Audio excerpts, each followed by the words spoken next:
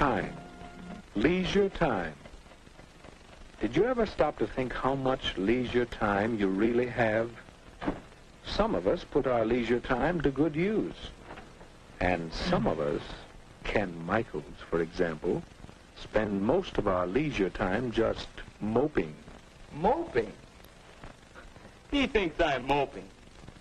Well, who wouldn't mope? There's nothing to do, nobody's around. You know how it is. I went down to the bowling alley, went over to the drugstore. None of the gang was there. All my friends are busy, so what's for me to do? Do you suppose Ken has more leisure time than his friends do? Huh? Well, no, I don't have more time. We all spend about the same amount of time in school, and the rest is leisure time. I've got nothing to do but wait for supper. My friends have more things to do. They're lucky. Ken's pretty lucky, too. Listen to that. All right, I'll bite. Why am I lucky? Because you have so much leisure time. Time in which you can do things you enjoy. Time in which you don't have to work. Like this, huh? Is that good? Let me show you a few things. Suppose you had lived 100 years ago. What would you have been like? Take a look. Where? Oh, is that me? Is that what I would have looked like 100 years ago? Well, perhaps. But now, well, let's look back 100 years again and see someone else. Who?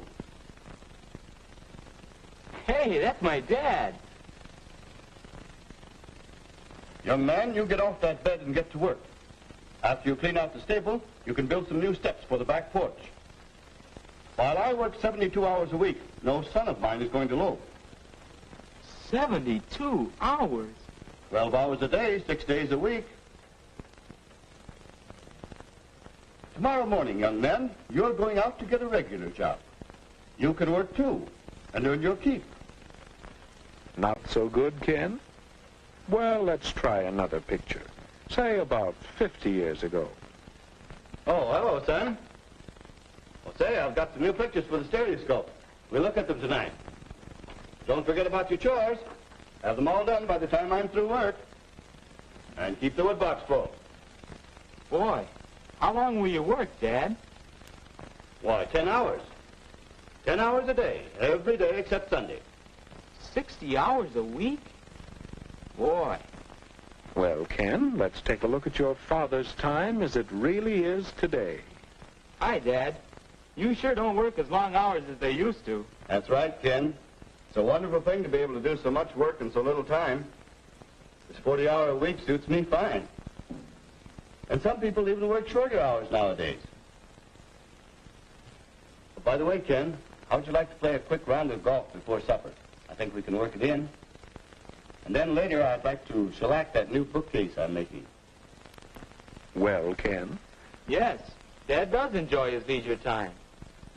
And to think that a few years ago, people didn't have nearly so much time to themselves. Yes, we've gained a lot of leisure time in the last century or so. All of us. Wait a minute. All of us? Mother should hear you say that. She's always complaining that she doesn't have enough time. Well, let's see about that. Can you picture your mother as she might have been 50 years ago? I guess so.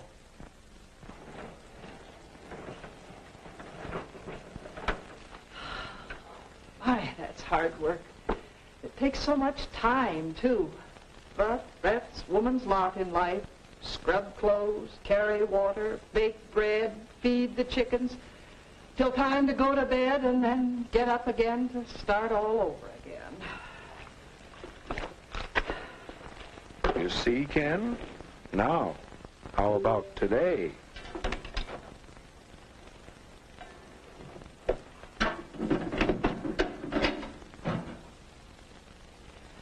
My, this new washer certainly is a time saver. And I do need some extra time. Now, let's see, I want to do some shopping, but this first. Wait a minute. This may be easier work, but it still looks like work. Oh, well, I have to plan the program for the Women's Club next month. That's one of my favorite activities, you know. It does keep me busy, but, well, that's not work. What do you think, Ken? Well, Mother does have more leisure time now. But still, she's always busy. How does she find so many things to do? How can I find something to do with my extra time? Or for that matter, what about you? I don't know. It seems as if leisure time is a problem. Well, let's see how your friends have met that problem. I told him once my friends were all busy. Oh, busy. They have something to do with their time. Let's see. Last I saw of Dave, he was headed that-a-way. You mean this way? Yes. Dave has a hobby of identifying birds. It's a pleasant way of spending his time, and besides, it helps him with some of his schoolwork. You can learn quite a bit from hobbies. Here's Bill. Some of his leisure time is spent doing part-time work at the bookstore. Along with earning some spending money, he's getting experience that will help him later on. And Alice is devoting some of her leisure to learning to sew. That's something she'll be glad she did when she's older. And right now, she gets a big kick out of it. Here's the way Marge spends some of her leisure time. She's learning to play the piano. She's getting a lot of pleasure from her own accomplishment. And she's acquiring a skill that will help her socially.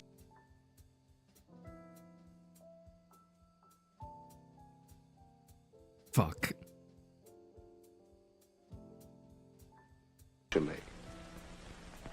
And some of the fellows spend their time in group activities that are building them up physically, as well as providing them with a lot of fun. So that's what they're all doing. No wonder I couldn't find them. I'll bet you think I should figure out something to do with my time. The question is, how will I know it's the right kind of thing? How will I know I'm using my time well?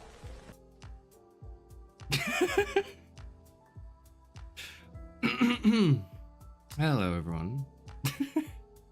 I am Charis Euphranor, first last philosopher VTuber, last librarian of Alexandria, and this is how I start every stream. It's through my introduction. Not the last part, just through the introduction. Tell you who I am. I give you my name again. It is a little confusing. I kind of forget that the name is confusing to pronounce intentionally when I created it. So, or when I was born and given it, I suppose. And so I must clarify, it's pronounced Charis Euphranor. So this marks the beginning of the stream. This is what marks the beginning. It's when I say the introduction. Anything before that doesn't count, which is why like the past 3 months of streams don't count either. I don't use my intro there at all.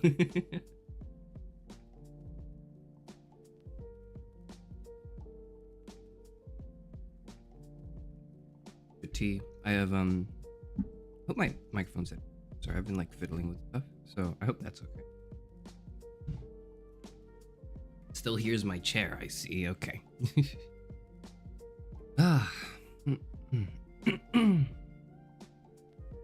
How's everyone? Everyone seems good.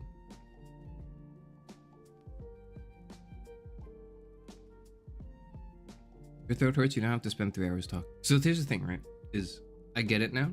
I understand now. Because I remember watching VTuber and them going like, oh no, it's okay. Yeah, I'm sick, but I want to stream anyways. And like in my head, I'm obviously like, what's wrong with you? You should take a break. You should just lie down. You should not stream. You should like, you know, focus on recovery. Lie, right? Hold on. Where was I? Excuse me. I was thinking, hey, streamer, you should take a break. You should not engage in streaming activities for a while, because that way you can rest.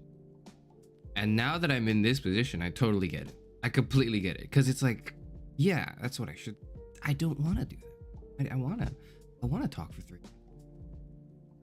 And as long as I just watch myself, my throat will be okay. Only 420 subscribers. Yeah. I was thinking about that. I was thinking about the end of year and how I've been hovering at 387 subscribers for like quite a while. It was like weeks. It wasn't just inactive weeks, it was weeks of me streams. Man, I wonder what it would take to just cross through that like threshold, you know? What would it take? And then and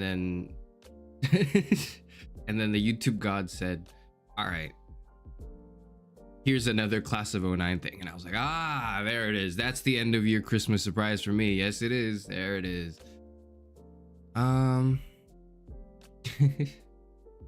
Wonder where Parrot is. I think I let him out for this one, at least for the beginning. You all enjoying the day, huh? I had a nice breakfast of acid and bitter orange juice, 30% vodka, and a chocolate snack. Was nice. Does sound nice. Smoking on that philosophy pack. Currently in the hospital. Good luck. Good luck with the thing. Yes, don't die. Oh shit, TTS. Tara, why do this to yourself? Sounds like a healthy breakfast. Oh, coming out of my cage and I've been doing just fine. Musical notes.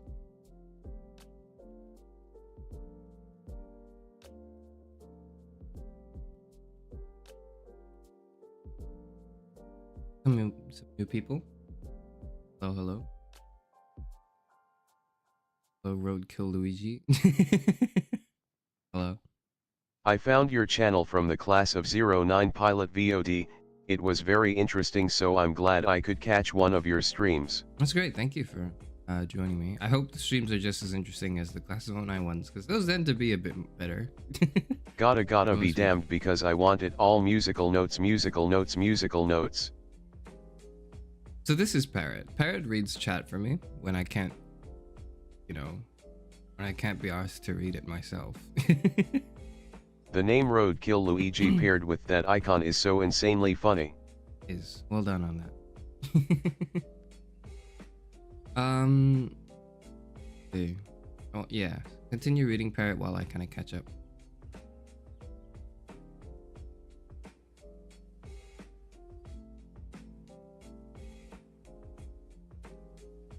Musical notes. It started out with a kiss. How did it end up like this? Musical notes. It's the greatest picture I have. Parrot really is not good at reading. or reading out song lyrics.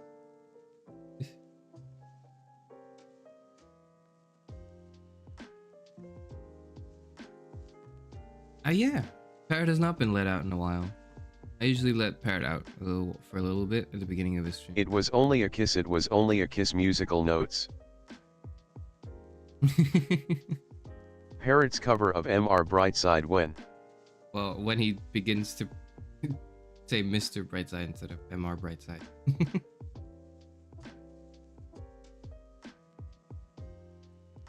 And now I'm calling Akav musical notes.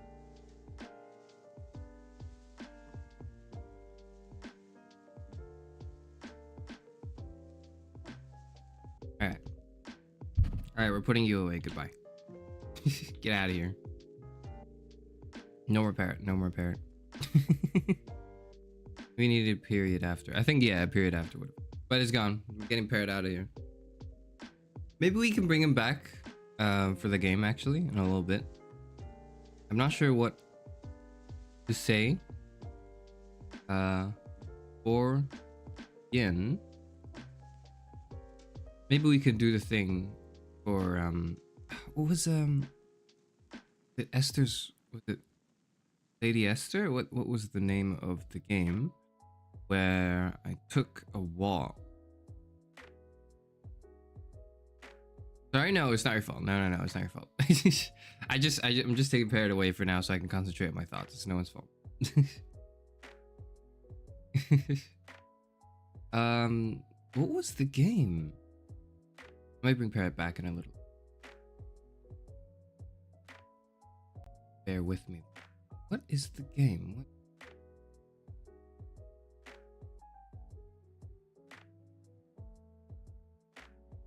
Dear Esther, not Lady Esther. Dear Esther, maybe I could do a thing in Dear Esther where Parrot is reading, but then you can't hear Parrot, only I can, because that way the VOD is not just gonna be, you know, a bunch of chatter. I hope that would be suffice. I think that wouldn't ruin Limbo either. I hope. I like to think wouldn't ruin Limbo, and that way I can focus on playing the game too. In short, Parrot, that's what Parrot does. Parrot reads chat messages for me. Unfortunately, he does so indiscriminately. There's no rhyme or reason, and there's no discrimination when it comes to Parrot. He'll even read messages that YouTube auto deletes, so he's really fast on that. I've been trying to get him to only read the meaningful ones, but it's having a hard time distinguishing between them.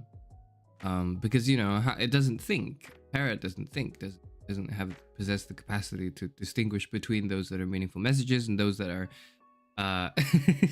spam or weird, right? So Parrot just ends up reading everything.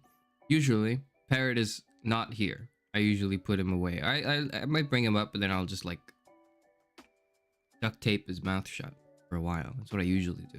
But yes, I'm aware that this is going to be a stream where some people are here for the first time from Class of 09. So I'm doing a little bit more to introduce what goes on in these. Parrot's not weird. It's normal. Everything on time is meaningful. Me too. Mr.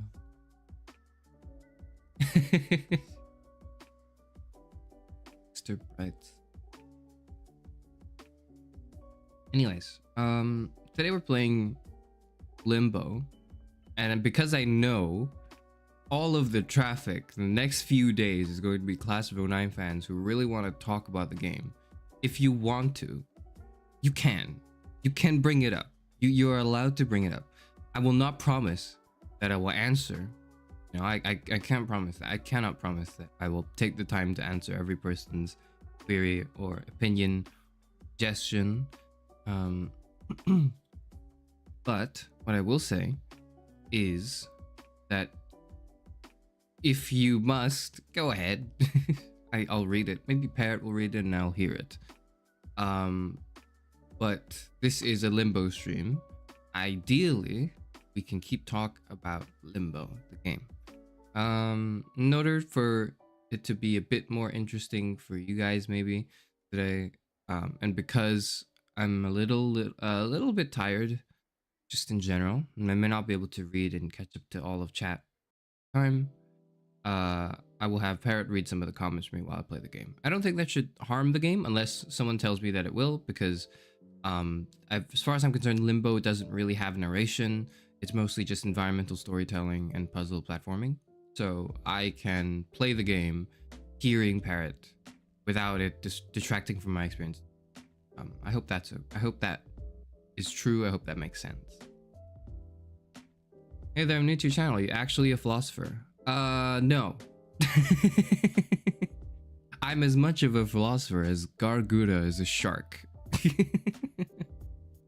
Which is to say I have 2 degrees, but you know, it doesn't matter. Okay, seriously answering the question, people define philosophy very strangely. Some rappers like to call themselves that. Some postdocs and professors of philosophy do not like to call themselves that because of the negative connotations of it. I've chosen to bear this burden as a VTuber because, well, I'm I'm virtual and 2D, so it'll come off better, right?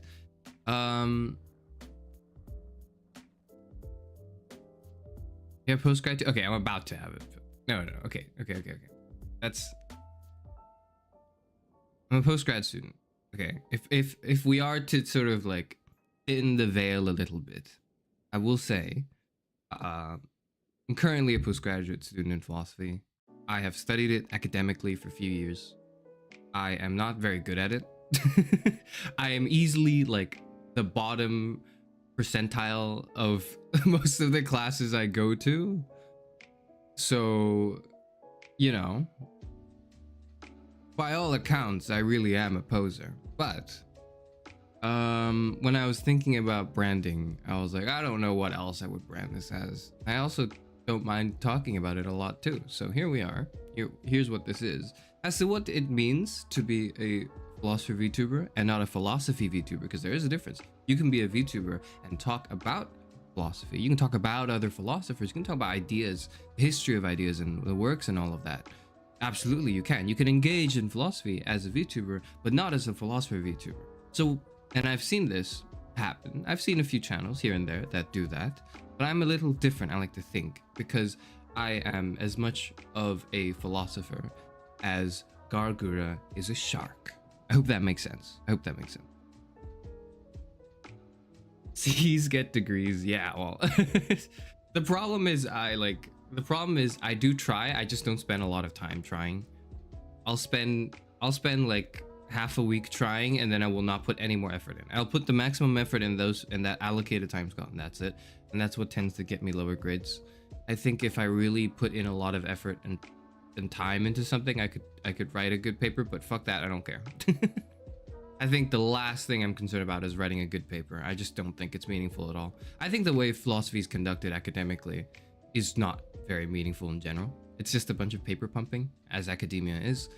A bunch of gotchas.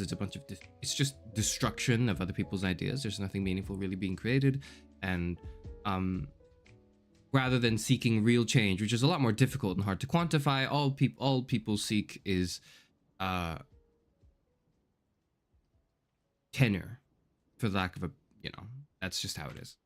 I don't like it very much, and you'll hear that I don't like it. You will hear it through the rage and the anger and the frustration inside me whenever I talk about academic philosophy. So ask away any philosophy questions. Most likely, I will not be able to answer them because I'm like a bottom percentile of the classes I go to.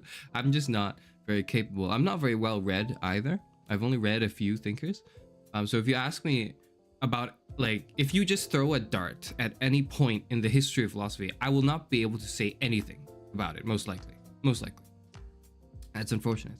I will, however, be happy to read it. I will be happy to read it on stream. That's what I do. That's what I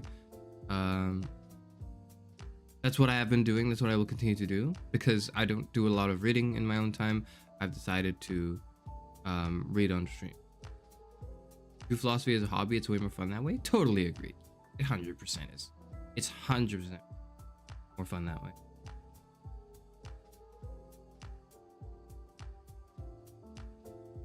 For your essays if you want. I hate writing papers, unfortunately. Excellent.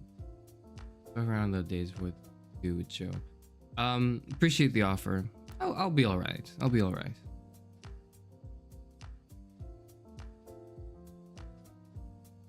I think philosophy is something that should be done as a hobby primarily, because you do it academically. You go down a very narrow path. Besides, nothing's stopping you from thinking really hard about whatever you're doing. Nothing at all. Except maybe the pressure to continue to perform and be efficient and do better and participate in this rat race, and ultimately to bring more income and, put food on the table. Otherwise, you're going to starve. Maybe that will stop you from thinking too hard about things, but who knows? If you don't have that pressure, it's quite fun.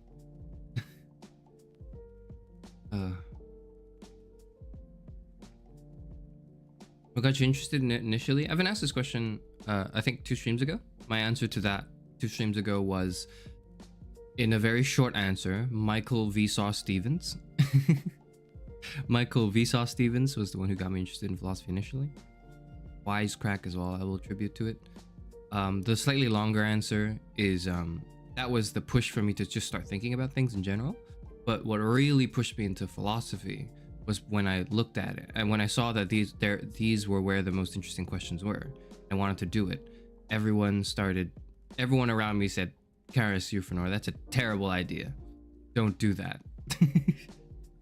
You're an idiot. Please pick something that is relevant to your career. And I went, okay, and so I picked philosophy.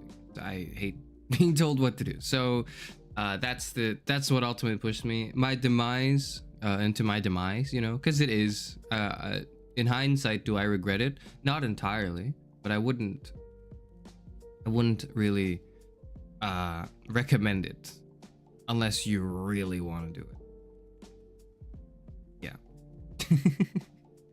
I hope that answers your question. I've had a few more other answers. I think this is the answer that is that's my favorite answer when people ask me this question. What got you interested in philosophy? I don't know. I have some other answers. I can talk about some other thinkers. I can talk about but like a lot of the other answers are also quite personal life answers, and that's a little difficult to talk about. I imagine it would not be prudent for me to share intimate details of my life online. Especially when it would defeat the whole point of my pseudonymity, right? It's not anonymity per se, because there's a name and a face attached to all this, but it's a pseudonymity because it's not quite attached to my government name. I won't have to walk down the streets worrying about what I said on stream the other day being a terrible opinion that people disagree with, because I don't look like my VTuber model. And also I don't talk much in public, so people don't expect this voice to come out of this person usually. I get that a lot. I should stop talking. I should stop talking about the things that are not directly relevant to the question. But thank you for the question. Thank you for the question.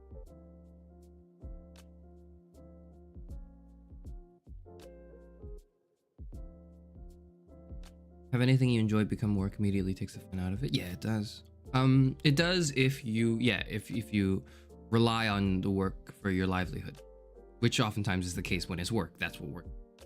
Some people don't have to do that. They're very fortunate in those positions, in which case the work is okay. But you know, whenever it's like you will die if you don't do this well, you tend to forego things like your enjoyment and creativity and doing things that are meaningful, and you more just stick to the quote unquote meta. So to speak. I hope I don't fall into that as a VTuber. Hold me accountable to it if I do, is the other. Are the other. Me when she happens since the first 30 minutes with 2.5 hours. Okay, oh no, it has been 30. It has been about 30 minutes. Goodness. It's been about 20 minutes since I went from start screen. That's because I went to brew tea. I have ginger tea with me and lemon slices in it. Hopefully will help. I am quite in need of tea. I enjoy yapping, but it does take a tax on my physiology, and so I must replenish myself. And okay, I'm not gonna spoil anything, but you'll understand why. You will understand why very soon. But I hope for these few streams to I won't be talking as much these few. I apologize. You yap, therefore you are. Exactly. Have I explained Cogito ergo sum? I could do it again. No. No. I'm done. I've explained it like 4 times on stream. I'm not gonna do it again. It's probably in one of the VODs somewhere. I don't know. I don't have a someone can clip it and it'll make my job easier, but I do not have the time to clip it. I'm sorry. I think when I started a few months ago, I had the capacity. I thought I had the capacity to also then look through every VOD and then like clip things and then compile them and then put them up as separate video uploads. I don't have that capacity at all. I'm totally, and I don't even do much outside of this. I just don't have that capacity. Shame. It's a shame that I don't, but it is what it is.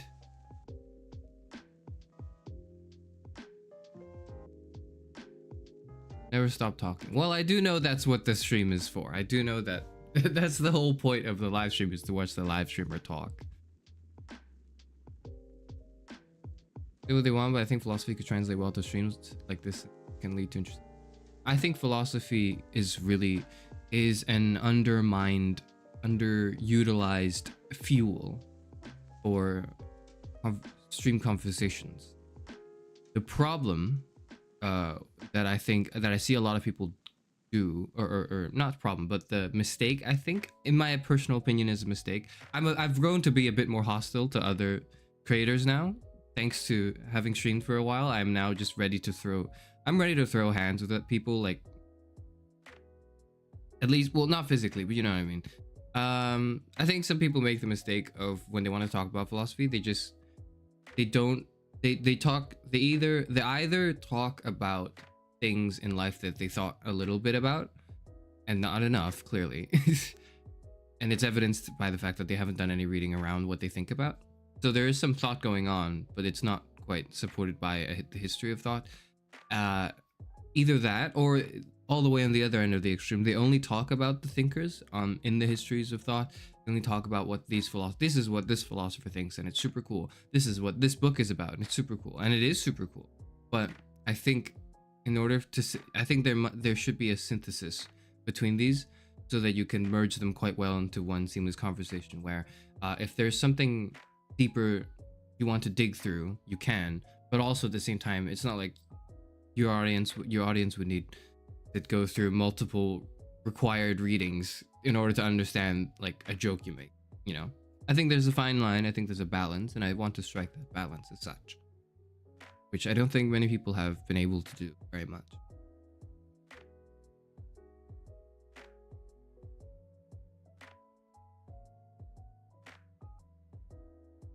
One of the most fun supplemental watching materials after watching Wendigoon's video on No Mouth and I'm a Scream after Chairman stream. Oh, interesting. Now I should watch that as well.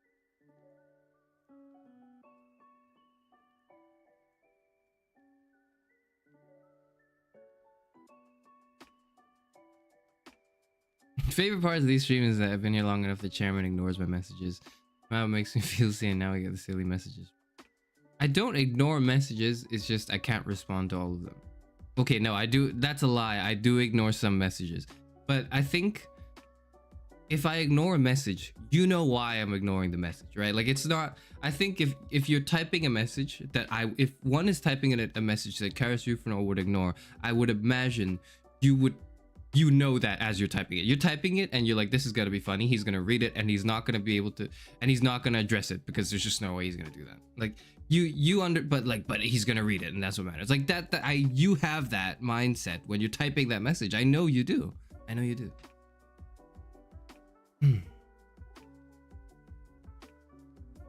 Time is a cruel mistress. Well, time is... I'm not getting into what I think of time. Not now.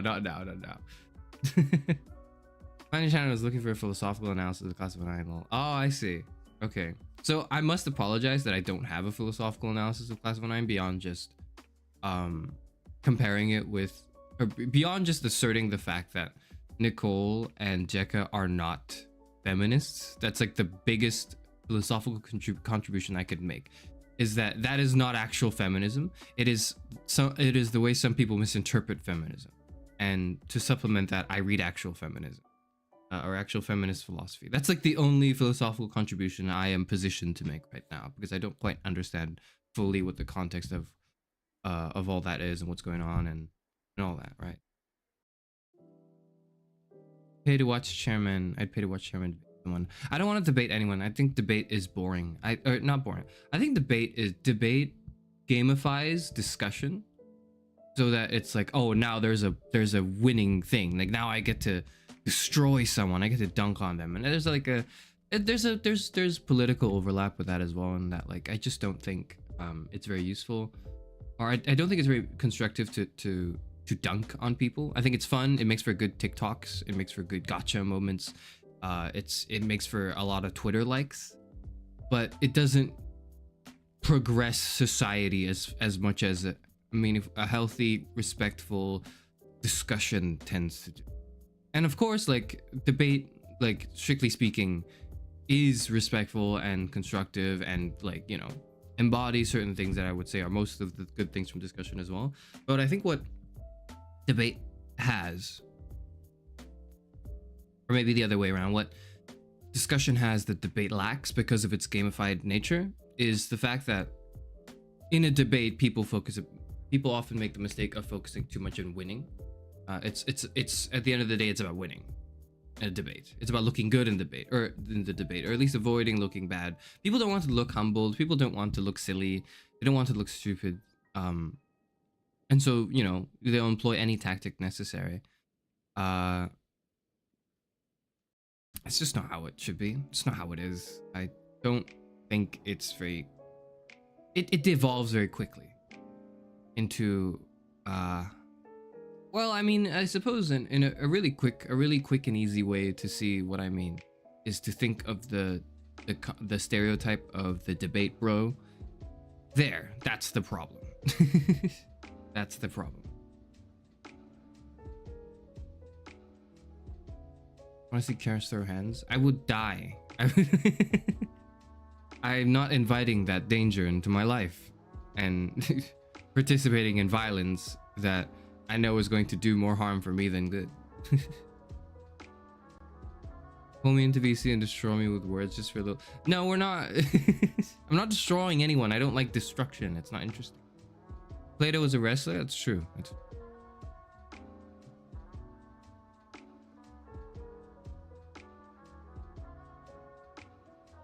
Hi, sexy man. Hello, hello, hello. Welcome to the stream.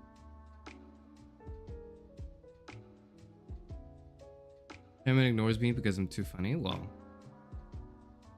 it's a comforting thought, isn't it?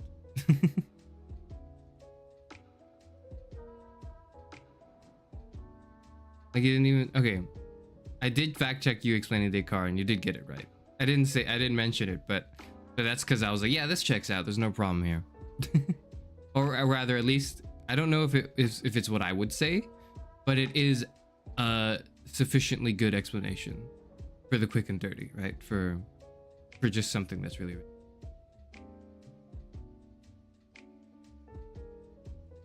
Actually, now that I'm thinking about it, and now that I'm reading it again,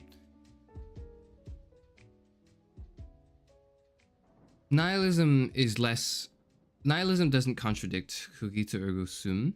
Nihilism is just the general lack of value and meaning in one's life. It's not that one does not exist. In fact, I believe cogito ergo sum is a necessary condition for one to fall into nihilism, because when one falls into nihilism, one thinks you would think that, oh, okay, there's nothing going on, there's no value and meaning. When Nietzsche says it, he goes, you know, religion is fake, God is dead, nothing is real. There's no ethics, there's nothing. It's all, you know, it's all a sham. We made it up. It's empty and void and meaningless. You know, and all the accompanying emotions that come with that. But the cruelty is in that you are real and you are here to witness it. That's what makes it cruel. And so, which is what cogito ergo sum asserts. It's just that you are real, you exist, and perhaps in that sense, you are the only thing that can exist. That's cogito. Nihilism needs that, because nihilism says you exist, and in this cruel world of with no value and meaning whatsoever. And just, you know, of course, that nihilism is one of the things that people like to define very differently a lot. So if you have a problem with what I just said, then that just means you're probably somewhat well read on the topic. I would like to congratulate you.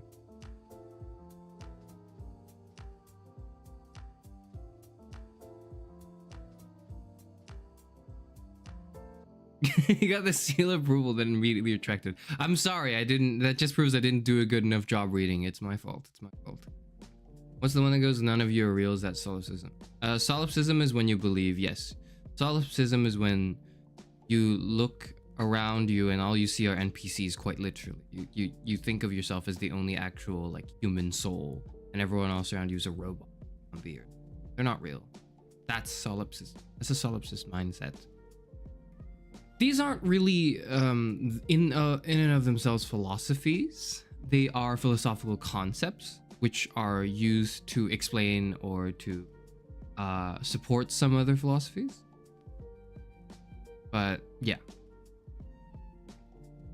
Solipsism, main character syndrome, not exactly. So main character syndrome, from what I can understand, is also like you are the main character and there are other characters in the cast. Solipsism is like there are no characters, right? Solipsism is when there are no other characters. You are the only character. Not quite main character. Main character syndrome sounds more like just good old-fashioned ego. That's what it sounds like to me.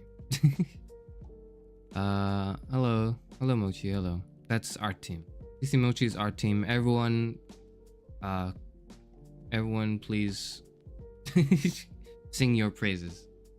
Time check? Oh goodness. Time check indeed. It's been quite a while. All right.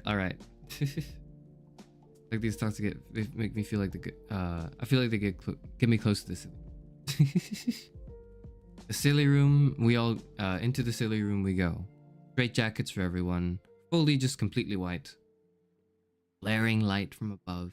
That's for all of you. For all of you and me especially. And his solipsism is BS because there's a man who's yapping his ass off on, and there are 8 billion NPCs. Why am I the main character?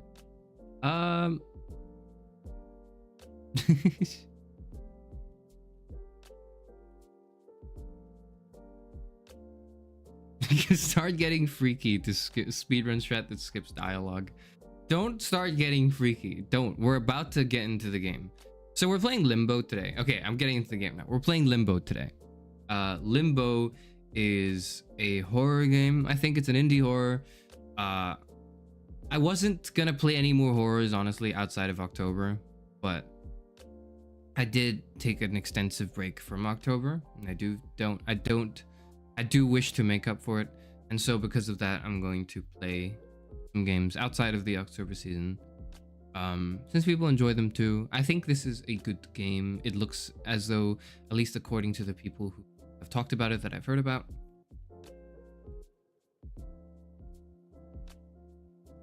it is about a little boy who must find his sister. I think that's the premise of the game. That's all I know of it.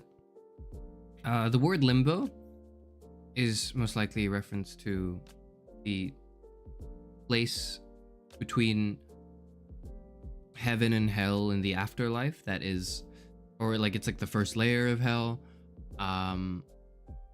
In Catholic theology, I believe, you go there when you are not quite damned to hell, but you're awaiting judgment. Something, I believe, is what it is. I'm sorry. I'm supposed to be the one giving the introduction and explaining the background, and I'm doing a terrible job already in the introduction. Okay. Point being, or rather, one of the interesting things about that is this is where the philosophers go. This is where they are. This is where they appear. They don't go straight to hell, but they also don't go to heaven, because most, at least the philosophers that, like the Greek ones, that are probably not like Christians. Like in Catholic theology, that's how it goes. That's like the whole, that's limbo. That's what that means. Nowadays, limbo, we use the word limbo to describe the sense where a sense where we're not quite anywhere. We're stuck in limbo. You know, we are not at one place, we're not on the other. We are currently in a transition period. We are in a period of waiting before something big happens. You know, we're in between. We're in the in-between. Now, what does that mean exactly? I don't know. What does that mean in the game? I don't know either.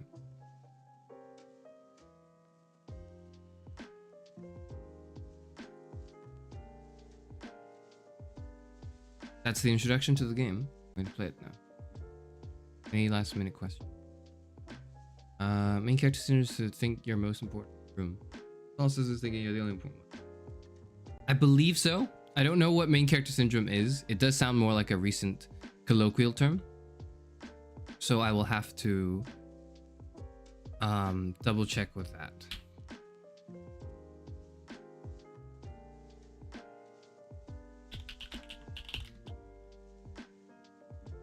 Where the hell? Okay, hold on. Yeah, it's more of a colloquial pop psych term. I'm personally not too big of a fan of pop psychology terms. I don't think it's rooted quite in much literature, so I wouldn't give it too much thought, unless you truly do think it holds a lot of explanatory power that other words don't. If it's just another word for like you have a big ego, then just say you have a big ego, right? Why add those words? Why use the words main characters? I don't think. So yeah, so I'm looking at like I'm looking at a clinic and a clinical article, and they're like, main character syndrome is a term for seeing yourself as the protagonist in your life and acting accordingly. So is it just narcissism? Excuse me. Like, because you are the main character in your life story. That is true. You are the main character of your story. That's how it goes. Why? Well, first of all, you're only seeing through your own windows. And everything you do, you must reconcile with the fact that, or everything you perceive, you must reconcile with the fact that you're also seeing it through that lens, through your own windows. That is not in itself like a syndrome, unless the human condition is a syndrome, which, you know, I guess you can. What I mean by that is, as I'm slowly reading into this, I'm beginning to manifest the urge to say that main character syndrome isn't real. Just say narcissism. Just say narcissism. Just say it.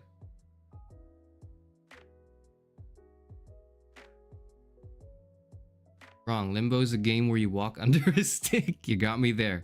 You got me there. Oh.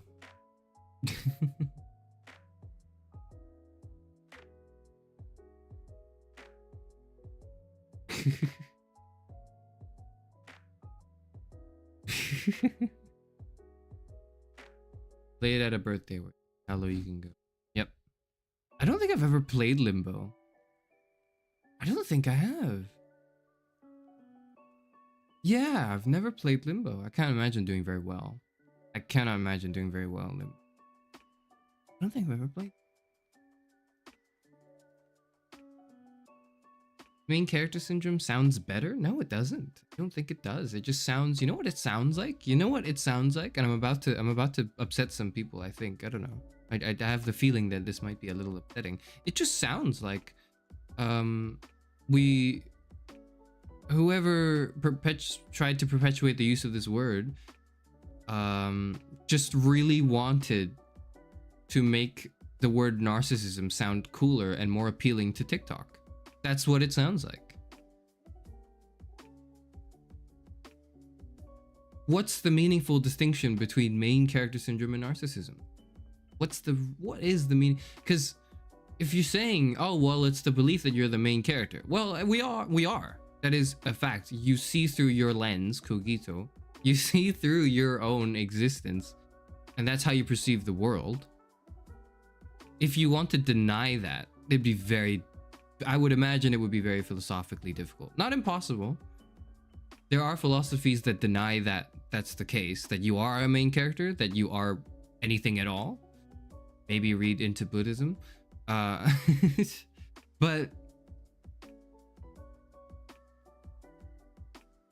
in general, what main character syndrome tries to introduce are just concepts that narcissism already does. Your back probably couldn't handle limbo. That's true, I am 60 years old.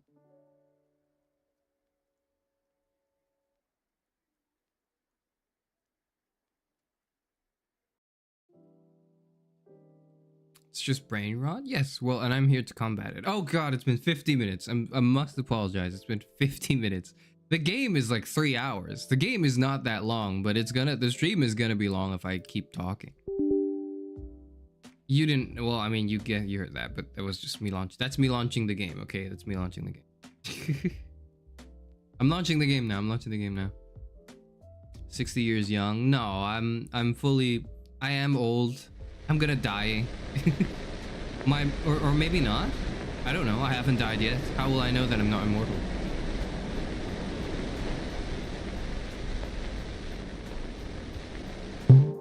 Oh shit, we just go. That's kind of a problem.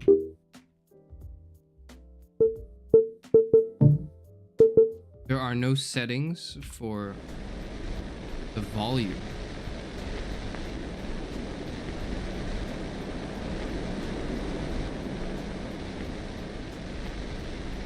What the fuck? This is, I'm sorry, this is like a little confusing. Let me set this up. Let me set this up really quickly.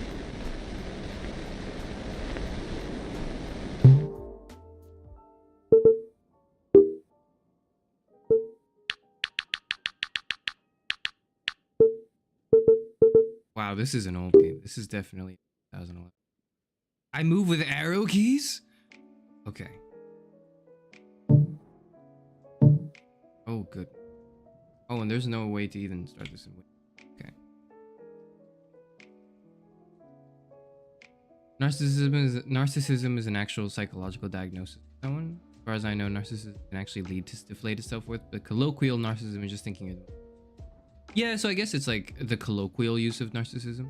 If we are then to like psychologically diagnose someone as a with main character syndrome for the purpose of making it so that we don't use narcissism in the colloquial sense anymore, that I can see. But so far, it's not quite convincing to me.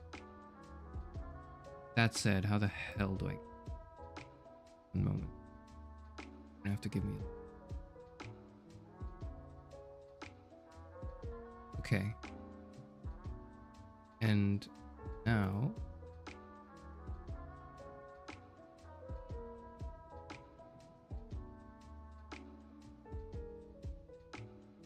I'm going to do so.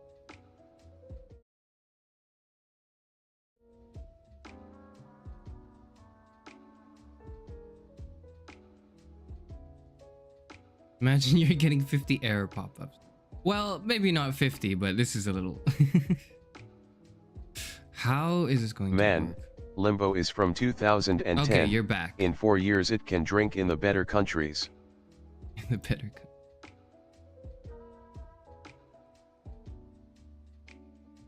Philosopher does psychology. Wait, can the two areas overlap? Chairman. Question. Okay. Parrot. I know people who... Okay. Now that you know Parrot's talking, even though you can't hear it, I'm going to try do this.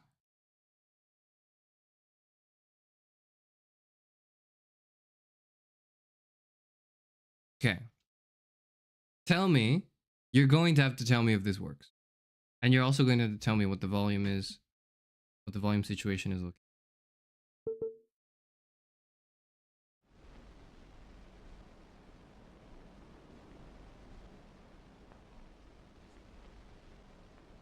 The voices are in my head, yes. That's what the stream is.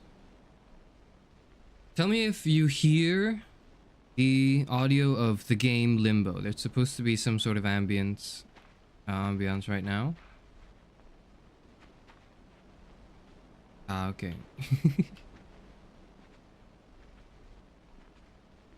There's like rain. Is it rain? Ambiance. Okay, you hear it.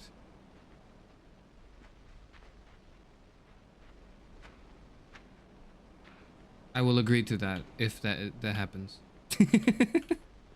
We're gonna have an immediate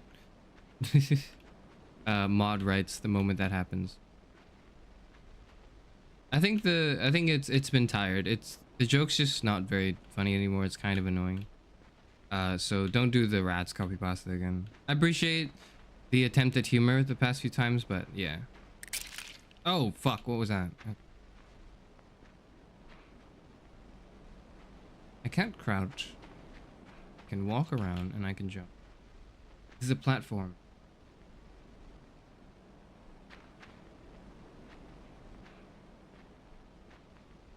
Limbo, limbo.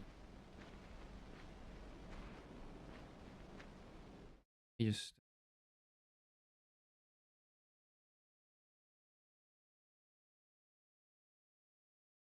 can't see anything? Oh shit. No!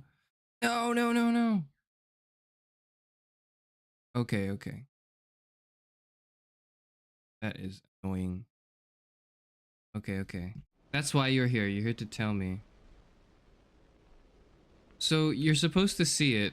You're supposed to see it.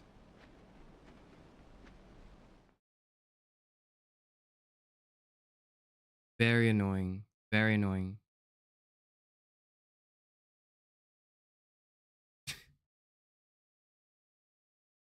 Ah. Okay, so you hear the game. Hear the game. You can't see anything. I tab into the.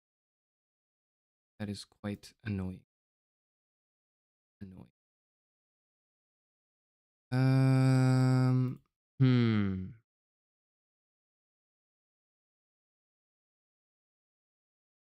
I'm gonna. Have you not seen anything at all?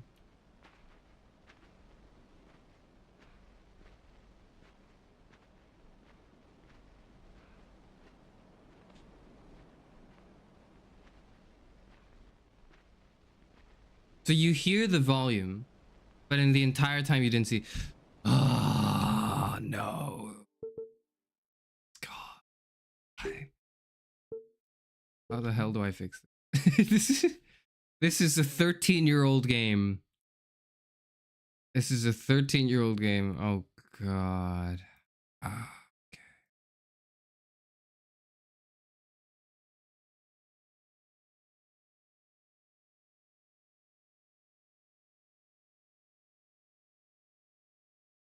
Why does it do that? Why does it?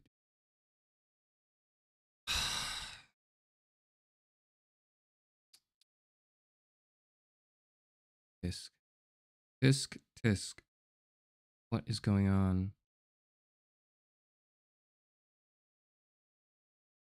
Also, my gain on my microphone was a little low. I didn't realize that until just now. It's been an hour of me talking. I must apologize.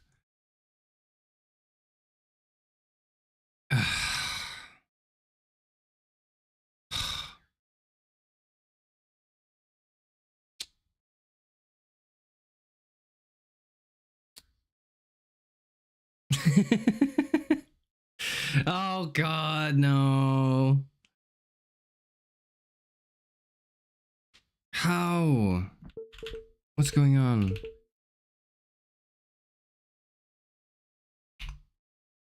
I'm gonna relaunch it. I think it might work. Okay. Okay. I'm bringing everyone back here.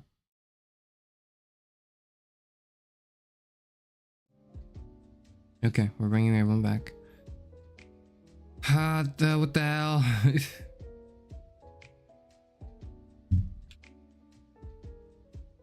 Chairman, if it'll make you feel better, have you seen the perfectly cut scream of Corone playing Limbo? It's my favorite video of all time. The perfectly cut scream? No, no, no. Oh, Nugan call. Hope it will heal well. I saw it a while ago, but I didn't want to. I saw it recommended to me, but I didn't brain want to watch rot, it Chairman. because I wanted to. It is a power gain through being young. What the fuck? I'm sorry. I'm so sorry. Hold on. That is not good at all. Let's see if this works. If it doesn't work, let's plays more Papas. Yes, I am addicted. We're playing Papas if it doesn't Watch work? it on okay. stream. Sure. If it doesn't work in the next... Charis got to play Limbo in real life. If I can't get Limbo to work in the next 15 minutes, we'll play a Papa's game. Oh goodness, what the hell is wrong with my desktop? It's just broken now. Fuck. Shit. Sometimes trying to make old games work feels like necromancy, probably even worse with streaming. What? Parrot is back. We are now in Chairman's head. Seems empty in here. Do reactionary content to the VID and then Papas if it doesn't work. Papas is a great VOD to listen to sleep.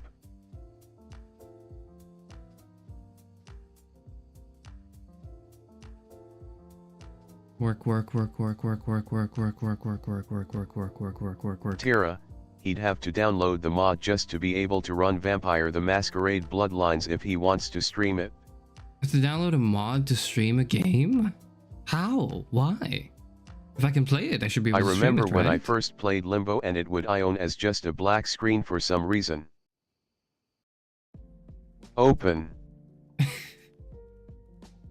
It open as a black screen. That's what's going on right now, and it's kind of annoying.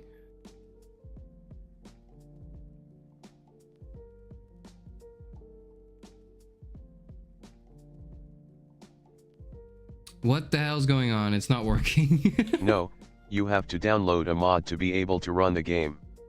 It's so old it basically is incompatible with anything but an old Windows PC. I see. Limbo really is a game. I cast stream panic attack. Hmm. OLMAO Yahana, I want to see him try to even play Fallout New Vegas. You need like 3 mods to get that going. If you need 3 mods to get a game to work, Streaming then it is what's just going the on with normal game? one too. Okay, this is ass. This is not working. This is... I'm sorry. I should have...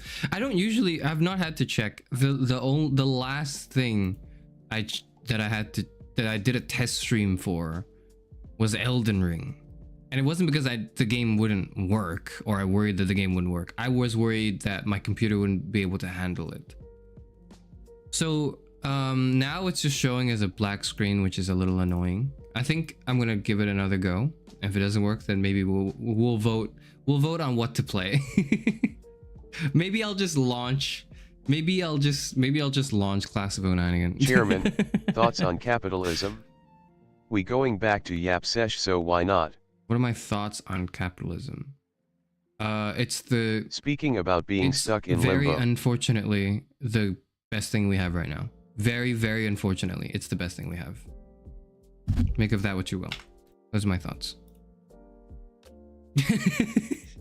Yes, it's like, well, Chairman, you could go on for 30 minutes. Clowns to the left of me, jokers to the right. Here I am, stuck in the middle with you. Okay.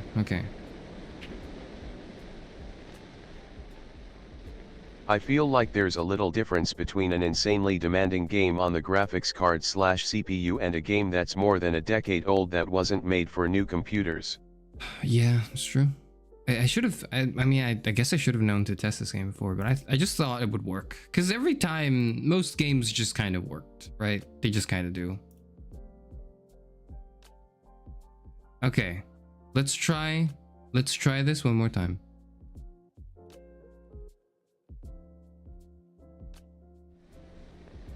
AHH. Look at all the lonely people musical notes. Okay.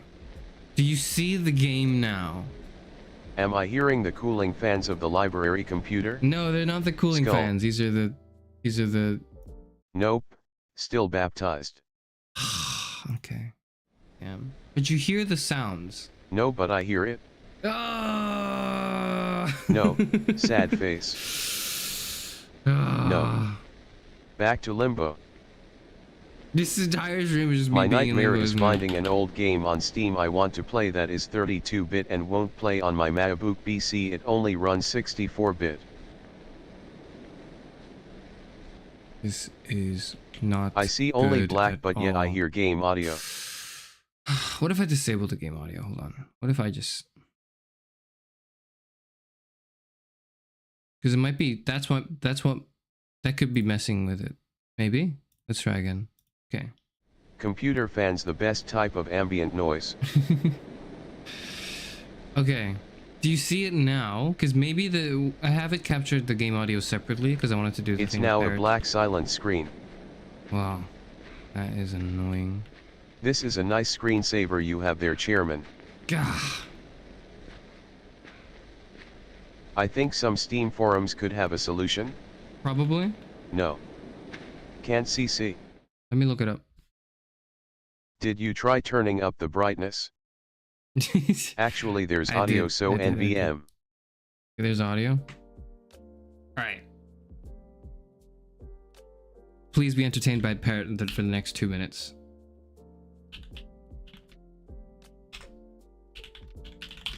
Time to consult the archives, Chairman. Yeah, it is.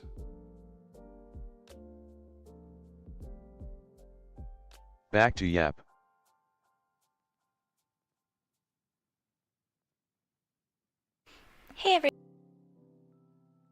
Hey everyone, I'm Seashell Angel. Yeah. So Typing if you keyboard have is a- ever tried to fix the black screen issue on OBS, not OBS You know what? This is Streamlabs, what we're just streaming. OBS, using every troubleshooting option provided on the OBS website, Google articles, My Reddit, name is and even Parrot. game-specific I discussion am not forums actually with a no parrot. luck.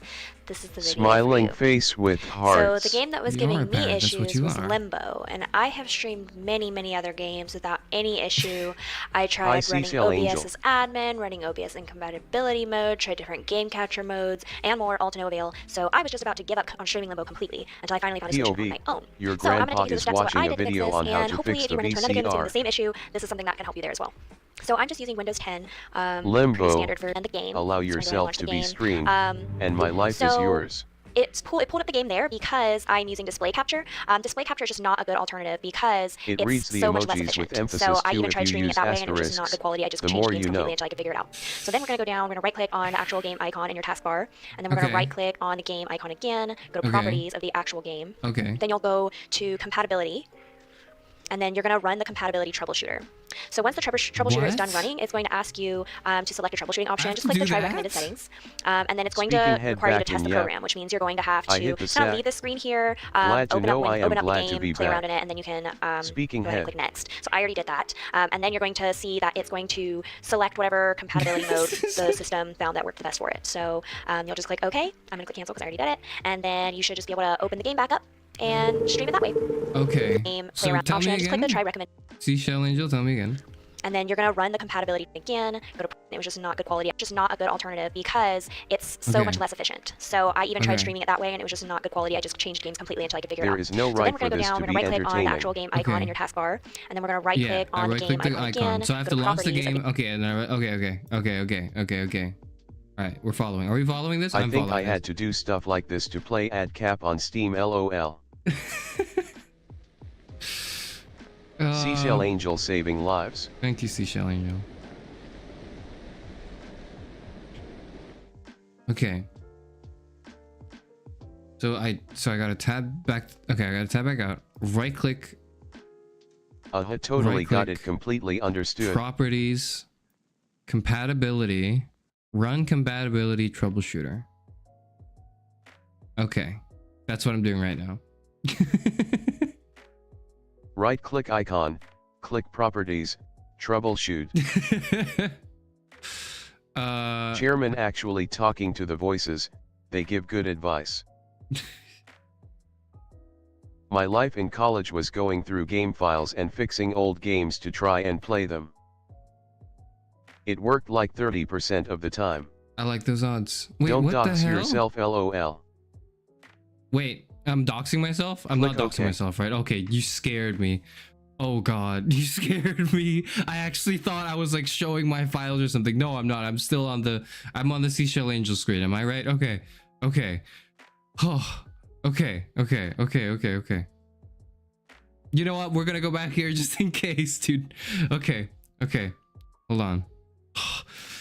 I actually my heart was about to jump out of my chest. Okay. What do the we actual do? game. Then Yeah. you'll go Chairman to should dox compatibility, himself. and then you're going to It'd be run the funny. It compatibility would troubleshooter. not be funny. So once the at troubleshooter all. is done running, it's going to ask you Let him to live select a with troubleshooting fear. option. Just click the try recommended settings. Okay, we just click recommended. All right. Well, there's like no. It's telling me to do the. Enforcing anti-dox defenses. Did your heart drop to your stomach? Click OK. Excuse me. Sorry. Excuse me. Make older apps or programs compatible with Windows. Fuck. None of this is working. We're stuck in limbo. How big is Bless inside? you. It's 2 gigabytes. What was that? Maybe we'll play inside instead. No instead. blessing for philosophers. Bless you. No And you may blessings for find philosophers. yourself It's living in true. a shotgun shack, and you may find yourself in another part of the This world, is and you may true. find yourself behind the wheel of a large automobile. And you may find yourself in a beautiful house, with a beautiful wife, and you may ask yourself, well, how did I get here? Limbo. I want to troubleshoot limbo, not window. Limbo. Limbo. Inside is incredible. It's the one. Okay. Get help. We're not doing get help.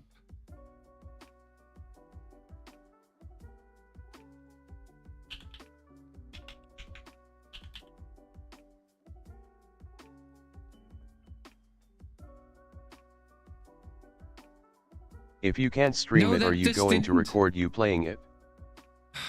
I'll try to stream it. I'll try to get it. I'll try to stream it. I'll try to set it up and then stream it some other time if Get that's the help. case, and I'll just stream something else in the He's meantime. getting the hotline recommended. Properties run. When you wake up next to him in the middle of the night with your head in your hands, you're nothing more than his wife.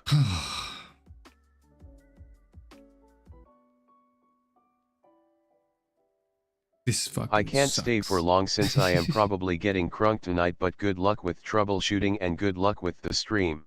Okay. Saluting face. Look with the stream. Okay. Thank you. Thank you. Have fun getting crunk. What does that mean again?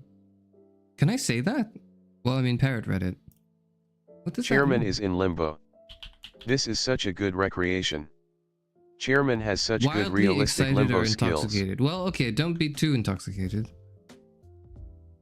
What the fuck? And when you I'm think sorry. about me all I'm of those sorry. years ago, you're standing face to face with I told you so. Okay. Bye bye, get crunk. I don't think anyone's used the term getting crunk since 2009. But have fun. Okay. Okay, I'm going to try it one more time. If it doesn't work, I'm going to play Inside instead. That's the sequel, and that should work. Okay? Class the of plan. 09 reference.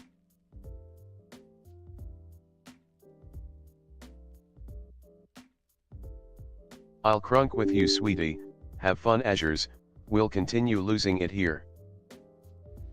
Just like that, I've No, not a driven away reference, all it's the new just a viewers. very old Just term. like that. After a pretty okay start to the stream, Personally, I I've prefer immediately Kronk from driven TV away hit film Emperor's New Groove. every person here who was like, yeah, maybe I will check out this new streamer. I will check out this new streamer person. I want to see what they're up to. I want to see what they're doing. The Class of 09 content was quite interesting. No, there's no other content. It's all gone now. None of this will work.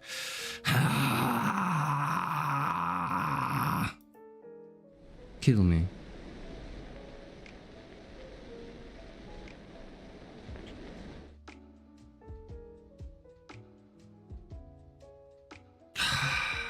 I also prefer Kronk from the Emperor's New Groove. Inside, it's He's not a one of my sequel favorite exactly. characters. It's just by the same team and also weird story platforming.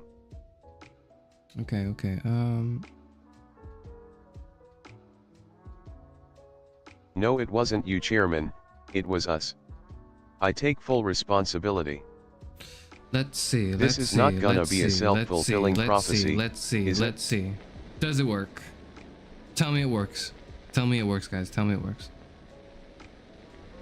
Please. You hear it. You definitely hear it. But do you see it? The question. I see it. Nuh-uh. Damn it. You ain't Jesus. We still blind. This is the worst way to Black follow screen up. of death. This is the worst way to follow up. I wanted The to screen follow here up. is made of I screen. wanted to follow up Class of 09 with like a stream that would be good to get the people who have joined to like stay. It's over now. Any It's so prospect joever. of anyone like coming in, being interested in anything else I'm doing is gone immediately when they're like, oh, this guy can't even launch a game. For 30 minutes, you just spent troubleshooting. It's over. There's never been a Chat, worse it's so VTuber joever. performance. There's never been a worse VTuber performance. Tisk. Okay. Right. Flip side was so bad it erased Limbo from existence. That's how bad it was, yes. All right. I'm gonna do this, and I'm gonna hope it's fine.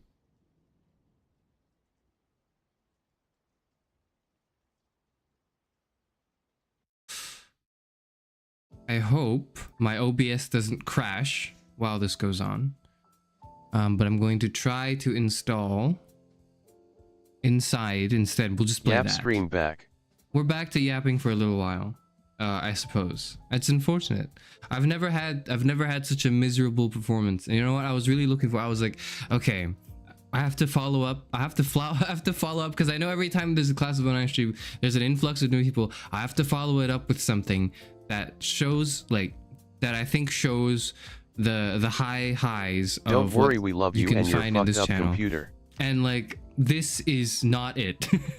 I was thinking, yeah, I can play inside. I was thinking originally actually that I wanted to play inside. I knew streaming weird platforming game for Christmas was bad vibes. Wait, hold on, let me just. You've been visited by the ghosts of incompatibility in past games. I have. The ghosts of incompatibility in past games. So originally I was like, I'm gonna stream inside.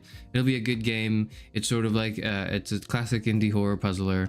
It's a critically acclaimed one. I'm gonna show my appreciation for it. Hopefully I'll be able to say something somewhat insightful and meaningful about it, just like, you know, Little Nightmares. It'll be great. I go into the Steam store page and I look inside and they're like, oh, this is really good. Everyone should give Limbo a chance too. That's their first game. That was the game they made years prior to Inside, and you can tell that, you know, there were a lot of improvements from then. And so I thought, well, yeah, I suppose I will play the first game and then I'll play the second game, right? Maybe not, it's not a sequel to it, but I want to see the evolution of the work they put in, you know, by the same dev team.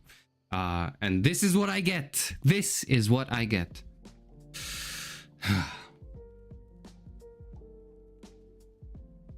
Anyways, we're gonna stream inside. This is now an inside stream.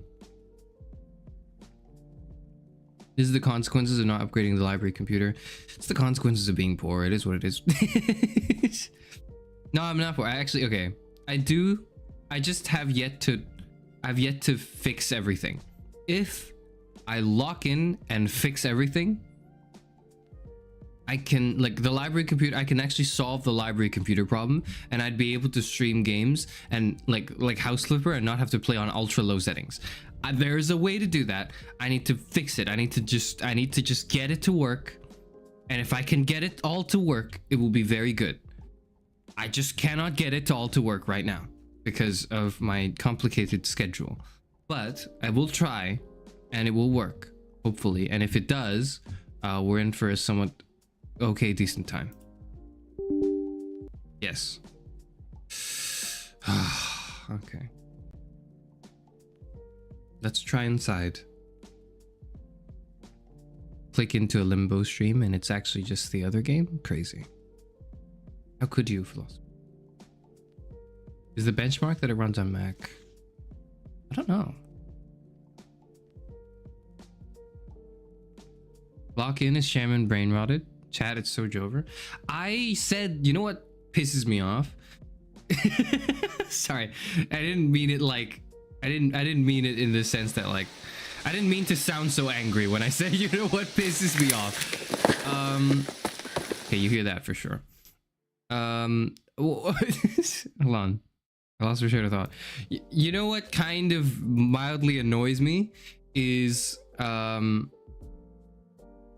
it's when I use words and I use them in a specific way and that's all fine, and then it gets incorporated into a new meaning by the cultural zeitgeist, and now people colloquially use it totally differently, and like I can't use that word anymore. It's like it was taken away from me. And one of the phrases of that is lock in, because I was using that phrase years and years ago.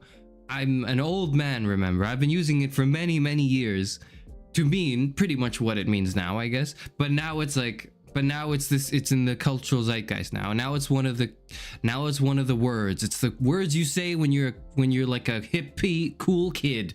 When you're a hip youngster. That's, you know, how do you do, fellow kids? I also lock in to focus on things like that. I was saying that before you said it.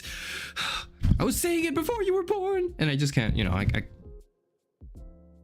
it's unfortunately not how Fair, I like lock-in. I like lock-in too, but now it's like old man yells at cloud, shakes fist at sky, the whole bunch.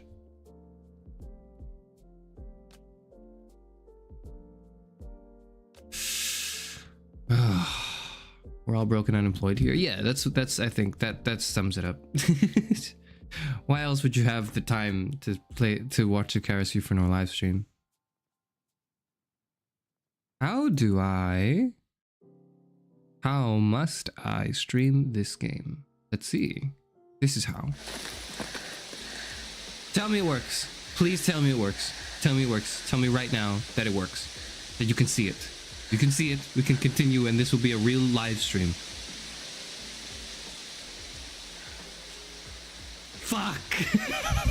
No. What? What? How? This is the newer game. This fucking game, I swear to God. This fucking game. Oh. Oh. Does this work? Okay, now you see it, right? When I turned it to windowed. You see it when it's windowed, right? Tell me if you see it when it's windowed. Because I see it when it's windowed. I'll just play it windowed. It's fine. I'll just play it windowed.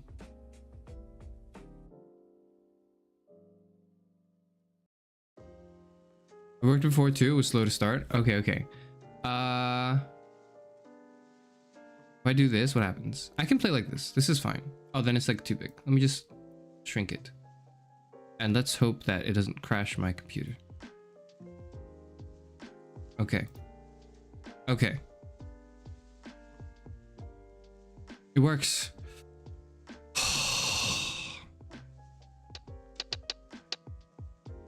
Thank goodness.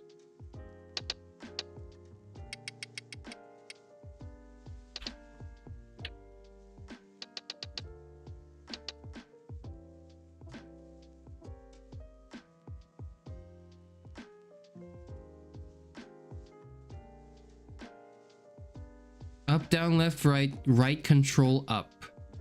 Right control.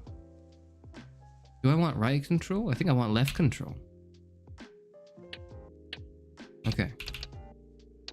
Okay.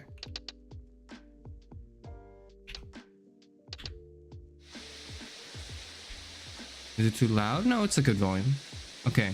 Now we're in for the real test. Now, can I have it? Can I have this? So now it's muted. You can't hear it, right?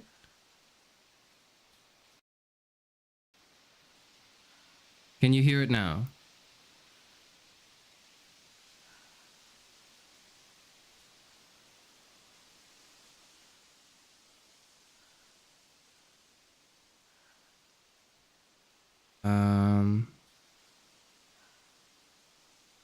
You didn't hear that.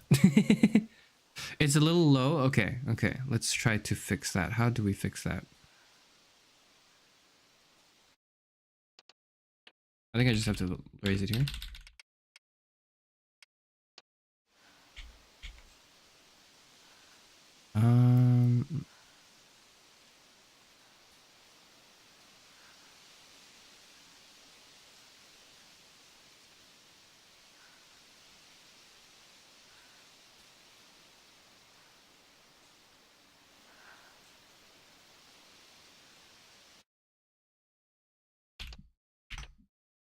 Do you see like my mouse? You don't see my mouse moving around. Okay. You shouldn't. It'd be strange if you did. It's quieter than, okay, it was muted, now it's quieter than it originally was. Thank you. That checks out. That makes sense.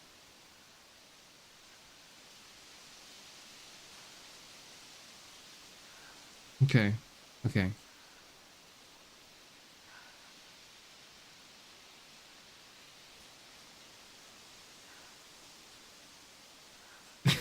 We first thought this was Limbo, but everything changed when we looked inside. Low, but it's a silent game. It's fine. Okay, let me try. Is there any way I can... Game capture.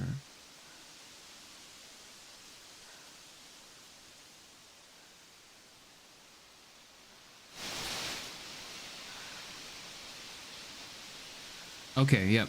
I think that works now.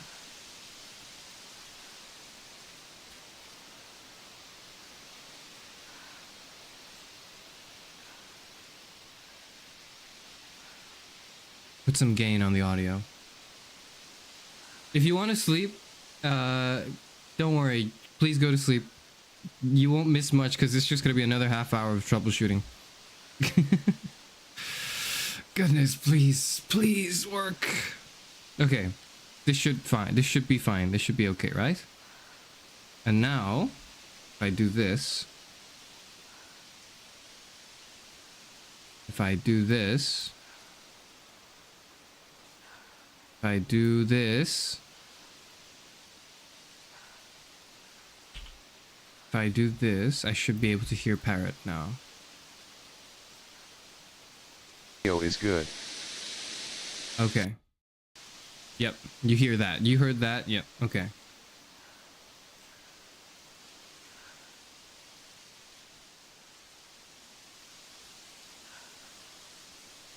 I know what to do now. I'm gonna do this. Let me just fix it a little bit more. Hold on.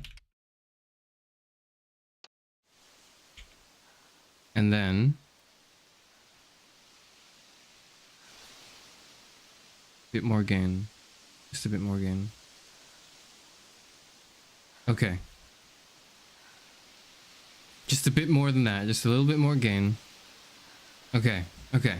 Now it should be good. It should be good. And now I can hear Parrot as well. Brilliant. Fantastic. Wonderful. You don't...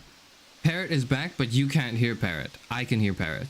So I can hear everything now. Fantastic. Well done. Good job, Charis Euphranor. It only took an hour and a half, but we did it. We can play the video game now. It's a different video game, yes, but it might be similar enough that it won't matter. Fantastic.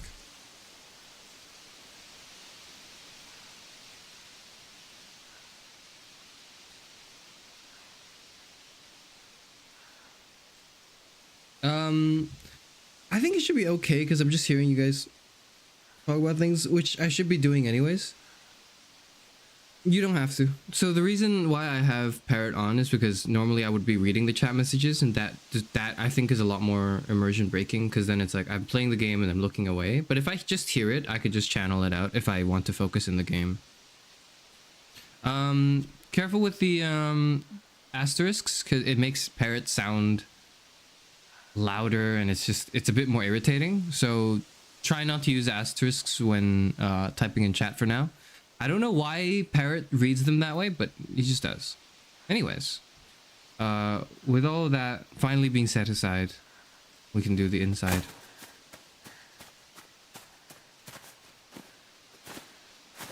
Is there a way to go the other side? I think I remember there was. No, unfortunate. This game does look a lot better. I see where they're starting. I see that they're starting in a similar premise.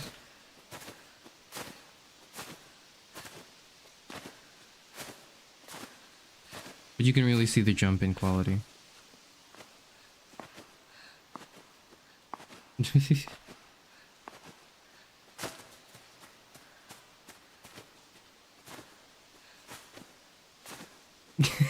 This is Limbo. This is Limbo. Whoa, what the okay, okay. Can I go back? There's no going back. There's no going back.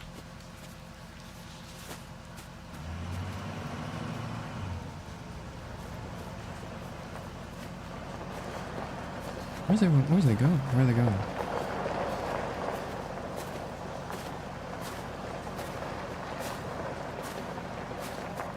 That truck's going somewhere. I don't know where it is.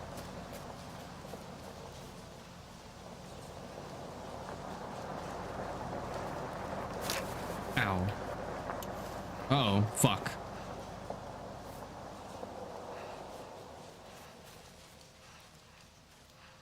There's no one here. There's no one here. Do I want to be seen by them or do I not? I suppose I don't.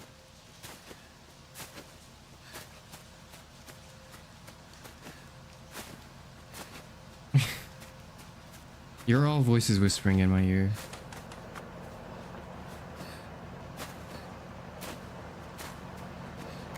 How do I escape? That's the question. What am I supposed to do? So it really is just a 2D platformer, but there's this, it seems to be a 3D environment that I'm navigating. It's a little confusing. I think I'll be able to get it.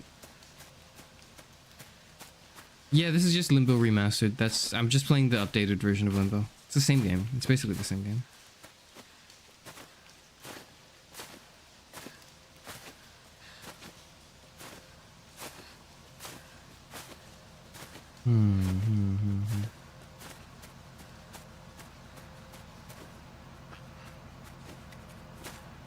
I do not indeed know which voice is which when Parrot reads something. It's just the message. Parrot doesn't care what the name is or who it's from. Parrot doesn't discriminate. Parrot can't discriminate.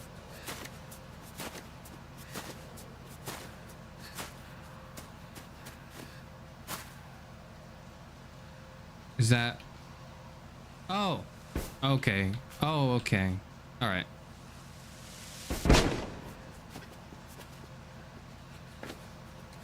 Fuck. Okay, let me just move it a little closer. There we go. I didn't know you could interact with the fridge because I tried to like I tapped the action button and it didn't do anything because it just did that. So I had no idea what was going on. But it turns out like you hold down the interact button to move it.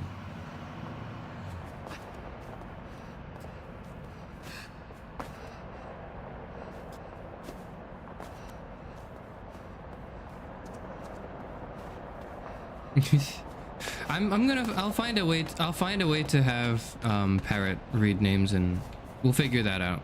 I was gonna say, there's gonna be a Parrot update when I get 500 when I'm at 500 subscribers is when there will be a Parrot update. You do a kickflip. No, I tried. Hold on. Yeah, you can't really change directions midair. Uh-oh.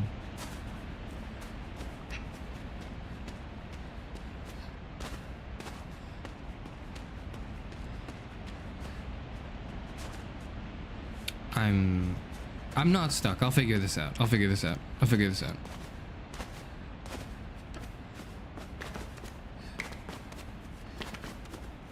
Okay.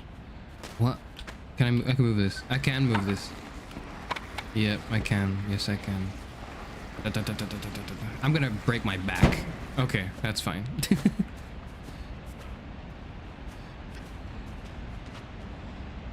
Not even that difficult. Not at all. Parrot won't be able to do anything. Okay, just a little sneak peek for what I have in mind for.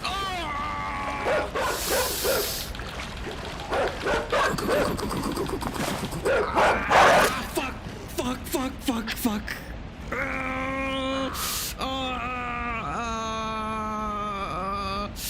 What the hell? What was that? How do I deal with that? How do I deal with that? Ah! Fuck.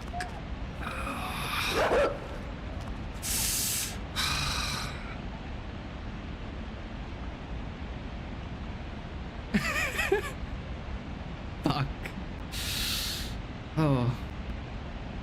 That hurt to watch because it wasn't just the dog like and the game over screen. That was very violent. Ooh. That was a lot more violent than I thought it would be. Like I thought like it would get to me and then it would fade out. No. Fuck.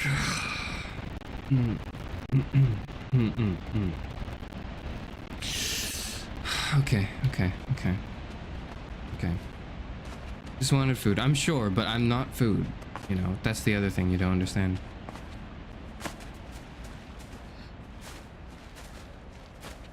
I'm gonna experience my fear of animals. I can't wait. I watched the trailer. I saw that there are...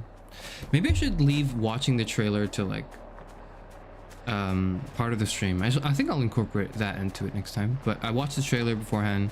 I saw there was a scene with like dogs chasing me. I don't know what's scarier, of the other humans or the animals. Shit, shit, shit, shit, shit, shit, shit, shit, shit.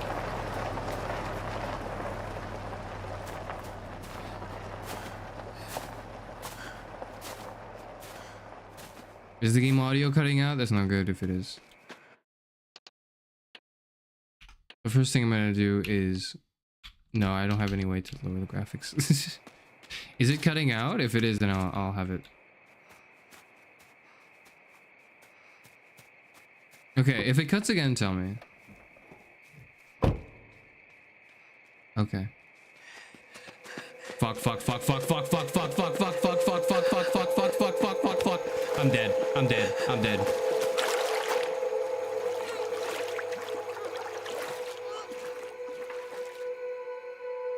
Okay, okay. Okay. So the animals are dangerous. The animals are dangerous. The adults are dangerous. What the hell do I do? Are they gonna leave? You'll leave, right? I could wait. I can wait. I'll wait. I'm not even here anymore. I'm not even here anymore. I can wait.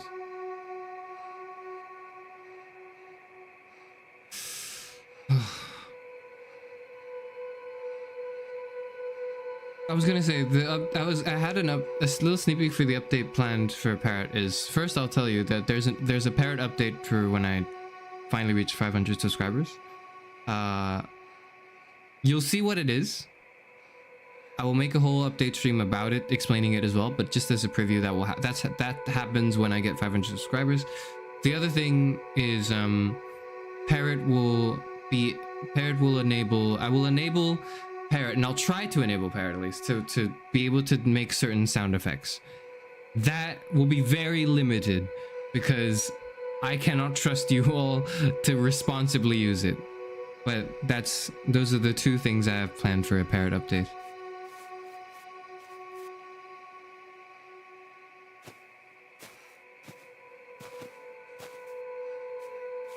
They're not leaving, are they? Okay, so I have to... Okay. What do I do? Do I just like...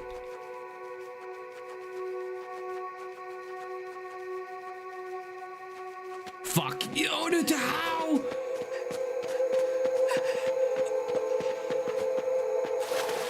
Okay, I'm supposed to jump. Okay. Shit! There's more! Okay, well, what the fuck? Alright, well...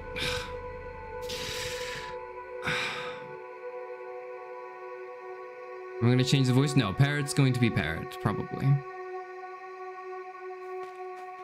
Okay, so this triggers them to chase. I run. Jump. Fuck! I get it. Alright, well, alright, okay. Alright, we'll try again. Okay.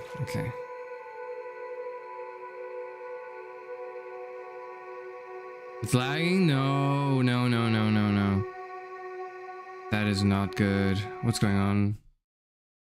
What is going on? I see. Let's fix it.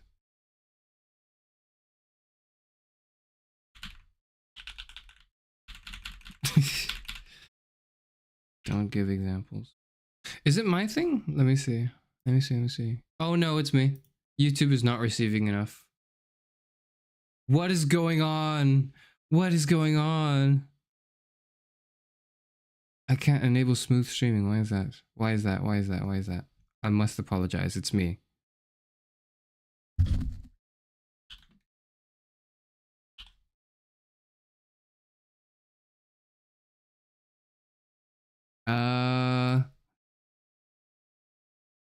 Why is this going on? Why is this going on? Why is this happening? It's not receiving enough video. Why is it not receiving enough video? What is going on?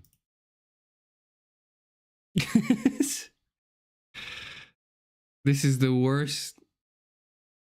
Oh no. Goodness. It says it's just fine on my OBS. Is it still? Tell me if it's fine now. I hope it's fine now. I think it should be okay now. Is it raining in my area? Not the moment. Not the moment. It's not raining at the moment.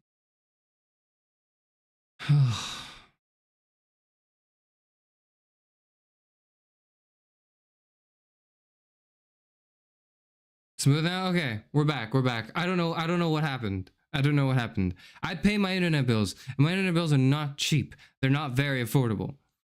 I paid my internet bill so I can live stream.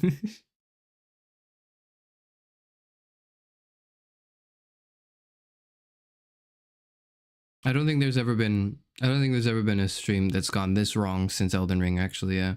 But Elden Ring went wrong, like, I anticipated it going wrong.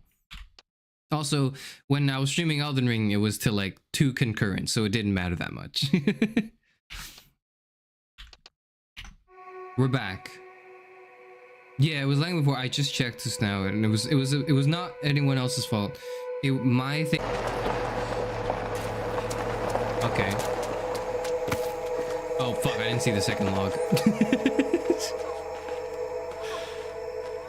Does this smell like chloroform to you, child? I imagine that's what he's saying. Elden Ring stream was fun. It was not. It was fun for me, but I can't imagine it was a fun stream experience. I jumped.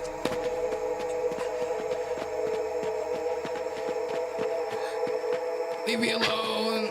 Leave me alone! Leave me alone!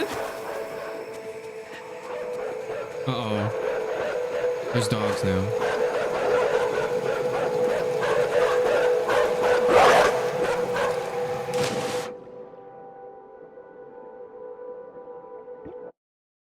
Is it actually like, is it actually just not working again? Hold on, let me check. Ah, God. I'm so sorry.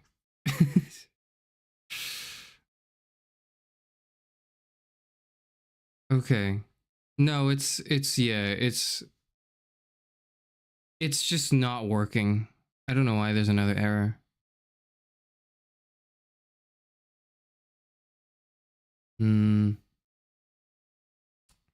God. I don't know why. I don't know why it's not doing. I don't know why it's not working very well. I should be breathing now, right? Yeah, okay. Did I get shot? I think I got shot. Okay. How does the stream look now? It looks fine. I've lost many people now at this point, as much as I've lost lives. I must apologize. The stream is going as terribly as it could. I can't imagine it getting any worse than this. I don't know what's going on. This is completely out of my control. I don't think this ever happens. This does not usually happen.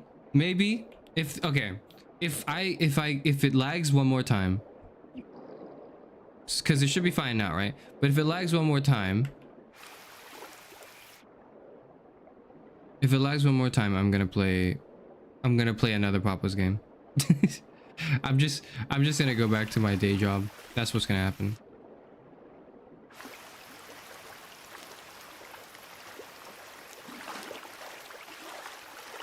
I really wanted to play the game. I really wanted to enjoy it. Didn't bloody work. I don't know why it didn't work.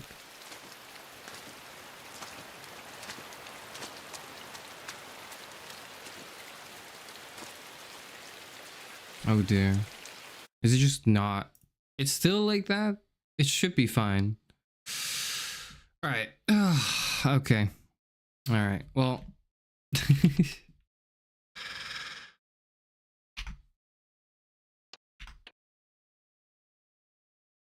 She's fine.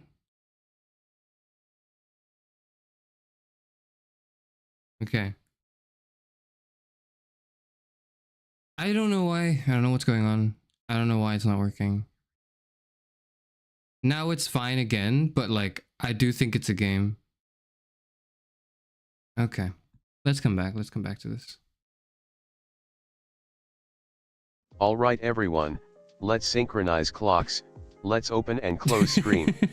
No need for that, no need for that, no. No, it's fine. My parrot. I'm so sorry. This is just not working. It was just fine at that point, yeah, but the fact that it's dipping in and out the moment I launch the game tells me it's something to do with the game. It might be because the graphics are a bit too demanding on the game, but I can't adjust anything graphically within the game itself to make it so that it's fine. I can't really lower the settings, in other words. I just it's not a very demanding game either. It's just not very well.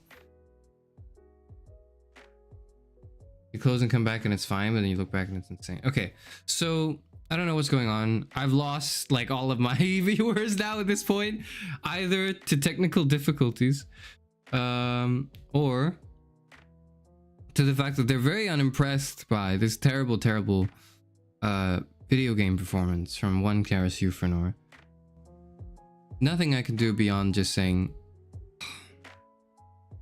maybe Limbo was the friends we made along the way. Maybe it was.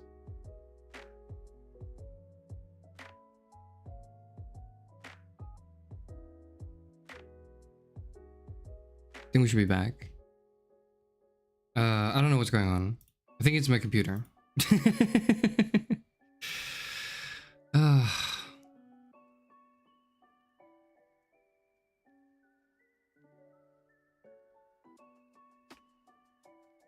Where's the emoji what's the emoji that best expresses my emotion right now?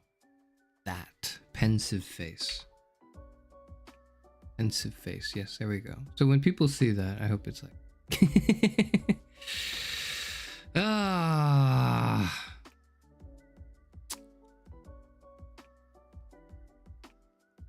You know, I don't think we were meant to play a game today. I don't think we were.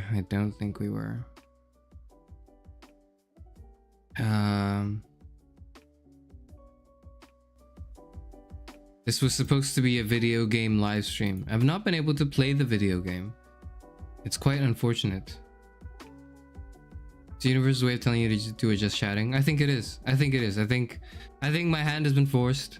I think there's nothing else I can do other than surrender to the fates of the world and just say, all right, lead me to where I must be, and I will go there. It's fine. I've made peace with it. I have rebelled against it. I've spent my energy, and it seems to all be in vain. That's okay. I haven't been able to make peace with it, and so I shall remain here for all of eternity. However long eternity is. Eternity for eternity is not an extremely long length of time. Eternity is a separation from time. Almost. It's a separation from the concept of a long time. Because a long time will eventually stop, and eternity goes on forever.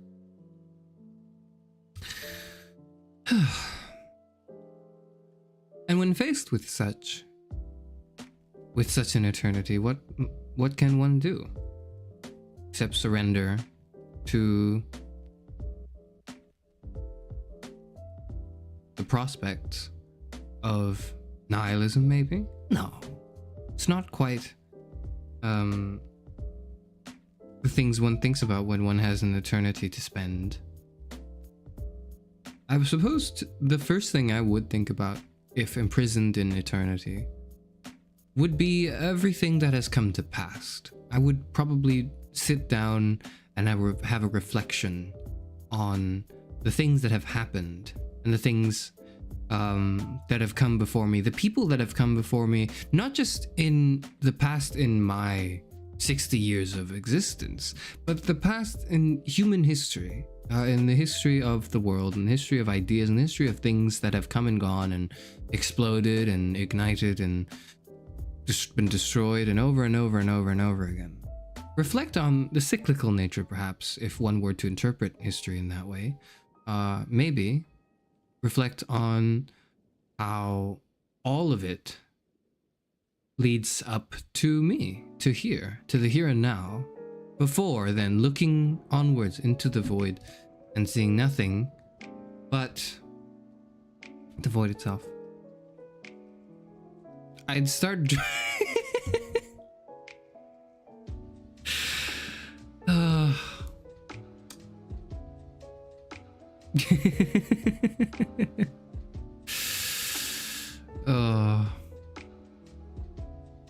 I'm really sorry about today. I hope everyone has just a good amount of, just enough of a good time. I hope the reading stream goes fine on Thursday, and I certainly hope the same thing does not happen for the Christmas karaoke stream. I am quite looking forward to it. I think singing is fun. I'm not very good at it, but I want it to be well.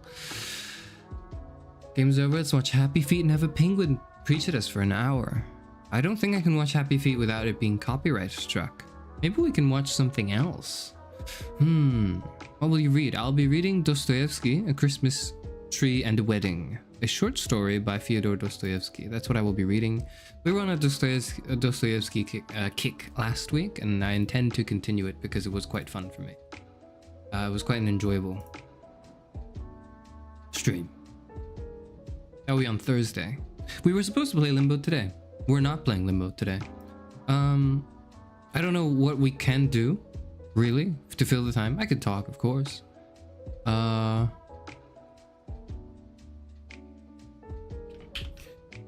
You know what, actually? Hold on.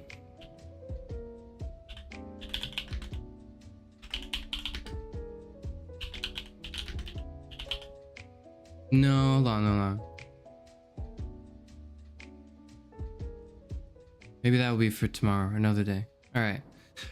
Must apologize for this stream. Completely out of my control. I don't know why. I think it has something to do with the game, because when I was chatting, for the whole hour that I was, it didn't really crash or do anything like that of the sort at all. It was only when I started playing Limbo that, well, not even Limbo, it was when I started playing Inside that it started crashing. So I kind of have to attribute it to that. And if that's the case, then not much I can do about it. Speaking of infinite, a song I like says, "We wish to be immortal, but we don't know what to do on a rainy day. But if I was mortal, I'd like to lay out like a rock under the rain." Well, how many days can you do that for, is the question, right? I don't know if I wish for immortality, but I don't want to be imprisoned in immortality. I want to live an immortal existence that I could end at any point. And I do think at that point, the death, if I were able to choose to end it, I think that'd be very powerful. I have exams in 9 hours. Good luck. If you're saying 9 hours as in the morning of the next day, depending on where you're from, please leave now and go to sleep. You have my permission and my encouragement to leave the stream right now and go to sleep, because what you need for an examination is enough rest, so you can maintain a clear head. There's no point in cramming. If you didn't know a concept or you didn't know certain things the night before, a few hours is not going to make that much of a difference. You're going to forget it, okay? Depending on the nature of the examination, of course, but generally cramming doesn't really work. The night before, you need to have enough sleep. If you do not have enough sleep, it's over, and it was over before it began.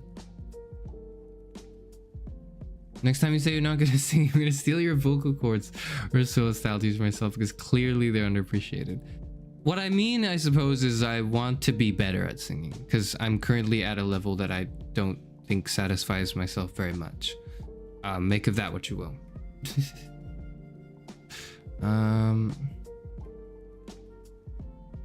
You want your cake and to eat it too? Of course I do. That's what all philosophers want. We want to solve the biggest puzzles and the paradoxes of the world just so we can have it all. Or at least be able to reconcile with the fact that we can't have it all. Just have to go to sleep? Then yes, go to sleep. You should go to sleep. You shouldn't cram, you shouldn't do anything, just sleep. Wake up, and then maybe review the notes when you wake up, and then just head to the exam. And you'll be fine. You'll probably do okay. If you don't do okay, then the night before was not going to change anything. You were doomed. You were already doomed. The immortal snail question. Isn't the immortal snail question like there's an immortal snail and it's like inching slowly towards you? How will you deal with it or something? And the answer to that is like, you just build a moat around your house and have a drawbridge that raises and lowers. Wait, no, if it's an immortal, that's not the right answer. There's an immortal snail. It would not, I don't think it would die. I think the immortality also includes invulnerability in the spirit of the question, right? The spirit of the question is not just that it doesn't age, but also that it's invulnerable to damage. If that's the case, you find a way to invent levitation, whether it be through electromagnetic repulsion or something of the sort, or you put the snail in a little ball. You just trap it in a little ball, and then it will, you know, kind of circle around the ball forever. You put it in a jar. I don't know. Oh, well, say it will break through anything. Then you have to. Then you need to levitate off the ground. That's the solution. Oh, it can jump. Well, you're fucking dead. Like, keep moving then, right? The whole point is then you're gonna have to keep moving. If the snail can fly or if it can jump. I'm trying to tackle it to the spirit of the question, right? The reality is, like, the snail wouldn't care. Do you think an immortal snail that could kill anything with one touch would follow one person that much? Like, to the ends of the earth if necessary? If so, then you really deserved it. You pissed off that snail to a degree that is simply unreconcilable with its own freedoms to act on anything else, assuming it has any sense of agency, of course. If I was immortal, I would simply kill myself. If I was, so that's similar, so I would not immediately do that, but I probably at some point would kill myself, I think. Not like immediately. I think I would do many things for a very, very, very long time, but I wouldn't go, I don't think I have the capacity to go on truly forever. And at some point I would probably just kill myself, and it would be fun. It would be like it would be a celebration. It would be a hurrah. It'd be like a festival. Imagine. Live until all my loved ones die, then I look for a way out. Yeah, that's always the thing, is like, you can't bring your loved ones with you. You can't bring anyone else with you if you're immortal. It goes against the spirit of the question again. Oh, you get 250 million, you're immortal. There's also a snail that's also immortal and will kill you if it touches you. What will you do? I'll put it in a jar. I'll put it in a jar. Thank you for the $250 million and the immortality. I'm putting the snail in a jar.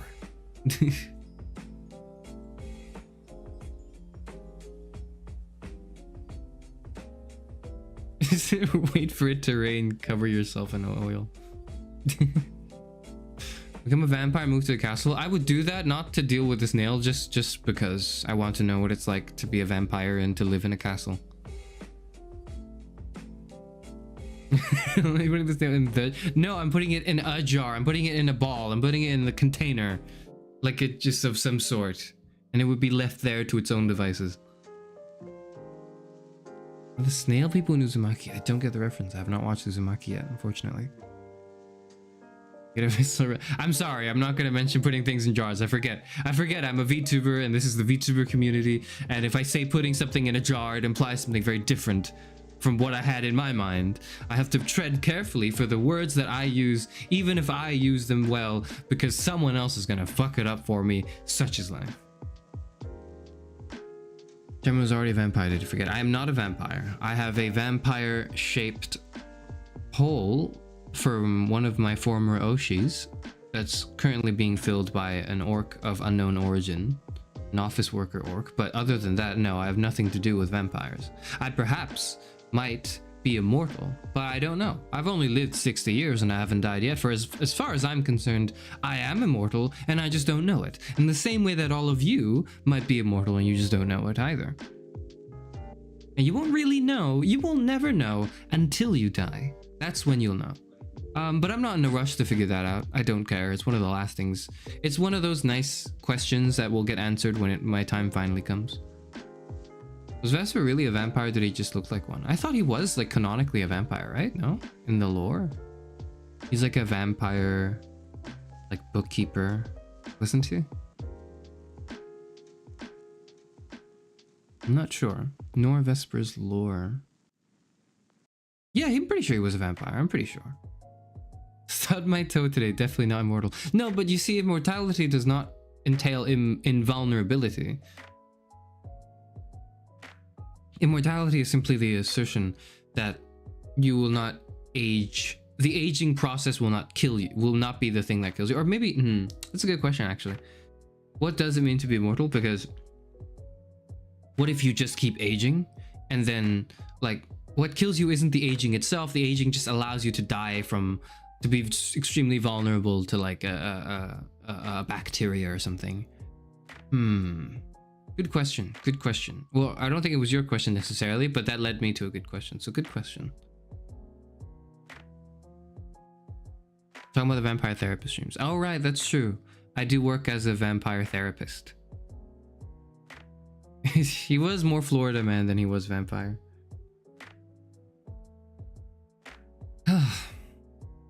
Maybe I should have streamed vampire therapist instead. Maybe I should have done that. I should have just made it I should have just made today's stream a vampire therapist stream. I did think about it. I did think about if I wanted to do another vampire stream. I thought about Half-Life 2. I thought about Vampire Therapist. I thought about a bunch of the other games as well, but I was like, okay, I want to play something that's like sort of new. That way anyone who's coming from 09, because I know I was aware that there are people coming from Class of 09. Anyone who's coming from 09 will see the VOD. They will be able to follow from something that does not require a continuation of any sort. Right? That was the idea. Did it work? No. Hell no. Hell no, it did not work at all. Let's see. Is Shaman EP right now? Not at all. Not really. I still have... I'm gonna... Like, the moment I end stream, which I don't know, maybe it will be in 15 minutes, 30 minutes. There's not necessarily a set time I need to end stream by. But the moment I end stream, there's gonna be more work for me to do. And more preparations to be made. And... all will be revealed quite soon, but you know, like I have to do things that I can't talk about yet. But yes, Latro is new and might run with Canadian internet. I mean, if it's Canadian internet specifically, that's the problem or the thing. Then I imagine then all the Northern Lion streams of Balatro, I think, is enough to convince me that it will work. It's enough. It's enough.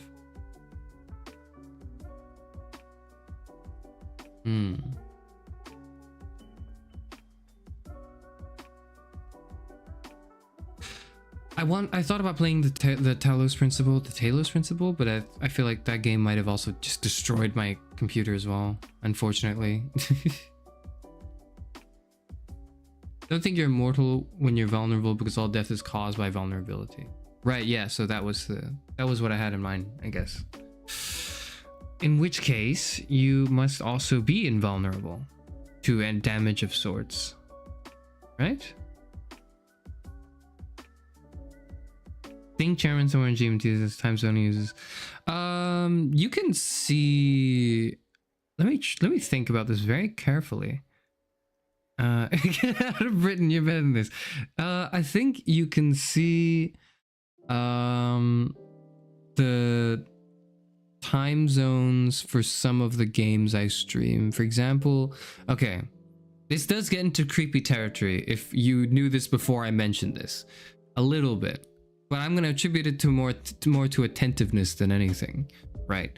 But when I play Vampire Therapist, which is not a very popular stream, but I do play it and I enjoy it. When I play Vampire Therapist and I save a game file, it saves according to the clock on my computer, not it shows the time when I do that.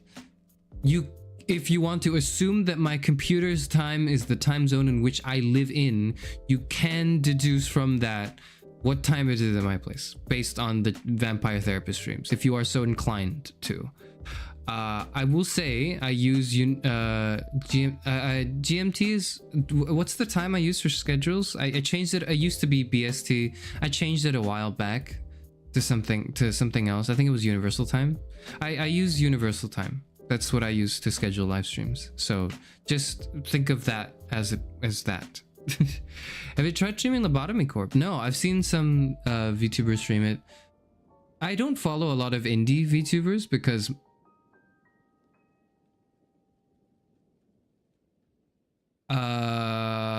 do I say it like I wanted to say that 5 seconds ago? Yes. I don't follow a lot of indie VTubers because most of them are quite mid. Most of them are quite mid. In the same way that, like, I don't watch every YouTuber because, like, YouTubers are quite mid most of the time, right? 90% of the slop that exists on YouTube is not worth watching. VTubers are not any different. And it's like, just because you have an avatar now and you're like operating under the VTuber pseudonymity does not prevent you from being someone who makes mid content. You are not immune to that just because you have a VTuber avatar. All right? I'm calling you out. Yes, you. Not you, but you know. You who thinks you are making mid content. It is mid. You have my confirmation. The thing with that is that that's just a temporary situation. You can do better and you should do better. All right? That's that. Okay, but that aside, what I meant to say was, the point I was trying to mention was, I don't follow that many VTubers because most of them are mid, just in the same way that most YouTubers are mid. It is what it is. I don't make the rules. It's just the way it works. But the ones I do follow, who I do have respect and interest in, respect for and interest in, I've seen some of them, the indie ones, play. A few of them play Lobotomy Corp. I believe the game is Lobotomy Corporation, right? Let me look it up. It's the one with the brain. It's the one with the brain. What was it? Lobotomy Corporation. Yes, that one. That's the one. I've seen it being played. It is something on my radar, and it is extremely complex. It is people who are into the game are very, very into the game. And I've seen a few. But in general, but sorry, not in general, but like, that does put it on my radar, but I have not found a reason to stream it yet because I don't know if it'll be my type of game. Quite so. Not your flavor of time waster. Yeah, sort of. There's different ways. There's different time wasters. I'm one of them. I am very much one of them. I'm not going to pretend like this is not a waste of time for me, and well, maybe not for me because there's something I'm cultivating, but like it probably is sort of a waste of time for all of you. I'm not gonna pretend like it's not, and it's okay to waste time per se. It's healthy to waste time, because if you optimally, like, efficiently use all of your time on the most productive thing ever, then you will end up a soulless husk very, very, very, very, very soon. Art is the greatest waste of time you can have. Okay? So it is a waste of time. Don't kid yourselves. It is. But don't feel bad about it. Chairman trying to connect with fellow VTubers. You are mid. What are my thoughts on reaction VTubers? I am a reaction VTuber now. So I do think there's a way to do reaction that's interesting, and there's a way to do reaction that's lazy. I try to be interesting. I don't know if everyone else does. People who try, as long as there is some semblance of intention for your reaction to be somewhat interesting and not just, whoa, that's so cool. All right, guys, remember to, and then they give you the thing that I ranted about many times ago. If they do that, then I don't like them. Doesn't matter if they're VTubers or real or like flesh tubers. That is of no concern to me. You are equally as sloppish if that is all you're going for. But yes, I react to things too, so it is what it is. Okay, good night. It's 5:30. 5:30. Go away and sleep. It's like a weekday. Please. Please rest well. ASMR stream when? ASMR stream at 1,000 subscribers. I've said that before. I'll say it again. I have had multiple people in chat request for an ASMR stream. I don't know how to do it. I don't know what that is. I'm not myself and personally an enjoyer of ASMR very much. But that's not because I dislike it. It's just because I'm not familiar with it. And so in order for me to actually do an ASMR stream, like unironically, not just, you know, I can't just do a joke stream. Haha, I'm blowing air into the microphone. That's it. That's the ASMR stream. Like, I think that would be pretty unsatisfactory. And so if I were to do an ASMR stream, I would want to put a considerable amount of effort to learn how to do it and how to do it well and what people enjoy from it. Because I don't. It doesn't come naturally to me. And so if I'm to put that much effort into something that I myself am not that interested in personally, then it has to be a milestone thing. And if it's a milestone, because, you know, that's, people want to see it. And if that's the case, I'm going to set that milestone at 1,000 subscribers. If I have 1,000 subscribers, or when I have 1,000 subscribers, I hope it's when and not if. I hope it's a matter of when. Then I will do an ASMR stream. Or maybe an ASMR video, I'm not sure. 3DIO mic, running fingers along the microphone, brushing and tapping sound, soft spoke, doesn't have to be sexual to do research. Yeah, so I've done a little bit of research since then. And it seems to me I have some idea of what to do. I have an idea of what to do for the ASMR stream. I am thinking about it now. It's never too early to think about an idea that is going to take a while to execute on. So I have thought about that. I know what to do with it. And what I will say is, before I continue my thought, let me look up how much a microphone like that costs. How much is that? How much is that on Amazon? Currently unavailable. Okay. All right, it's currently unavailable. What about on the 3DIO website? Oh, goodness. Whoa. That's 400. That is 400 American dollars, isn't it? Okay. Oh, well, that's cool. Don't expect that. Don't expect me to have that. That's not happening. That is not happening. That's the cheapest model. There's an expensive one. The Omni Pro is $5,500. Oh my goodness. Experiencing a shipping delay due to a high volume of orders. People are really interested in these things, aren't they? Okay. Well, that's not happening. The $5,000 microphone is not happening. I think it's something you should only invest in if you plan on doing it frequently. Yeah. So I don't have any plans to do it frequently. I'm not going to even entertain the idea of doing that. Because if I do buy that, I'm gonna have to use it multiple times. I don't know if I'll be able to have it in me to do multiple of these. I would be willing to, but it would take a while. Probably because I want to conceptualize it. I want the if I were to do an ASMR stream, or like maybe not a stream but a video, something like that, either stream or video, I want there to be a concept for it that's somewhat interesting, and the concept has to matter a lot, and it's going to be a little time consuming. I know your wallet is crying. My wallet is crying when I go get groceries. Okay, it's not. A binaural microphone's a little. It's not even. I can't even conceive of it. You could always crowdfund or rent. Okay, crowdfunding, nah, not really. I don't think I want to do that because, like, unless I actually do decide to make a lot of content from it, but I don't think I will. Personally, maybe I'll like it. Maybe when I do the first one, I'll really like it, and I'll want to do more. But I kind of doubt it. Renting isn't a bad option either. I'll have to figure out how to deal with that. Charis Euphranor, becoming a cozy ASMR channel with occasional scuff gaming and philosophy readings would be fun. It would. I think it would be interesting. I will say.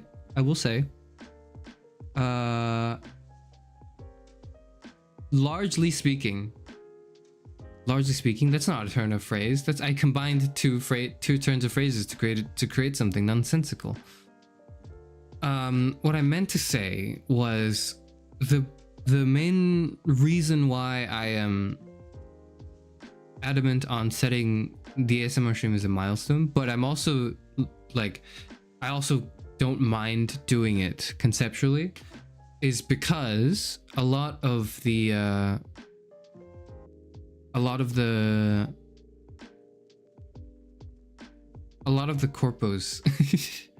a lot of the corpo VTubers do it, and I think that does I think if I were able to master it, it would increase my employment rate, you know. It would, because currently I'm unemployed, desperately so, but if I were to seek employment, I think it's one of the skills that I would imagine putting on the CV would do more good than harm.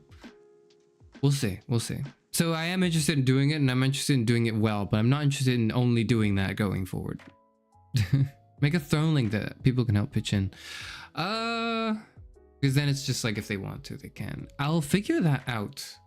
So yeah, I'll figure that out. I'll figure that out soon. I'll figure that out when I can. I'll figure that out alongside monetization for other things, because I still have to figure out what the hell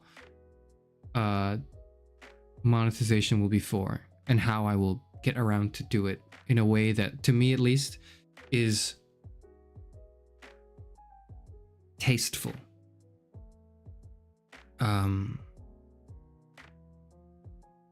For me personally, for what I would do. This is what I would be interested in seeing and doing.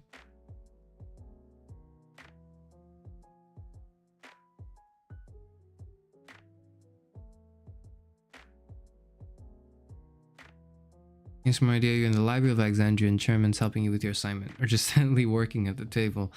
That is an idea. That is an idea. I've thought about something like that, and I think it works for the environment of the channel. It is something to that effect can be done. But I think right now I have in my head something else that's somewhat interesting as well in my head, which is to say that that's a good idea. I don't know if I'll be using it. You can just do this. You can just do work on stream, and then it's 2 birds, 1 stone. I've considered that. I don't want to, because it's a little. I think I can do something more interesting than that. That's why. I don't think it's. Okay, I don't want to say it's lazy, because there's some people who do it, and that's fine. Like there's a demand for it. You could do there's a supply for it. There's nothing wrong with doing a stream that's like, okay, I'm sitting down, I'm just studying, or I'm doing homework, and it's just like chill lo-fi beats to do homework to or something. I think that has its place, and it's totally fine. It's just not. I feel like I can do something a bit more interesting than that. Again, really, it's ego. You got me. It's just ego, really. It's like, it's me looking at myself thinking I could do better. Beats you with a book until unconscious ASMR.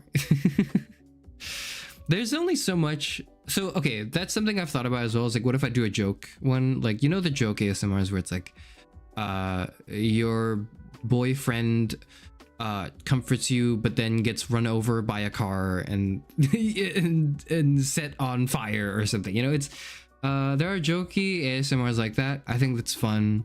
I love the humor. But that joke's already been told, right? If that makes sense. That why do I have to tell it again if it's just the same joke, right? The joke ASMRs are good, but yeah, I've pretty much decided I won't do a joke one. At least not as the first one, because I feel like that's me not copping out. That to me feels like I'm copping out from the demand from the people have to do an ASMR stream at some point. Because I don't think people want to hear the joke versions. Like, it would be funny probably, but then that's not what you really wanted. That's not what you asked for.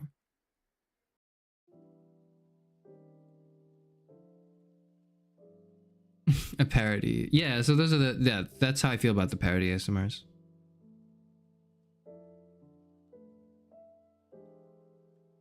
Things you could do better. He got the main character syndrome. I am the main character. I am the main character of my story. But you know what is the most interesting part of this story? Is that every side character is the main character in their own story. And the intersubjectivity woven between people is perhaps the only thing that can break through the barriers that we currently have in the in contemporary times, where we're alienated from each other and stuck in our rooms and looking at monitors and screens and dating apps, God forbid. Perhaps it's the only way we can bridge that gap. It's this intersubjectivity. Come on, let's not kid ourselves. There's not many ways out of this. God is dead. Ooh, vid as an ASMR where everyone loses. I recently found out that one of the streamers I watch, one of the VTubers I watch, and perhaps the one I watch the most. I've probably mentioned, have I mentioned this? The person I watch a few VTubers. The VTuber I watch the most consistently, they're like an Oshi, but not my Kamiyoshi, I think, because my Kamiyoshi is Germa 985, and that's not changing. My Kamiyoshi's right now maybe a very close runner up to my Kamiyoshi list from Germa 985 is Northern Lion. So it's those two. But the VTuber I watch the most is probably Oral Crony. And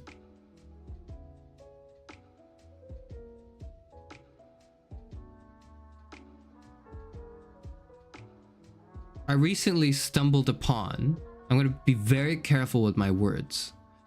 I recently stumbled upon, I didn't realize that a video I'd watched long ago, long before their holo debut, her holo debut was, which was like an abominable, like it's a terrible video that makes me want to die when I watch it, but it was hilarious.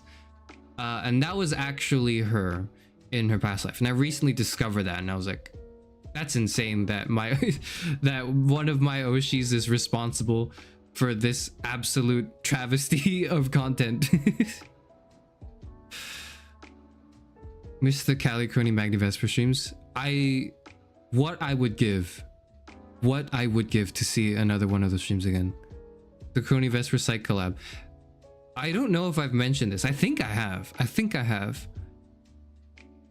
The Crony Vesper therapist collab stream is my favorite VTuber stream of all time.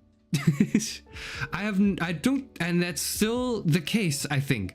Of all the VTuber streams I've ever watched, of all the clips, all the whatever, all the events, all the big things, all the concerts, all the debuts, all the anniversaries, whatever, none have been able to come close to the sheer amount of enjoyment I got out of that Crony Vesper therapist collaboration stream.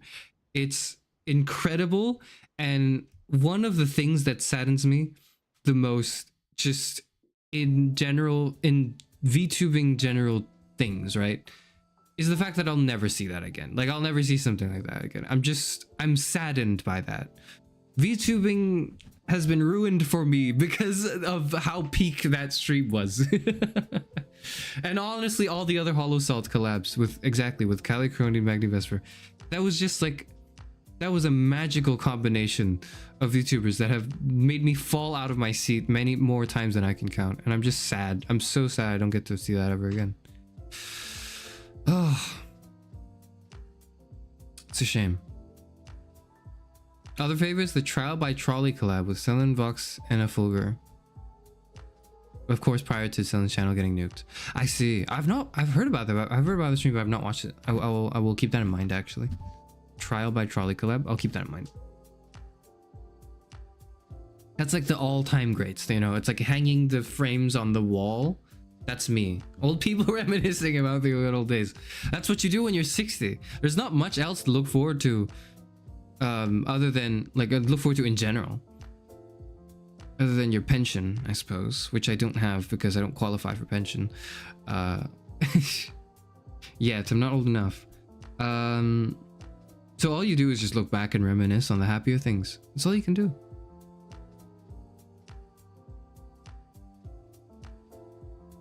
The other Indie Yoshi is now graduated. Did just chatting where he was a baby on a sonogram, and it's one of the funniest things I've ever seen. A baby on a sonogram just chatting stream? Oh my goodness. Ah.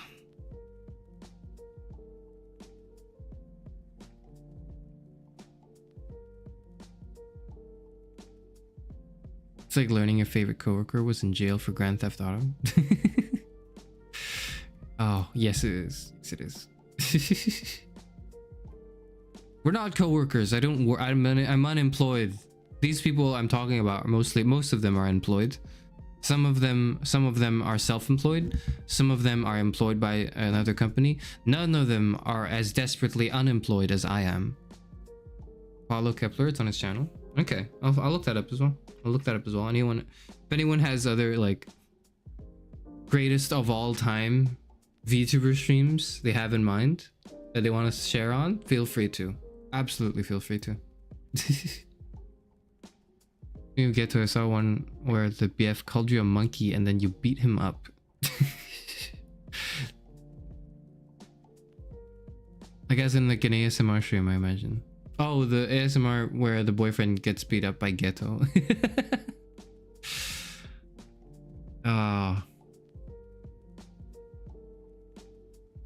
Yeah, but like I wouldn't. I would imagine that if I were to do a stream, I want to do it well. Ultrasounds, that's done. Bless. I would imagine if I want to do one of those things, I want to do them well. Mainly because, you know, I'm following in the footsteps of the people I watch. It'd be fun to do a joke one, but it's like, if I think I can do it well, I will try to do it well. Vox did an ASMR stream where he's your boyfriend and he loves you even though you turned into a worm. That is certainly an idea. That does sound like a Vox Akuma thing to do. I haven't watched Vox in a while, so I can't claim to see where it to know where he's at right now, but I do remember watching him in the early days. In the really early days. I didn't watch that much. I probably just watched him play Genshin Impact. It's probably what I did, and then some other things. I don't know. But yeah, there's a lot of reminiscing looking back when you're this old, and when you are confronted with an eternity of being in solitude in the Library of Alexandria. It is what it is. And whether or not there can be a future to look forward to is also entirely up for debate. And you know, at least to me, it's good to be optimistic, but cautiously so.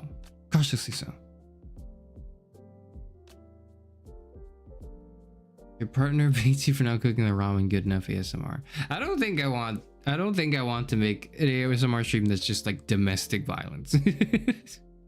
I don't think that's exactly what I have in my mind when I think sounds that are relaxing, that will help me focus or help me work or help me sleep. You know, I don't think that's what I have in mind personally.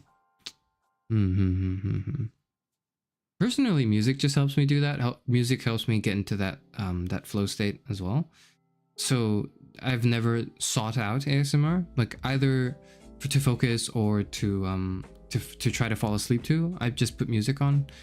I put familiar music on. I put music that I've listened to quite frequently on when I sleep, because that way my brain is able to autofill stuff.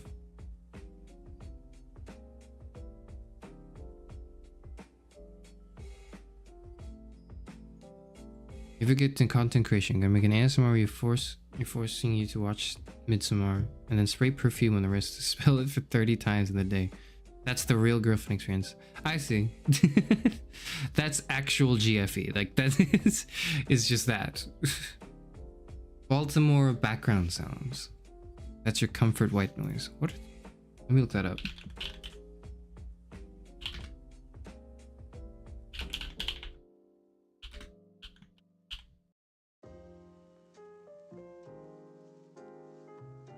What is that?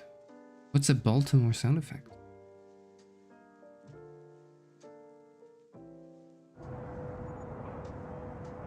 Ah. I got it.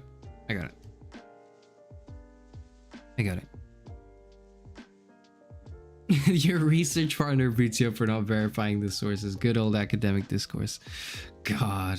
Academic rivals to lovers. I've seen audios of the sort. Yes. Yes, I have. It's too American. Okay, so oh yeah, that reminds me. The other day when I said, oh, my analytics came back. My analytics are finally showing again because now I'm finally it's a bit more. It's finally enough viewership for them to actually draw data from. And it was 14% Americans, right? And I said, wow, it's really diverse. It's interesting that like I have these people coming in from all over the world. And then the moment I did the Class of '09 stream like 2 days ago, it immediately changed to like 40 or 50% American. Immediately. It wasn't close. Where is it? Let me just go through that again. Let me just see. Yeah. Oh, it's been overtaken. Oh, I mean, hold on. So, oh, now we're back. It was 40% and then now it's 7.5%. What's the gender ratio? Glad you asked. Yeah, just yesterday it was 63% male. And then the rest female, and then there were no NBs. No NBs, unfortunately, or at least no NBs that were registered on YouTube as NBs. And then now, so it was like 60-something% male. Now it's 46% male and 53% female. So it's really, it's quite balanced. I would imagine the female viewership is from the influx of Class of '09, because honestly, if there's one thing I've learned from Class of '09 is like, women love this shit. Women love Class of '09. That's what they do.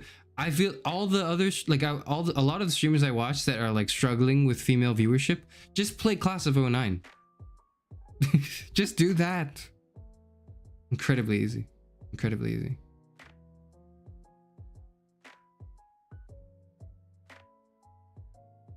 That's my current stats, I think.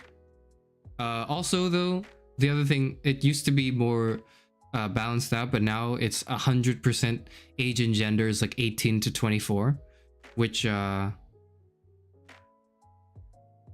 about what I expected, I think. I don't know. But like a while ago, a few days ago, there were apparently 40-50-year-olds in my viewership. Probably, you know, they just registered their date of birth to be much older than, you know, than necessary, so they can get through the YouTube policies or whatever. But you know, nonetheless, now everyone's 18-24. It's 100%. It's a bunch of young, like, just teens. It's just a bunch of college students in my chat. I really am speaking to the youth, yes.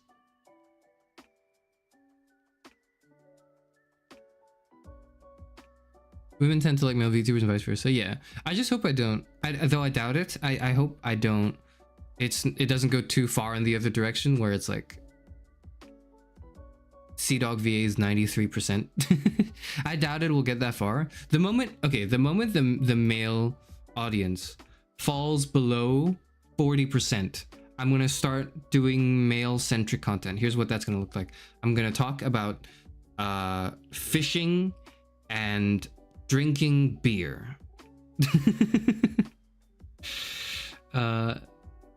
That is going to be what I will talk about. Men love that, right? Fishing and drinking beer. This is the thing. I myself, I enjoy drinking. Beer is not my favorite personally, though I will not turn down a pint of Guinness. The most English thing I've ever said on the stream. Will not turn down a pint of Guinness, but I do prefer cocktails and spirits over beers in general. I hope though that appeals to the male audience enough that it works. Men, I'm speaking to you. I too enjoy beer and fishing. I also enjoy snooker. I do. Or is it billiards? One of the two. I enjoy that. I'm not very good at. I'm total garbage at it. But it's always a fun time to play it while drunk.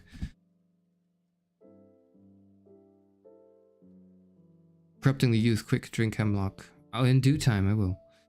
Unfortunately, 2 months is his birthday, so it'll be 99% 18 to 24 and 1% 25. It's the same range. It's the same range. The classic, I was born in 1941, so I can legally drink. Exactly, exactly. Will I make videos where I impersonate Sebastian from Black Butler and call fans? Probably not. I am not. I don't have a lot of exposure to yaoi. I don't really watch yaoi anime. I don't really watch much anime in general, but I don't really watch yaoi specifically. I will say my eyes were opened when, and this is something that I don't know how much of my audience will understand, but there is Black Butler isn't yaoi. It sounds like yaoi. Okay, then I'm extremely mistaken, because everything I've been told about from Black Butler has led me to believe that it's just yaoi. I don't know. I've never watched it. It's evident. I guess now it's evidence that I truly have not ever seen it.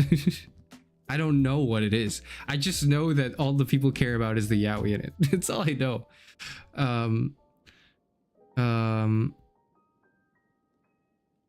The closest thing I have to experience in yaoi is like so I did a stream a while back playing Honkai Star Rail. Unfortunately, it is a game I play on and off, but unfortunately it is a game I play, and unfortunately it is a game I somewhat enjoy. And there's a character called Dr. Ratio. He is who I aspire to be. I aspire to be Dr. Ratio. I did for a moment. Do I talk about this? Or do I save it for anniversary? I'll save it for anniversary stream. I'll save that for anniversary stream. Never mind. I'll remember it. I won't forget to bring that up, but I will not bring it up now. But anyways, Dr. Ratio is who I aspire to be. I played the Penacony arc, which is the first good thing the game has made, I think. The Penacony arc is the first good thing that and it took them a year. But it's like the first good thing. Okay, well, that's a lie. Kafka playing the violin, playing like an air violin in the beginning, or like, was she playing an air violin, or did she actually have a violin? I don't know. That was also kind of peak. But Penacony was like the first good thing they did, and if you have played Penacony, you will understand why. You will understand that you will know that there's a character called Aventurine, and I don't have to spell it out. I don't have to explain it any further. You already know what I'm talking about when I say that's my that was when I had that, you know, that meme from, was it Always Sunny in Philadelphia, where like I forgot what his name is. The guy, you know, the guy, he goes, I get it. Like, or I'm getting it, or like, I get it now, or something. That's me when I saw Ratio Aventurine. That was when I was like, oh, I understand now. I understand all my Fujoshi peers. I understand it. This is now everything to me. I can't believe it. Danny DeVito, yes, Danny DeVito. Condolences, thank you for your condolences. One guy's much better than Genshin, but it's still unfortunate to like any MiHoYo game. It is just, it's not a great time to be a MiHoYo fan. It's not a great time to, it's never a good time to enjoy a Hoyoverse game, but if you are in, you're like, it's just over. You get Sparkle, but you don't know about Ratio? Well, have you played the Penacony arc? That's my question. If you have, then like that might change your mind. It might change your mind. Play through the whole, if you have played through the whole story. I'm with Faves or Natasha Serval, but I just want to see myself in media. Serval is like, I think one of the few times, I think it's like Serval, and there's like a, oh my, okay, is this too much? Ah, no, okay, this is to normally I wouldn't be talking about this, but I would normally, this is a conversation I wanted to save for February, but I will have it now because as an apology for today's stream being so terrible and just being you know, and just it not being a good time all around. I will say that Serval from Honkai Star Rail and like it was one of the bartenders in 2.0 in Penacony. Her name is Siobhan. And like it's funny because it's one of the characters, I think it's March, remarks how she's similar to Serval when you get to that point in the story. Is like one of the few moments when I'm playing something in the media, because like when you're playing something in media, it's like you are used to seeing, especially when you're into, you know, anime stuff. Anime things in general are quite aesthetically pleasing, right? The average anime girl or guy has a template. They can look boring, sure, but none of them are really ugly. You know what I mean?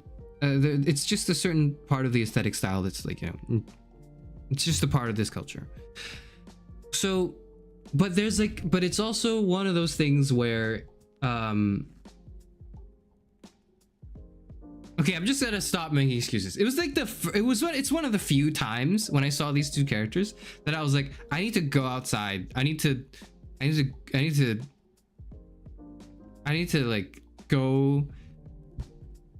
go and talk to other people. I need to remind myself I'm in the world, or else I'm just gonna fall down astronomically into this pit of like anime escapism, and I'm never gonna see real life again. Like I need to do this before it's too late. I need to go out and like I've like other than these two characters, I was like I need to leave now before the escapism sucks me in, and then that's it. And then it's it. I can no longer be a productive, contributing member to society. I cannot give in to that. I mustn't. The other thing is VTubers, but it is what it is.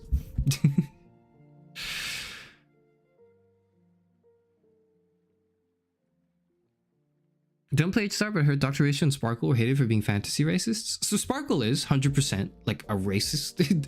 Sparkle does the closest thing to calling another character like a slur in the game, in the story, which is quite bold of them to do that. I think it's interesting. I think it makes for an interesting character because it is consistent. I think it is, the hatred is, the discrimination and the hatred from her was made somewhat meaningful into building out the character of the person, of the character of the who she was being racist towards. Like I think it helps, and I think it portrays their circumstance like quite effectively.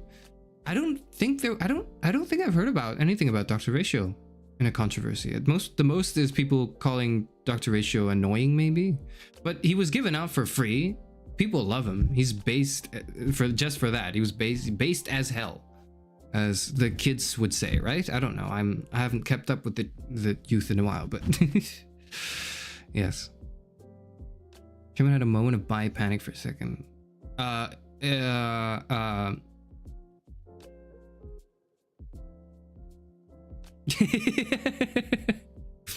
Yeah.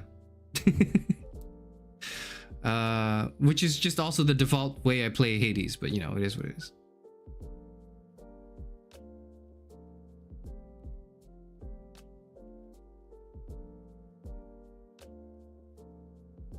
You saw a hot anime girl, was like, phew, forget to touch grass. So the thing is, like, okay, here's the thing, right? There are, like, if you see like a hot anime girl or like a hot anime guy, you're like, okay, like, oh, this character's everything, I love this character, right? But they're designed in a way that's like, they're obviously an anime character, right? I don't know how to express this in non-Hoyoverse terms. Maybe, no, I do. Okay, so yeah, if you're watching anime, like, no, Jujutsu Kaisen's a bad example, maybe. Let me think. What's like a popular anime where there's a character that people have a crush on?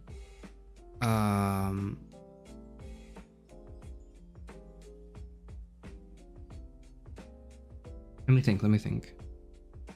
Maybe I can raise Jujutsu Kaisen as an example, I guess. No, but like, just in general, right? People will have crushes on anime characters in the sense that like, oh my god, this character's so attractive. It's like, yeah, maybe like Bleach. I don't watch Bleach, but like if you like One Piece, I don't know, something like that, where you have a crush on a character and you're like, oh my god, this character is extremely attractive. I am like, I need more now, you know, like when you experience that, there's always an element. I don't know. Okay, I don't know about you, but in my head, there's always a certain headspace that's like, okay, but they're like, at the end of the day, they're like an anime character, and I can make that distinction. Just in the same way, it's like I can make the distinction. Oh, this person's a VTuber. It's like they are, or rather, even if it's like a flesh tuber, I can tell. It like in my head, there's a brain space of like this person is streaming, or they're in streamer mode, and they're playing up characteristics of themselves. They're, like, this isn't a real person. This isn't real interaction, right? This is like escapism. It's something I can romanticize in my head, something to sort of find comfort in, so on and so forth. And for most of the cases, in most cases, that's like I can maintain that distinction very well, and so I don't have that crossed up with my real life inclinations. For example, if I'm into, and this is to use the words crudely because I don't really think that way, but like, oh, if I have a type in anime, like there's a type of anime girl that I find aesthetically pleasing more than the other types of characters, right? Then that does not directly translate to real life, because there is this distinction. People in anime look like they're from anime. People in real life are a lot more. Well, they're not a lot more realistic. They are real. We would like to make the assumption that people in real life are real. So my not problem, but like one of the things with Serval, and to a larger extent Siobhan for me, was when I saw those characters, they were not nearly as animated. Like they're drawn in an anime artistic style, but like the way they dress, the way they behave is quite like reminiscent of like how a non-anime character would behave. Like it was almost like it's a real person. That's what scares me. That's what made me go, oh shit, I gotta go out and touch grass before it's too late. I have to leave. I have to get out of here. I cannot bear to have that. I need to leave now before this consumes me. Because it's like, I'm not going to have to worry about that if I look at,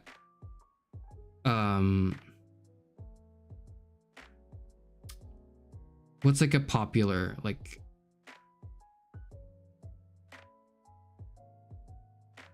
I don't know, like,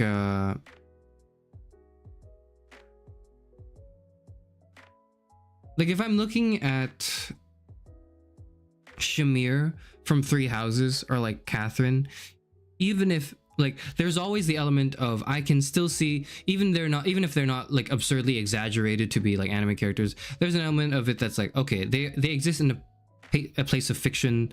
This is not someone I could like, this is not someone I would walk down the street and encounter, right? Whereas like when there are characters that for me at least cross that line into realism, it makes me really uncomfortable, in a way that's like not discomfort in the immediate sense, but discomfort in the introspective afterthought sense. Does that make sense? God. Freeren, I haven't watched Freeren yet, but I like, if you have a crush on like the character, on like Freeren herself, right? Like if you like this, like, oh, she's hot, you know, I like this character, you can very clearly tell, you can very clearly make the distinction, or at least to me, at least, right? It's easy to make the distinction that, oh, this is an anime character. No one is like that in real life. Like this is fantasy setting. This is me in my escapism. But the moment the character is designed in a way that is very reminiscent of what could be found in real life, that's when it starts to like, that's when I'm like, I'm in danger. I need to get out now. You're impervious to parasocialism. I'm not impervious to it, but I notice when it's taking place and I try to stave off of it. At least when it's having an effect on me. You know, the moment when I'm watching like a VTuber or a streamer or like a content creator, and maybe they're having a conversation, they're talking about some parts of their lives, I am very good at, in my head, thinking, this is an unreal person. I'm never gonna meet this person in real life ever. I'm only gonna experience this person's anecdotes through this very particular like stream, and that's fine and enjoyable and entertaining, but I don't know this person, then they don't know me. That's how it is. and that's how it will be forever in time. And I'm very good at that. I'm very good at separating it from myself. Part of the reasons why I thought I wanted to get into VTubing is actually for the opposite reason, or for the other way around, where I know I'm good at like shielding myself from the parasocialism as a viewer, or as someone who watches things. But how does that work the other way around? How do you do that? Do you just do Ludwig's whole "we are not friends" speech like over and over again whenever someone gets weird in chat? Like, do you just do that? Because I think there's more to it than just saying, "Oh, it's not real. Oh, we're not friends. Oh, I don't know any of you. You are all numbers and a screen. You are strings. You are code. You are letters. None of this is real, etc., etc." Like, that doesn't help, especially because when you do that, people can just ignore that, and then just return to the more parasocial elements of a live stream, which is, oh, I'm just gonna ignore the "we're not friends" speech from Ludwig, and I'm gonna just go to the stream highlights where he reacts to videos I watch, and then it'll be fun. It's like we're both watching the same thing, like we're friends. Hee hee. That gets, you can do that, or you can just leave. You can, if there's a content creator that's extremely antisocial in order to stave off parasocialism, then they're just not going to be successful. They're just going to be like unsocial at all, unsociable. They're going to ignore everything. They're not going to consider you being there, and like the same problems will remain. New problems don't arise, but like it doesn't resolve anything. If people are looking for that parasocial experience, they will go to another person, right? They'll go to another VTuber. And so how do you actually deal with the problem? Not from the viewer perspective, because if you're a viewer, it's easy. You work on yourself. You figure out your subjective psyche. You make very clear distinctions between escapism and real life, and you work around this healthily. You don't lick the screen when Granny Seiko is on? Could be me. So that's one of the problems I really wanted to wrestle with. Is like, how can you stave off parasocialism from the point of view of the content creator? As the viewer, easy. You work on yourself. Figure out your own thing. When you break off, you break off. But as a content creator, you can't do that. And also, expect to be a streamer, at least in the traditional sense. How do you reconcile these two things that seem impossible? Because currently none of the solutions are satisfactory. For example, Ludwig's "we are not friends" speech to me is not very satisfactory. If anyone, or rather it's satisfactory in staving off parasocialism in his own chat, for example, maybe, but it's not at all good. It's not at all good for staving off parasocialism just in general on the internet. Because if someone is looking for the experience of, oh, it's just like I'm with a friend and we're hanging out and we're watching something together, we're playing a video game, and this is totally a viable substitute for hanging out with real people in real life, then they'll just go to a different streamer that will feed into it, or at least not as harshly reject it, right? How do you create that actual change in the viewers so that they realize, oh shit, I need to go out and touch grass, I need to go out and talk to real people, this is nice, it's a fun thing, I can enjoy live streams, I can enjoy watching VODs, I can enjoy these various VTubings and the VTubers, all of them, but I must not replace social interaction with this entirely. That is not good for me. How do I get someone who doesn't think that way to then think that way? That's the question. That is one of the most interesting questions. And one of the core points of me deciding to VTube is because VTubing is where parasocialism is strongest in my experience and in my observations. I don't know why exactly, but this is where it's strongest. And I thought, well, this is a good place to start with that project then, isn't it? Popular anime with crushable characters, any harem ever. Yeah, that's like it is every harem. It's every anime, it's everything.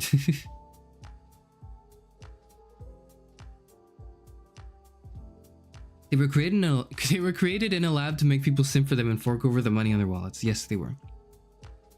That's every gacha character. and like it works, right? Evidently, that's how they, at least the really big ones like the Hoyoverse games, they work, as evidenced by the insane profits they make.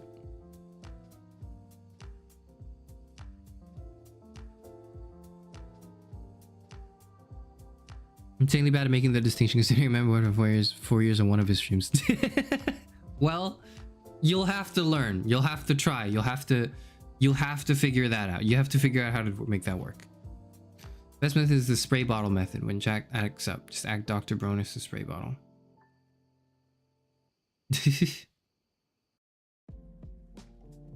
You can't even be mean to chat because someone will be into it. Yeah.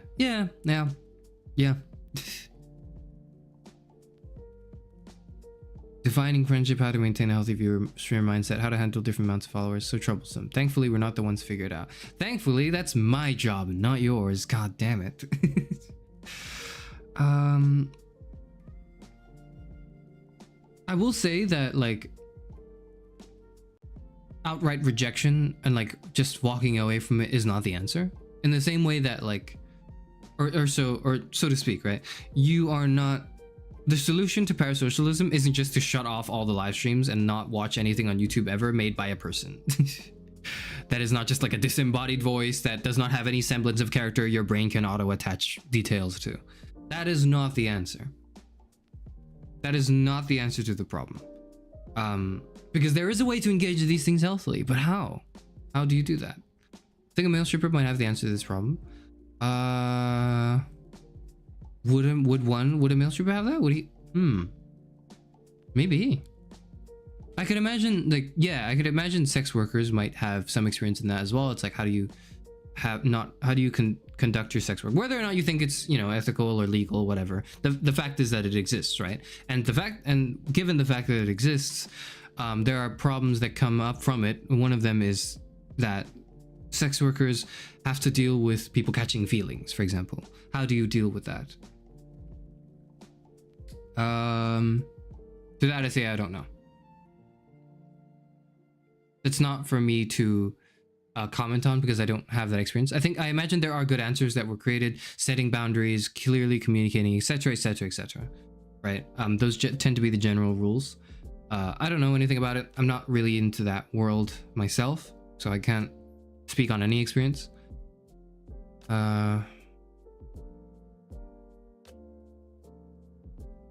We talk about parasocialism so much. I'm surprised you haven't played the game. There's a game?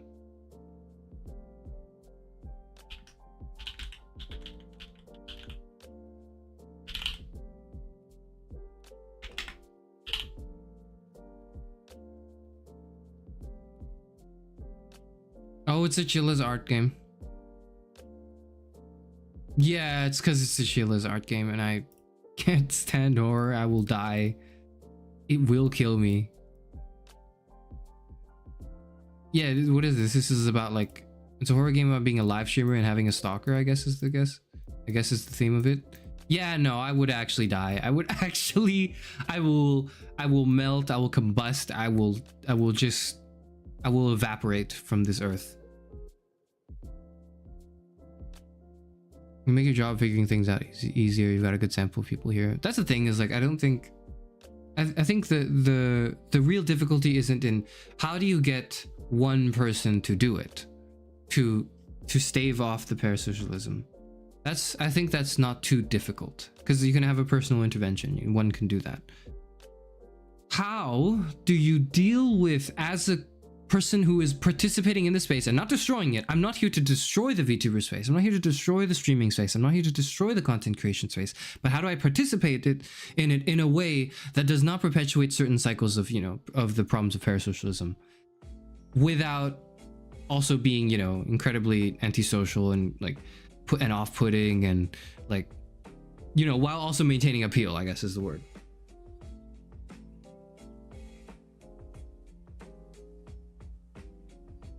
It feels like a B movie. VTuber gets stalked and you don't know who to trust. Okay. Yeah, I don't think I could deal with that. I don't think I could deal with that. I imagine I've kept my identity well hidden enough that I don't actually, like, worry that it would ever be an issue ever in my life. But you never know. You never know. And I've heard horror stories.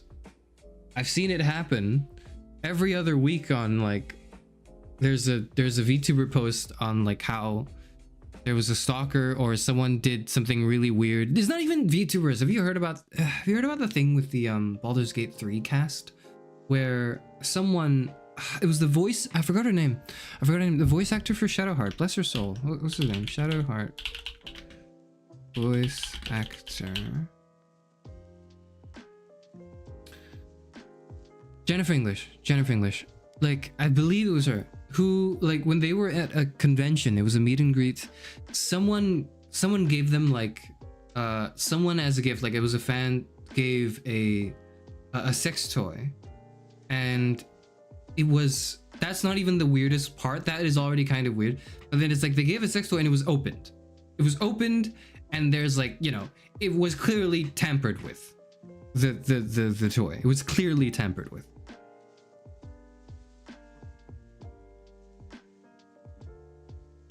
And they're like not even, you know, a VTuber. They're just a character. They're a voice actor for a video game.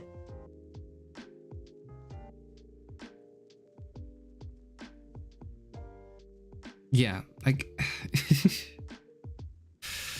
and it was like given to them in a convention, and it's like they had to play it off. Thankfully, like they played off the moment quite well, because it was like it became extremely awkward. I think it was like bless her soul too. What's her name? The person who did Karlach's voice, Karlach's voice actor. What's her name? Samantha Beard. Yeah, Samantha Beard. I don't know how to pronounce her name. Sorry, but like, thankfully she was also there, and she managed to like spin it into a joke that's like, oh well, none of them, like, you didn't leave any for me. Oh damn, you know, like it was, and like in like Karlach character, and it was like it played out well the moment, but like, you know, that's beyond kind of fucked up. Oh.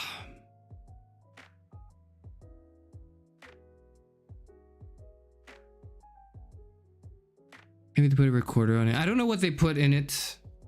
I think there's some speculation that it's like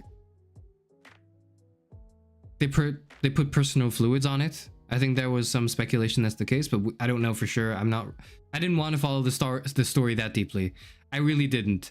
This just was not like, it was one of the days that I was like, that's enough reading. I don't want to know what goes on in the world anymore.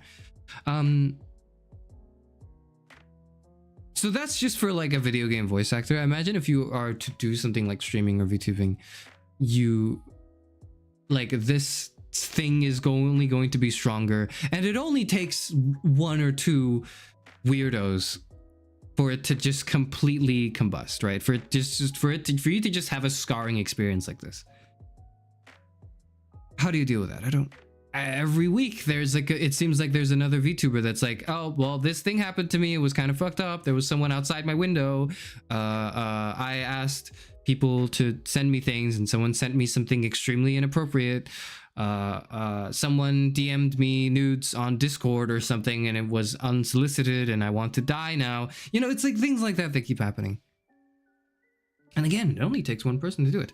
My concern isn't, oh, I don't want that to happen to Charis Euphranor. One, because I think, you know, given enough time, it's inevitable. Same with them. It's like the infinite monkeys thing. You know, given enough time, given an infinite amount of time, for however long I can be immortal for, given enough time, something like that would happen. It doesn't have to be to that scale, to that extent, but I would imagine it would. That's one thing. And two, I'm not concerned about myself, because I imagine I can probably deal with it. I imagine it's not that, like, I have enough of a support network to not worry about things like that. I would imagine I'll be okay. But I don't care about it happening to me in a specific instance. I care more about the root cause of it. Where is this all coming from, and why is that the case? That's the problem I'm trying to deal with. It's the work of a philosopher, if I would say so myself. It's not to deal with the symptom of a problem, not to deal with the instance, particular instance, but to deal with the problem in itself. What does it mean to deal with the problem in itself? What does it mean to do it that way? I don't know. As a VTuber that owns a family restaurant, she refuses to share the location because it takes one crazy to ruin a good thing. It does. It really does. It takes one crazy. It really, that's all it takes. You get a kill team to send those weirdos to share one. The worst part is I am empathetic. That's the worst part. The worst part is I truly believe that these are people that have gone down. I don't know anything about these people, right? But I do believe these are people who need help, that have gone down a bad path, that, like, it's easy to say, okay, just get rid of him, put him in jail, you know? Whenever I look at a class of 09 character, I go, yeah, just lock him up, fire them, lock him up, put them in a cell, let them rot for the rest of their life, boom, right? Like, that's not really a solution. And I'm not as interested in retribution as I am in solution. And I don't mean solution in the sense of like Eren Yeager's solution for conflict.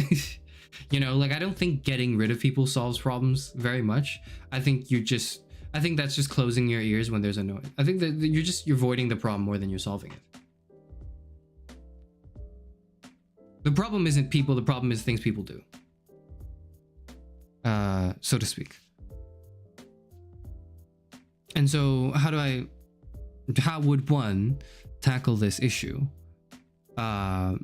My proposed current answer that I'm working on is to be a proponent in the space and to try to create a cycle that a healthier cycle, instead of continuing to perpetuate the current one, where these things are made more aware, much more aware, so that even if they do happen, the community itself knows how to handle it and deal with it very well. It's a common concern people have. People think about it a lot. The support networks are there. Help services and hotlines are all in check. You know, there's like a supportive infrastructure that goes on. And so people can then enjoy it safely. Just like they can enjoy anything safely. I think the same thing for gacha games as well. I like to think that gacha games, I hope that's not too big of a pivot, but I was thinking of Honkai Star Rail again. I like to think that there is a way to enjoy and play gachas without it inducing all these terrible problems. Like, you know, the fact that it's basically gambling is a big deal. Gambling, and I guess to extrapolate from that, gambling it's as well, I think, does not need to be outright destroyed, like the phenomenon of gambling, nor can it be destroyed. Even if we wanted to destroy it, we wanted to get rid of it forever, you can't. There will be gambling. We've been gambling. Humans have been gambling since the dawn of time, since the moment there was chance. And that was the creation of all of us, right? But the moment there was chance, people started gambling. And that's not going to stop anytime soon. Gacha games are not going to be any different. There's gonna, like, it's gonna pop up and manifest in one way or another. It's just that now the problem is it's way too unregulated and it's way too exposed to children, and it's way too, there's not enough breaks in this. There's not enough supportive infrastructure to help people deal with gambling and addiction and all of that. I believe there is a healthy way to enjoy gambling. As a person who enjoys it and plays it, I like to think I've solved it for myself, but I would like to also try to solve it in general. So the solution for it myself would be, okay, I don't make any rash or impulsive decisions, and, you know, I maintain a level of patience that I upkeep that allows me to just not have to worry about FOMO. And in addition, when I really want something, I think it through. I don't buy it immediately. If I want to get a character, I need to buy the premium currency to get it. Well, I deliberate it in my head, and then I make the decision 3 days later, 4 days later. So that if I do want to spend, at least I'm spending healthily and I'm spending it in sound mind, and I'm not privy to marketing tactics, so to speak. And that can be a way to not only play gachas and enjoy them, but also to spend money in gachas and enjoy them, etc., without falling into a gambling addiction. Gambling is a little different because gambling, there's the sense that, oh, I can win it all back. Whereas in gachas, it's like you throw the money in and it's gone forever. You already know that. But you get a waifu, you get a PNG, and what is that what people say? You get like a jar. I'm not gonna say that. I'm sorry. I'm not gonna say that anymore. I'm not gonna say jar anymore. But you know what I mean. You get a thing. And so I think there is a fundamental way to deal with that problem too. Beyond just from the consumer standpoint, but also from the standpoint of someone who like will have to maintain and regulate and manage these things. I've been going on for quite a while. I'm sorry for being boring. I'm gonna end the stream soon. If there are any final questions, I'm sorry again. I will not stop saying it for the whole stream that the stream was so awful. Wanted to stream Limbo, couldn't stream Limbo. Wanted to stream Inside, couldn't do that either. There was just no game to play today. There were a lot of new people here that came by, only to be disappointed and go, well, damn, I guess this guy is terrible at all as a streamer. I imagine there's a non-negligible amount of people that came from Class of 09 and wanted more of that.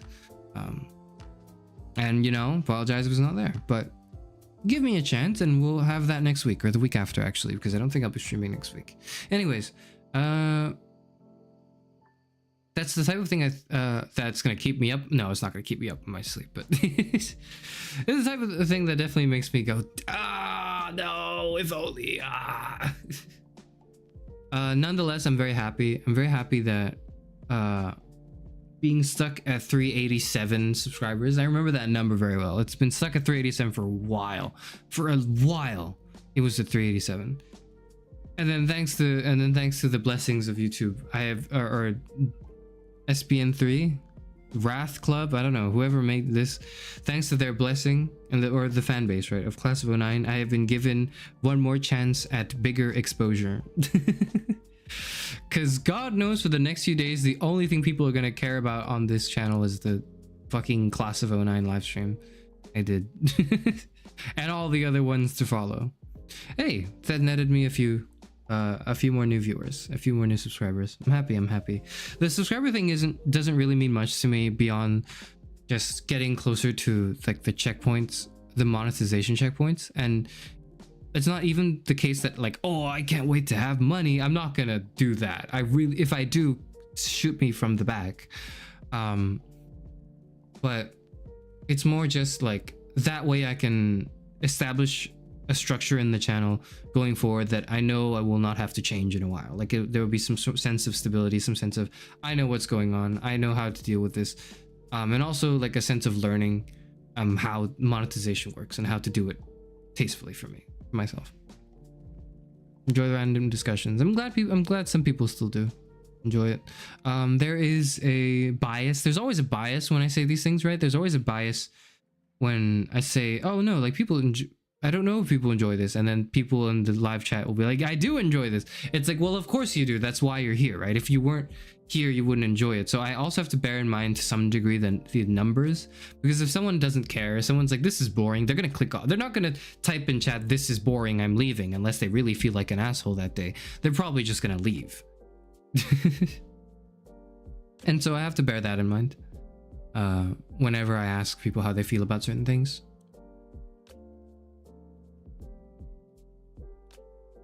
Write a letter to the ISP to get better service. I think the service is fine. I think it really is just something wrong with my computer not being able to do it well.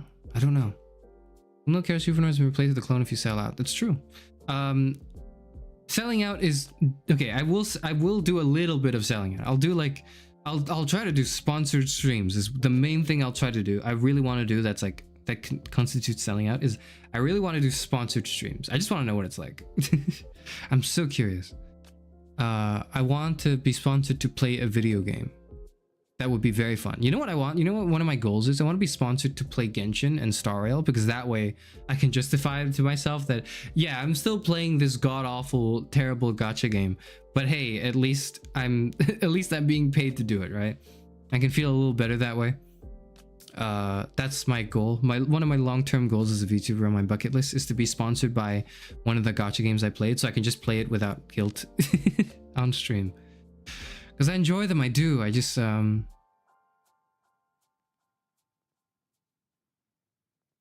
you know what, one last thing before I go, actually, one more thing I remember that I guess I can mention. Well, now that I've brought up gachas several times, yeah, they're horrible, don't play them, but god, like some of them are really good.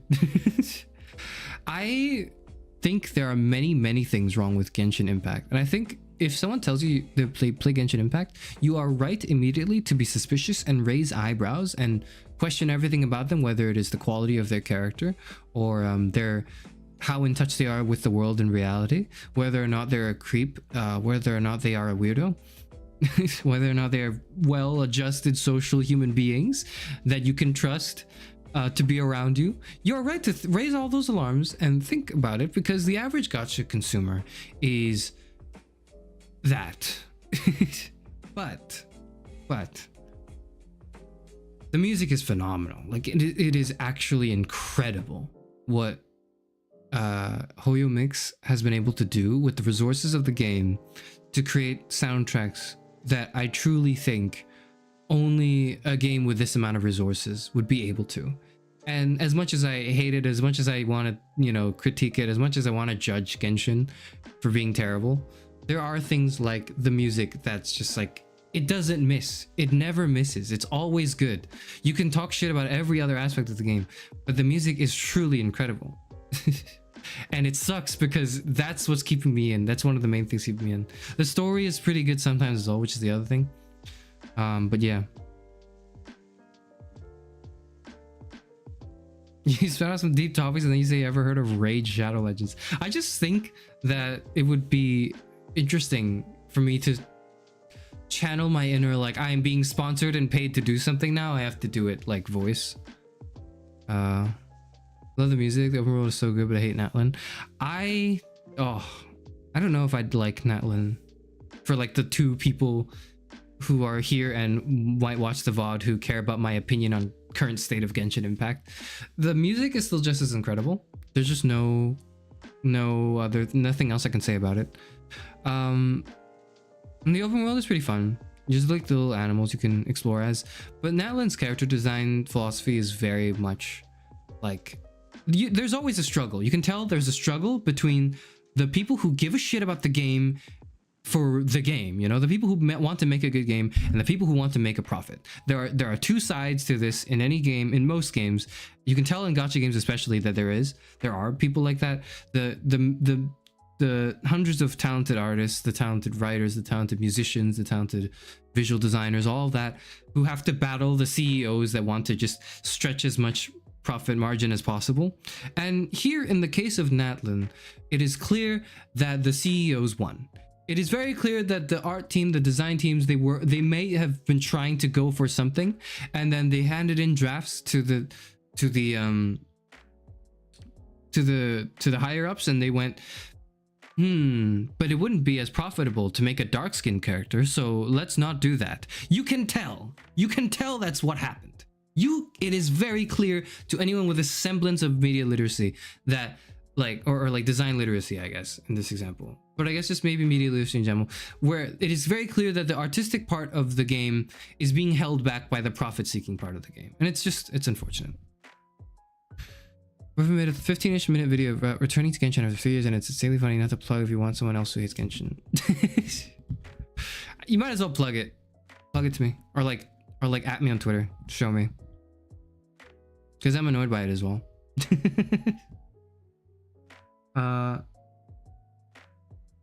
Returning to Genshin after 3 years. So wait, 3 years is...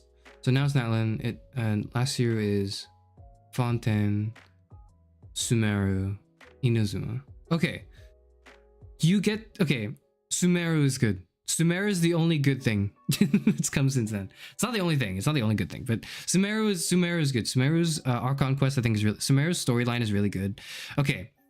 I know no one cares about Genshin Impact, but this is the end of the stream, and like and I feel really bad about just ending stream without having talked about everything I could possibly talk about. So, and this is something I could talk about. I'm going to talk about it now. Okay.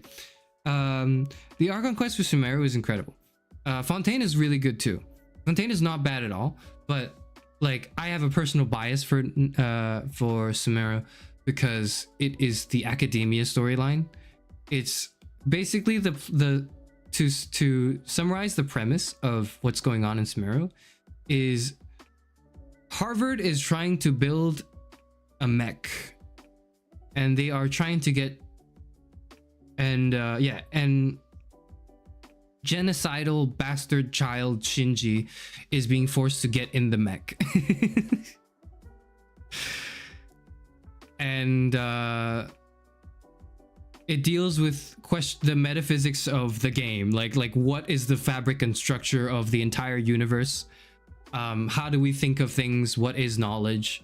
How do we acquire it and use knowledge well? What does it mean? What is a meaningful distinction between knowledge and wisdom that can be made accessible to the average gacha player?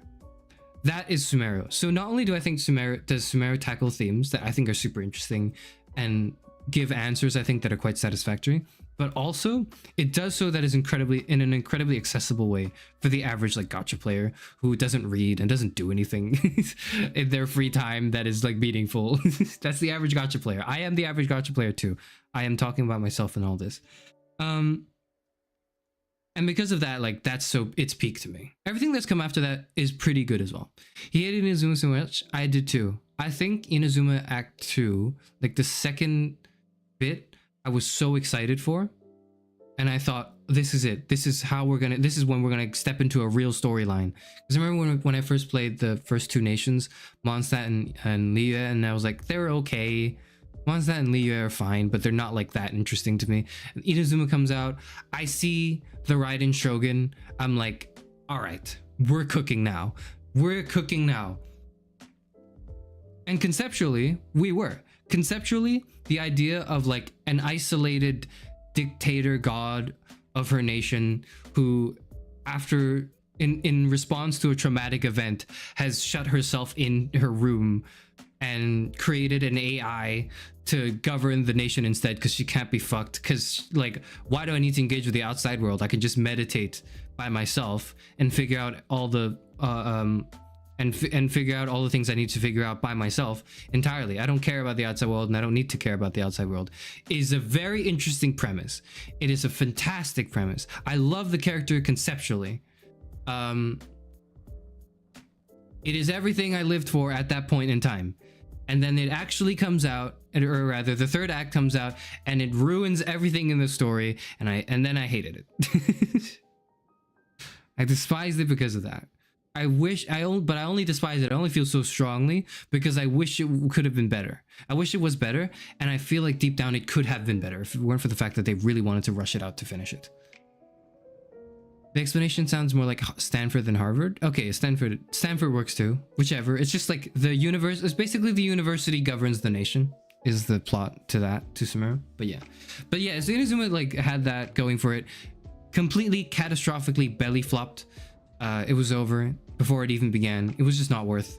It was not worth all the hype put into it. But hey, the music's still good. At least the music's still good. They got the Tokyo Philharmonic, I think, to play the tracks, some of the soundtrack, which is just phenomenal.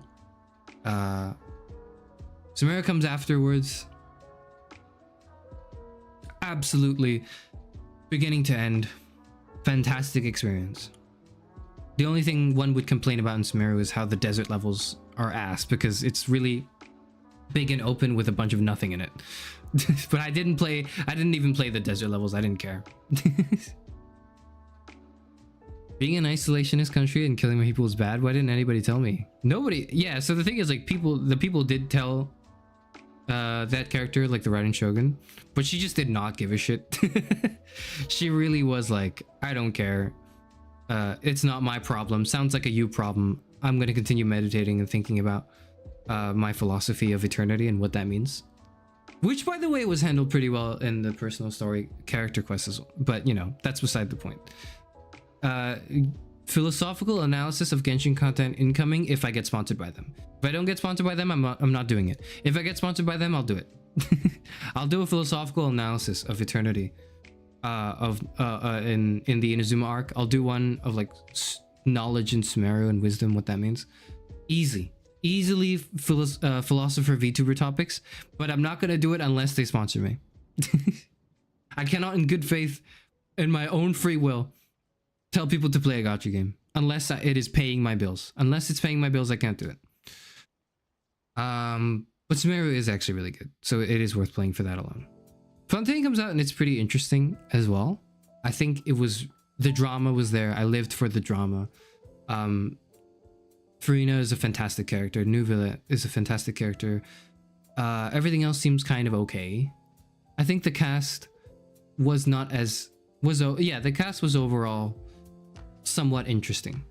No, I'll give them credit. There were characters that are interesting, and yeah, all the characters are hot too. You know, that's just how it is. That's the given for playing a Hoyoverse game, right? Every character is hot. Every character is insanely attractive, and like you want all of them. You want, and every Instagram post of like their artwork, of their like birthday artwork, is like insane thirsting in the comments that are just completely unhinged and completely uninhibited. People have no self-control, so that's a given. Natlin comes out, and I think one of the weakest points of Natlin is that like the cast of characters don't feel at all like they talk to each other in real life. It feels like they are plot devices in the story to move the story forward, and then other than that, they don't exist in their world anymore. And like there's no real sense of camaraderie between the characters, unlike say in Sumeru, where like the Sumeru cast already just in the game, in the story themselves, feel like they were living, breathing like characters who lived with each other, who worked with each other, who come together to solve problems, who banter, who have competitions, who like they are living, breathing characters. Which reminds me, you know what? Side note, I'll say this now. I'll say it again in the first year anniversary stream. It'll come up and I'll say it again. But now that I'm this deep into talking about Hoyoverse games, I might as well. When I was commissioning art team for Charis Euphranor, I didn't really have any good prompts for the character design, and so I just was like, what do you think? Because like I didn't know, because I'm a terrible person. I'm a terrible commissioner. I'm very bad at commissioning things. I don't know what I want. I was just like, hey, our team, you can make this, and you're really good at making these. Can you help me make one? And our team was like, yeah, sure. What do you want it to look like? And I was like, I don't know. That's the worst answer you can give. That's the worst answer you can give when you're commissioning someone and you ask them for something, and then you're like, I don't know. So, and then I just gave a few characters that I thought would fit the vibe. Our team as well contributed some suggestions, because our team saw what I was going for. You were like, can you make Byleth but shinier? I did. Byleth was one of the references here. There are several character references. Alhaitham was one of them. I don't know if you'll be able to notice, if anyone's a Genshin player, that like I think my hair is reminiscent of Alhaitham's hair a little bit. So Alhaitham was one of them, and then it was Byleth as well a little bit, but it was like almost like a mixture of Byleth and Claude. The color scheme reminiscent a bit of Claude was the other thing. So the funny thing is, like, Ratio didn't come out at the time when I was commissioning for this Charis Euphranor. If Ratio was out, I would have just been like, all right, just make me a model that's Dr. Ratio. That's all I need. Just give me Dr. Ratio, but I don't, without any copyright infringement. That's what I would have said. But Ratio was not out at the time, so I didn't even know Ratio existed. This was like, so those are like the main characters I think that I propositioned to our team. And then I was also like, can you make it look like me as well a little bit, at least so that it's not too jarring? Like if I look at myself in my OBS versus looking at myself in the mirror, I don't get a heart attack every time. And then our team did her magic, and this is what has come out. This is the result of our team's hard work, and most of 95% her work, 5% me going, yeah, this looks good. Can I also get a thing? And then like our team having to explain, no, that doesn't work like that. You can't do that. And I go, okay, my bad. Sorry. Please continue working. That's just the entire commissioning process. Had I known about Ratio at the time, Charis Euphranor would look very different, or maybe not very different, but it'd look a little different, and it would look a bit more like Ratio. The funny thing is, I did adopt something from Ratio though. I adopted the mask, the bust, the head bust idea So Dr. Ratio in the game has a head bust on sometimes when he just doesn't want to talk to people, and it's just like a marble statue head bust, reminiscent of the Greeks, you know. And I have like, is it Plato or Socrates? I have Plato in my profile picture. I have like a bust of Plato in my profile picture. That's what I've incorporated from Dr. Ratio. Looks in the mirror. Why am I not a handsome anime boy? Every day. I've largely been able to. Okay. This is also something I wanted to talk about in February. I don't mind bringing it up a little bit now so I can workshop it out, this conversation, so I can be more concise during February, right? I don't mind talking about this now. This is like a test run. This is the test run for February, right? This conversation.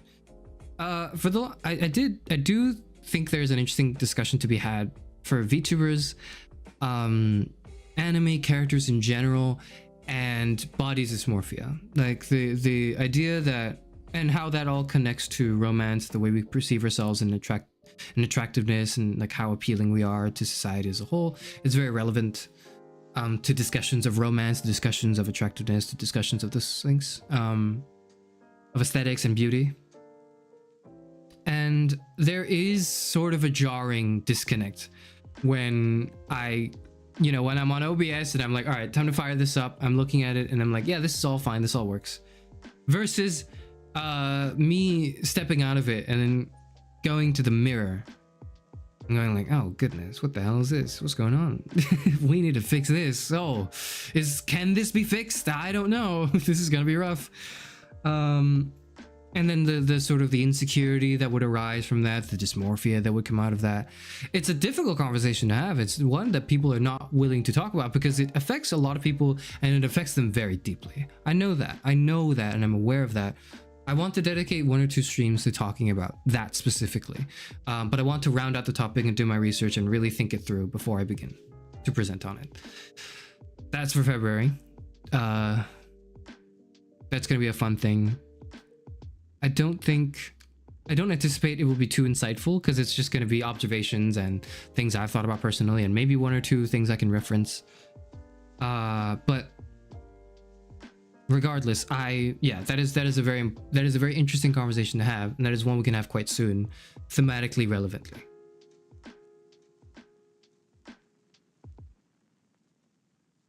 And it also, then we can kind of tangent into why it feels like every VTuber has mental issues. Why is it that every VTuber has mental health issues? It's insane to think that there's so many that are all like that. In February, I'm going to post selfies on Twitter and make mutuals and chat like there was an exchange of ideas. I don't know how many mutuals in chat you guys have.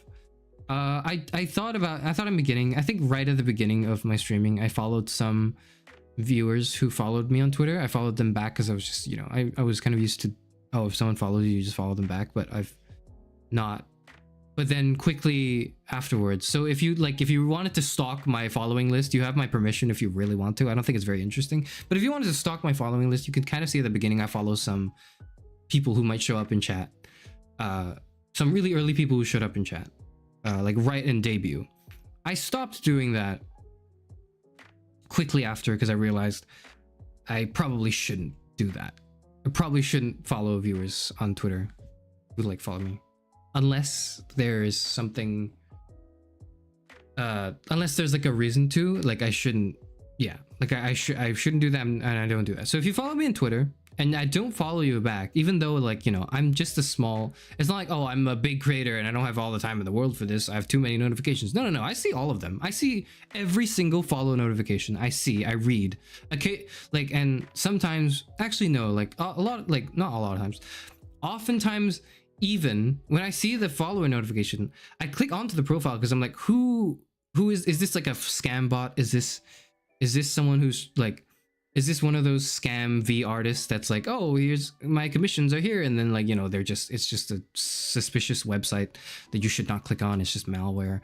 Or is it another VTuber trying to network? Is this just someone who follows the live streams and wants to follow the Twitter too, where I post things very occasionally?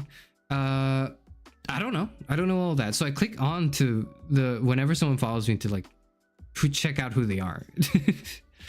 and so I want to not to alert anyone, but if you follow me on Twitter, I might do that, but I will also not follow you back.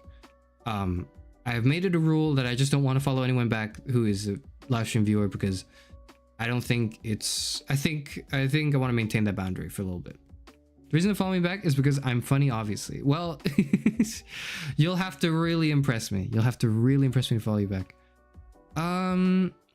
Okay, here's the deal. Here's the deal. You can get a follow back. If you make fan art of me, you get to request me to follow you on Twitter. I'm gonna unfollow you just to refollow you. Oh, I know who you are. I've seen the profile picture, and I've seen the name, and I've seen like the pro. I've seen it.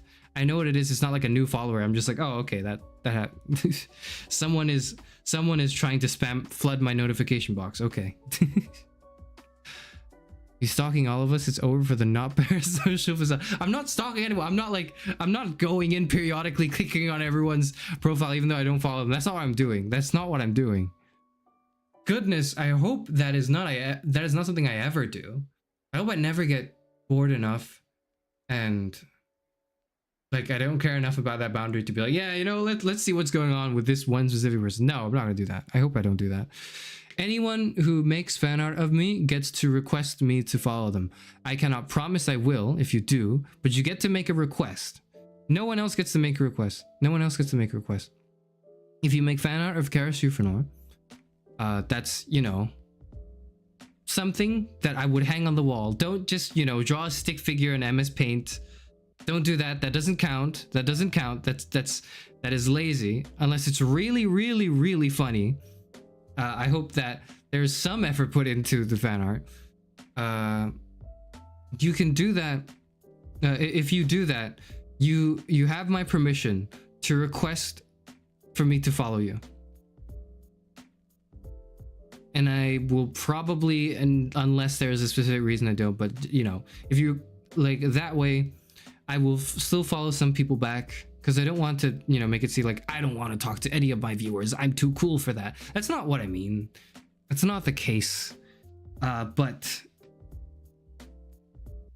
I think there's a certain boundary that can be maintained that I would like to maintain in that regard.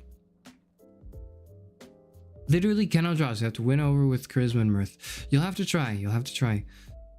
If you make a really funny tweet about me, like you at me, and I laugh, I'll follow. I will allow a request to follow as well. if someone makes a joke that is really funny, I'll follow you too. What if they do art instead of a follow back, they get a choice of song for the karaoke stream? Ooh, that's a good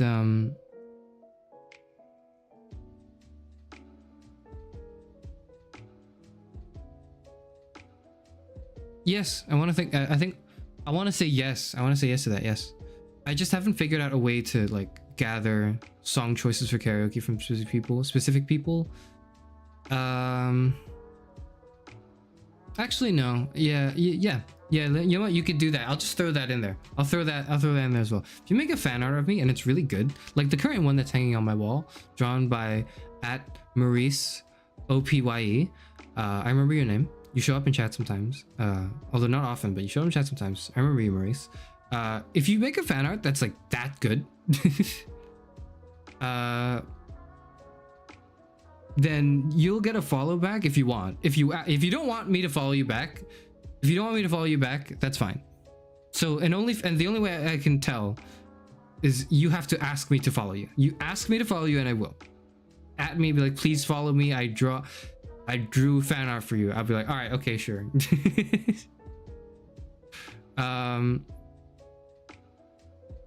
Sure, that can be handled. And you get to choose the next song. You get to choose a song for karaoke. Why not? I'll throw that in there. If it's really good to get 2 songs. Ooh, now then we're like, that's like a judge of quality then. It's like, how do you judge the quality of art?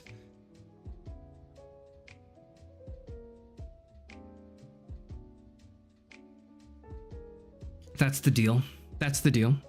If you want something from me, the exchange is you either have to make really good fan art of me, or you have to make a joke tweet. You have to make a funny tweet. You have to make a really, really funny tweet or a really, really funny meme.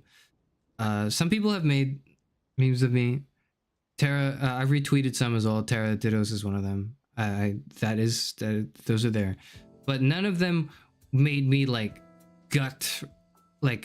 belly laugh. You know, I've not belly laughed from like a meme you've made yet. They're good. They've gotten like a chuckle and like a smirk out of me, and I enjoy them. But if you can make a really good joke or a really good anything, like fan art otherwise, you get two things. You get permission to request me to follow you, and on Twitter, right? And you get to choose a song for karaoke. That's what you get to do. It'd be super nice if you interact with us on Twitter. Beg. No, don't beg. Don't beg. Don't beg me. Don't beg me to interact with you on Twitter. You should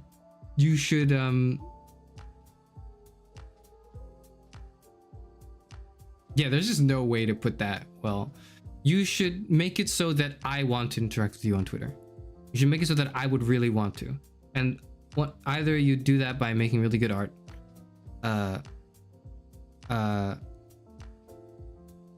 or you make a really good joke.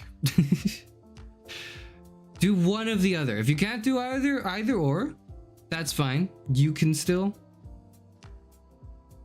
just be in live chat. Listen, I'm not gonna be popular enough in the near future for the attention you can gain from Mr. Streamer to just fade away in due time. Like, it's not happening. Insane Streamer not only demands fan art, tells you to plead for a follow back. These Germa titles are getting out of hand. To others, man, this VTuber is a pain to crop or draw without skill. I'm sorry, I apologize. No, I'm not telling you to be funny. I'm telling you I appreciate it. That's what I'm saying. But if you want, and you might not want a follow back either. If you don't want a follow back, it doesn't matter. Like, then this doesn't matter to you at all. This is only contingent on if you specifically want me to interact with you on Twitter. If you want me to follow you on Twitter, and maybe occasionally like a tweet from you, you have to do that. Browser masturbation requests to rap songs. God, I'm gonna not do very well. Were you here for? I don't think you were here for Arcane Karaoke. I just didn't do well. In my head, I thought I would do well because I listened to them a lot, and I was like, yeah, okay, I can get into this. And then I tried to do it, and I couldn't alternate between the chorus and the verse, the chorus and the verse. And I couldn't find the flow very well. I can do some songs decently. I have I enjoy, one of the reasons I first actually got into, or one of the things that got me really hooked into watching Kalapi Mori was actually the karaoke streams he would do, where she would like do Eminem songs, and I was like, yes, there's a big Hollow VTuber doing this. Let's go. I want to see more. I don't know if the Stars rap that much. I think there are some songs from the Hollow Stars where they do rap, but then it's like not that good. It's like okay. But yes. Doing something that makes you and sharing for something like button fills me with joy and whimsy. Well, you're gonna have to make something really funny. That's what you have to do. Chat is so funny, and what for? You have to beg for scraps. Don't make it. Hey, that's not what I'm saying. That's not what I'm saying. Make you laugh all the time on stream. That's count for something. It does. It does count for something. It counts for an enjoyable streaming experience. That's what it counts as. Fun viewer chat interaction. Sorry, chat streamer interaction. That's what it counts for. It's fun. I enjoy it. You're probably enjoying it, and I imagine people who watch the VOD also enjoy it, or or other people who watch live enjoy it. It's good. It's just specifically if you want a Twitter follow, that's what you will have to do. If you want a Twitter follow, you must impress me on Twitter, and there are two ways to impress me on Twitter: either through great art, through good art, or through. Okay, like I say great, but like I realize by saying that it does put the pressure on some people who actually do want to draw fan art to be like, oh no, but what if he doesn't like it? No. Like, I don't want anyone to feel that way. no one is obligated to do anything. In general, no one is really, but specifically even for this stream, like, you are not obligated to draw fan art of me. You shouldn't have to feel that way, and you shouldn't have to feel obligated to make it good, because that's difficult. That's why, like, this was like the first one, and it was an incredibly high bar set. I must apologize for anyone else who wants to try. Bone Thug and Harmony song for character stream, instant subscribe. I see. I'll keep that noted.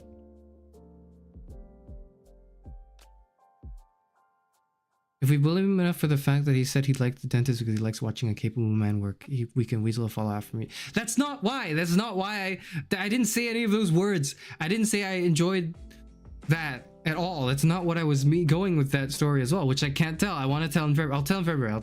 Ask February. There are a few things you can ask in February that you have my permission to ask. The dentist story is one of them. The dentist story is one of the stories you can ask the moment February hits. Okay? Okay? That's what you can do. That's what you do. That's February.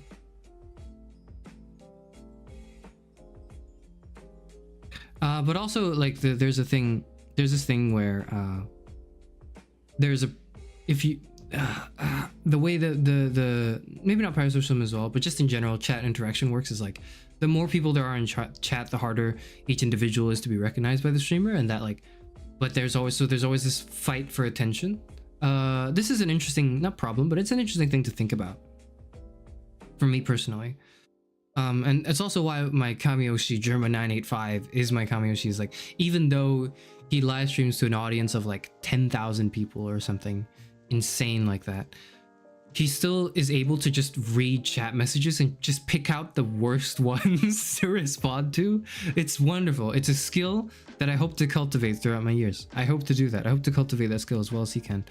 But, you know, in general, there's a sort of vie for attention, because you want the stream's attention for a little bit to be on you. It does feel, you know, it gets the endorphins hitting it. It feels good, etc., etc., etc. I understand that completely.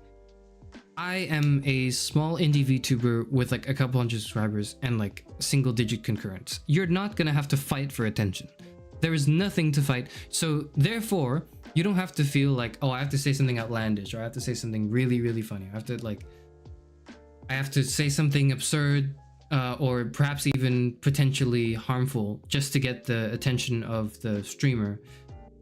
That's not something you'll have to worry about for Charis Euphranor, because there's enough attention for everyone.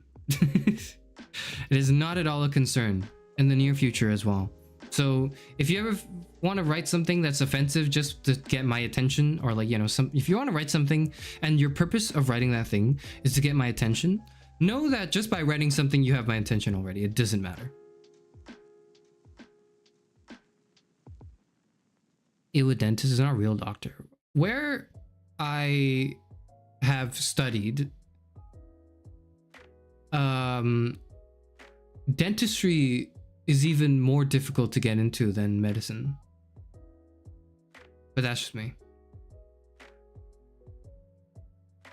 Like, the requirements are higher. I'm trying to do a Billie Eilish for karaoke. I think it would suit the voice. All the Billie Eilish songs I know are not in my range, I think.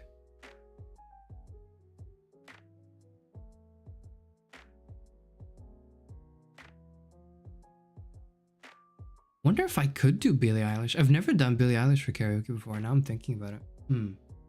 I don't know if I can do it.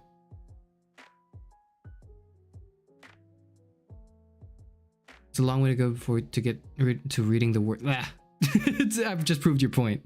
It's a long way to get good at reading the worst messages. Yeah, this is a skill I'll have to cultivate. Thankfully, I'll have all the time in the world. I can't imagine I'll just explode up into.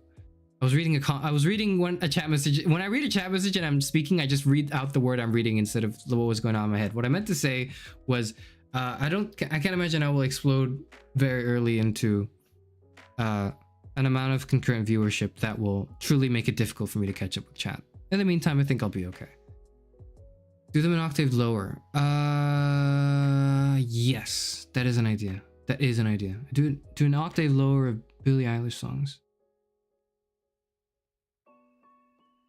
You want to hear a Weird Al song? Hey, this is not okay. This is not. Put your requests in.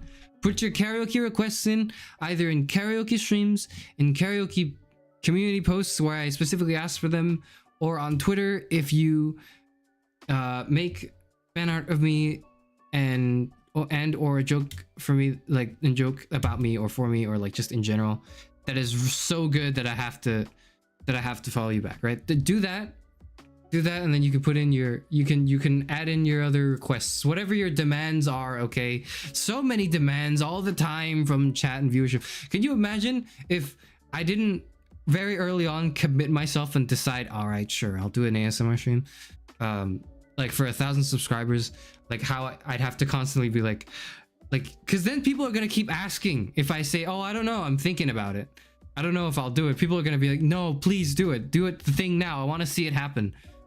I can't just do that. I made the right decision in committing to doing it very, very early on.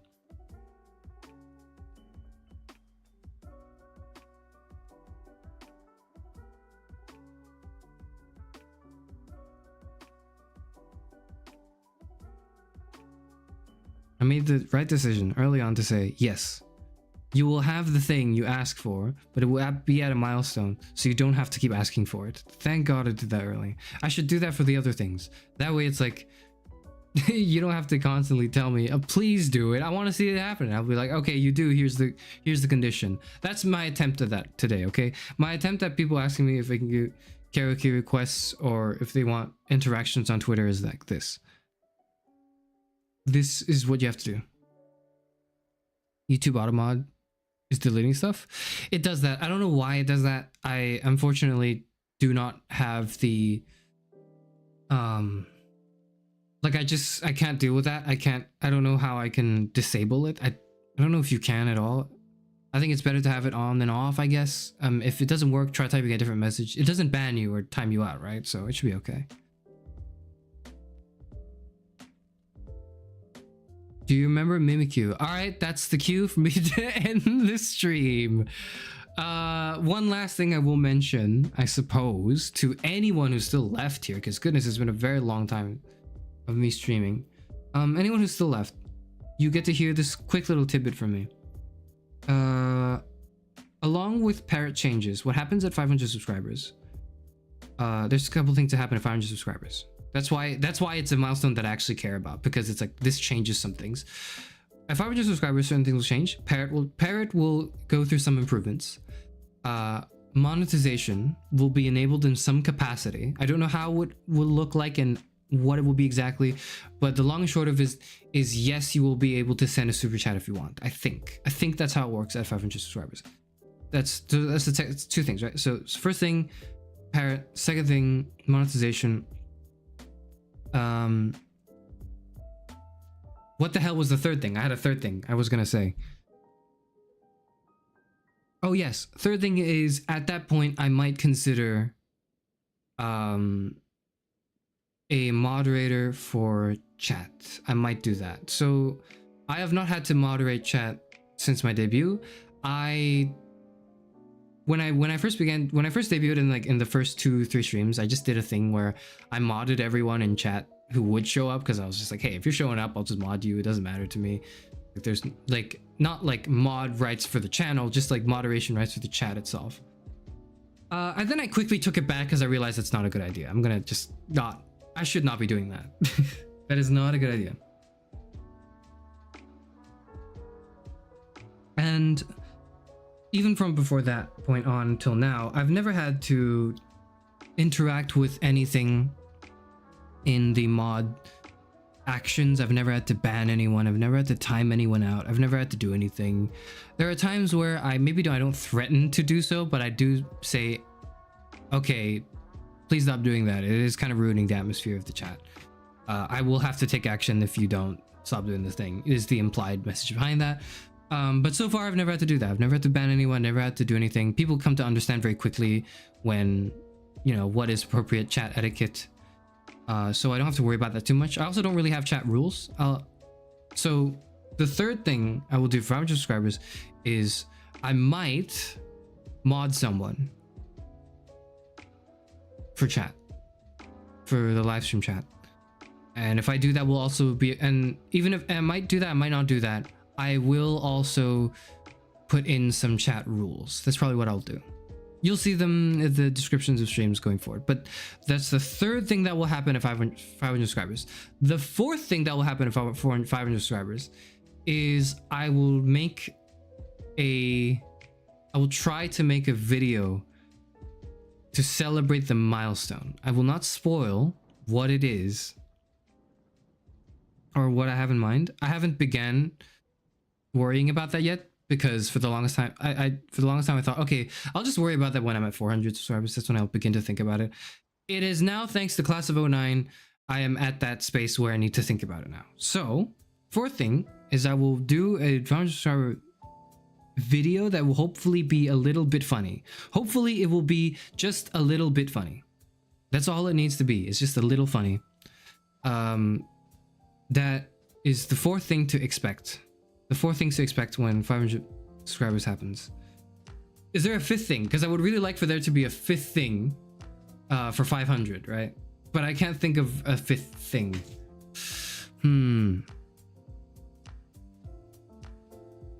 If you make more Class of 09 streams, we push over 500. This is the most consistent way to earn subs. I know it is. And like, I have to hold back the temptation, the urge to do more Class of 09, because I don't want to just be like a Class of 09 VTuber. I really don't want to just cultivate an audience that's just here for Class of 09, because then it's like no one's gonna watch anything else I do. Funny, it's a tall order. We all have to start somewhere, and my ambitions know no bounds. We'll get it done, we'll get it sorted. Striptease video. No, that is probably not going to happen. I imagine it wouldn't be very funny. I imagine the comedic value of that would not be very like, it would not get a hee hee ha ha out of me. It would get like a, oh, okay, all right, okay, out of me. That's what it would get. Fifth thing. I'm gonna end the stream when I can come up with a fifth thing to do for 500 subscribers. That's when I'll end the stream. I'm gonna sit here and think. Ah, shit. Until I can get that done. A fifth thing. Mysterious fifth thing. What could it be? Let's see.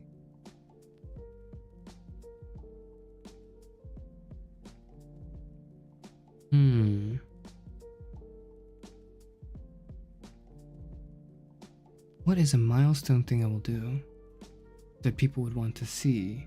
What is a milestone thing people want to see? Fanfic reading stream?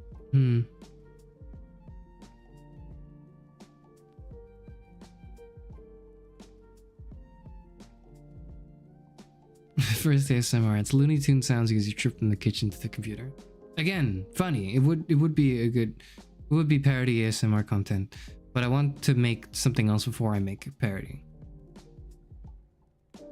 You tell us you love us for the fifth thing. Well, it's not true, so I can't do that. I have no intention of lying so brazenly and so boldly. Crowdfund flights to come out and give every single subscriber a kiss in the mouth. When at 1 million. 1 million when I do that? Goodness. 1 million flights and kisses on the mouth? Well, maybe not 1 million flights. I'd imagine some people would live similar, like around the near area, but I don't even know why I was entertaining the feasibility of something like that. I don't know why I just bro just lie to me. Okay, that's the problem. That's one of the problems, is like we have been conditioned to we would rather hear sweet nothings. We would rather hear lies than the truth, because the truth makes us uncomfortable. It makes us feel unwell. It makes us feel like we are alone. It makes us feel as though things will not be okay and fine and all that, because the truth is oftentimes quite alarming, among other things. It's not the whole truth, of course, but there's a part of the truth that one cannot help but pay attention to. This is something to explore. So something I'll explore in February. Stay tuned. Stay tuned.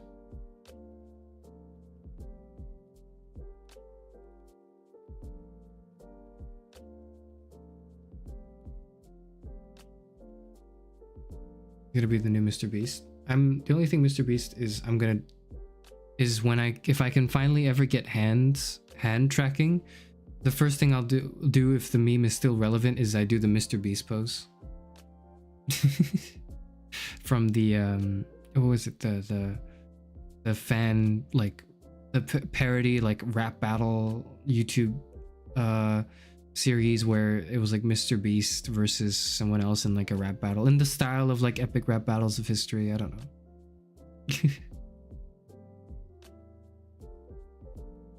He's gonna do my first and my 1 millionth subscriber.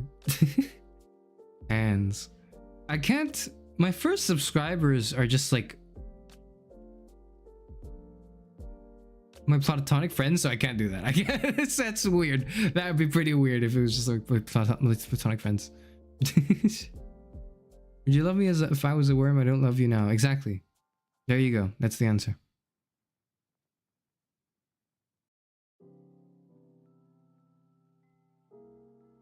I move, but I don't forget that you don't see him. I do. I oftentimes I'm shaking my hands around when I make a point. I'm trying to like, I'm doing like hand gestures because that's how I talk, right? I talk with my hands because it gives my hands something to do. Because otherwise, I just don't know what to do with my hands, and I get really uncomfortable. I'm like, I don't know. Do I put them in my pocket?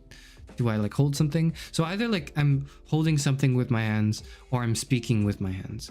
And if I'm listening to someone, I'm holding something, and I'm holding it a lot tighter than I think a regular human holds items when they are listening in a conversation. But like, I'm sorry, I have nervous hands and I don't know what to do with them. So I just like I'll hold the Guinness very tightly if I'm like listening to someone else. But like I have to have something to do with in my hands, and I just don't know what to do.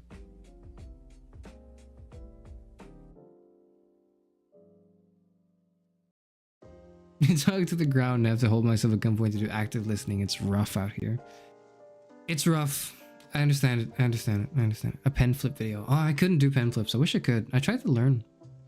I tried to learn pen flipping in high school to like figure out to focus, because I had a problem. Like I had some not problems, but like I wasn't focusing as much as I wanted to. I was focusing enough to like skate by, so that wasn't like a problem. Like I wasn't listed as a problem or a concern to people, but I did personally feel like I could have been focusing more than I did. So I tried to, and part of the reason was because my hands were just like, I don't know, I would like pick at my face, I would like scrub things out or move them around, and like I would just kind of be unsettled. And so one of the things I tried to do was like pen flipping. Pen flipping didn't work. I was just not very good at it. There's no explanation other than that.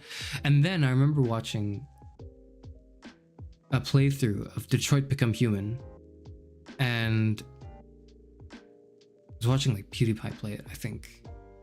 I was watching a few people play it. I don't remember who I was. Oh no, I was watching Jacksepticeye play it among other people, I think. Yeah. Yeah, Jacksepticeye for sure was one of the people I followed and watched that playthrough for. And then I saw that scene with Connor, the android sent by Cyberlife, in the elevator in the introduction scene where he's like flipping the coin around and he's doing like coin tricks, and I was like, that's so cool, I want to do that. And then I learned how to like I can't do those tricks, but I learned how to roll a coin across my knuckle. I learned how to do that, and I learned how to do that so well that I could do that while drunk. It's quite good. And it helped me focus in class. I would have a coin and I would just roll it across my knuckles, and it would give me just enough stimulation to like, you know, be present and also not like distract people, because it was a very small thing, and I would do it like under the table as well, and I would like pay attention. Use tech text during Zoom calls. I can do that as well. I've never tried tech text. I don't think we had I have tech text where I'm from, but yeah. We're both hand talkers. We're basically twins. The upcoming president is also a hand talker, so there's that. I'm not. All right, that's it. No more doom and gloom. None of that. Cheap alcohol recommendations vid. It doesn't have to be a video. It can be a like 10-second clip of me saying strong 0. If what you're looking for is the most cost-effective way that will not feel like you're burning your lungs, that will fuck you up as quickly as possible because you're cursed like me and you have a pretty high tolerance for alcohol. If you're cursed like me and you have an extremely high tolerance for alcohol, you the deadly combination is this, right? You have a high tolerance for alcohol and you have no money because you're a philosophy major, right? If you have both of these things, is usually, you know, you go into cheap alcohol and you really want to fuck, and the point is you want to fuck yourself up. You don't want to just drink alcohol that's just, you know, affordable alcohol, because then you can just drink anything that's, you know, that's just cheap. You just look at the counter, you just pick out which one's affordable, right? The idea is you want to pick something that will fuck you up, right? That's the idea. And so, given that in mind, either hard liquor, you encounter a third problem then, which is if you just have like hard liquor, like just straight up absolute vodka, it's gonna taste like hand sanitizer and you're gonna feel like you want to die. So you do that. So if you do that, that can also fuck you up pretty quickly. Like you just take a shot of hard liquor, but it's not gonna be too pleasant. The solution to this tri-prong of problems in your life is Strong Zero, if you can get it where you're from, is Strong Zero. Strong Zero is a brand of alcohol from Japan. There are some knockoff brands of it, but the official brand is Strong Zero, not just like Zero something or like Strong something. It's like, it is quite affordable where I got them, at least. I can't get them anymore now, but you know, when I could get them back then, you know, like they were quite affordable. They are very strong. It's like 18%. It feels like 40. Like it'll knock you out. It's good. And it tastes pretty okay. Like it tastes quite, there are different flavors of it. There's like there's different mixers and fruits and stuff. You just pick whichever one you would prefer, but it doesn't burn you nearly as much as like hard liquor does. So the solution to all of those things, Strong Zero. If you can't get it, rip. My condolences. Don't worry. I'm currently situated in an environment where I can't get them easily around me either. So I have not had a good Strong Zero in a long time. I'm very sad about that, but it is what it is.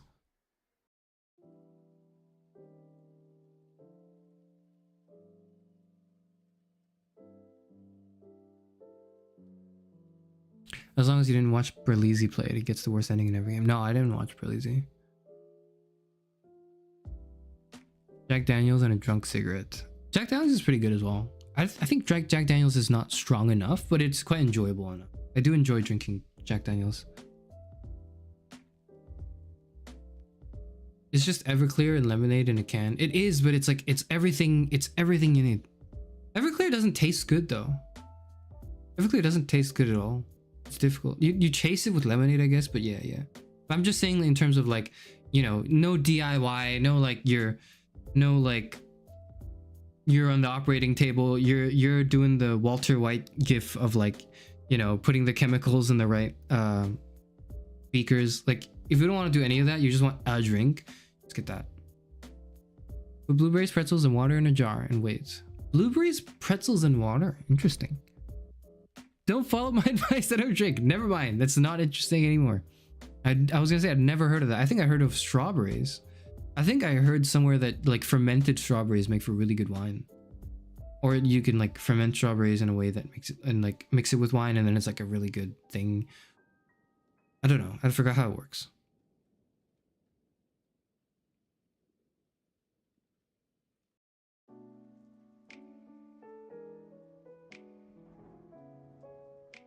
Need to find an easy cocktail you like and make it loaded. Yeah, you can do that as well, yeah. But that's the DIY, right?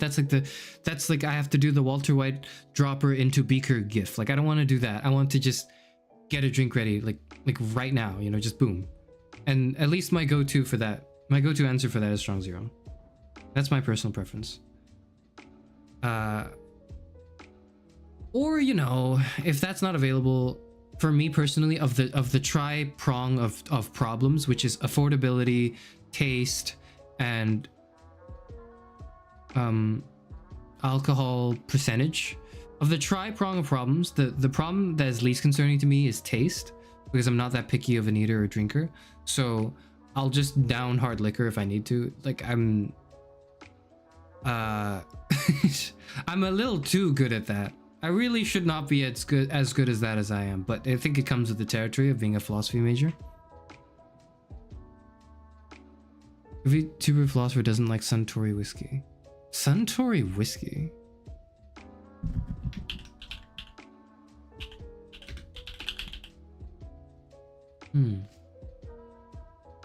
Oh, this shit is amazing. Wait, is it this one? Hold on. Are you talking about the Japanese whiskey? No, right? No.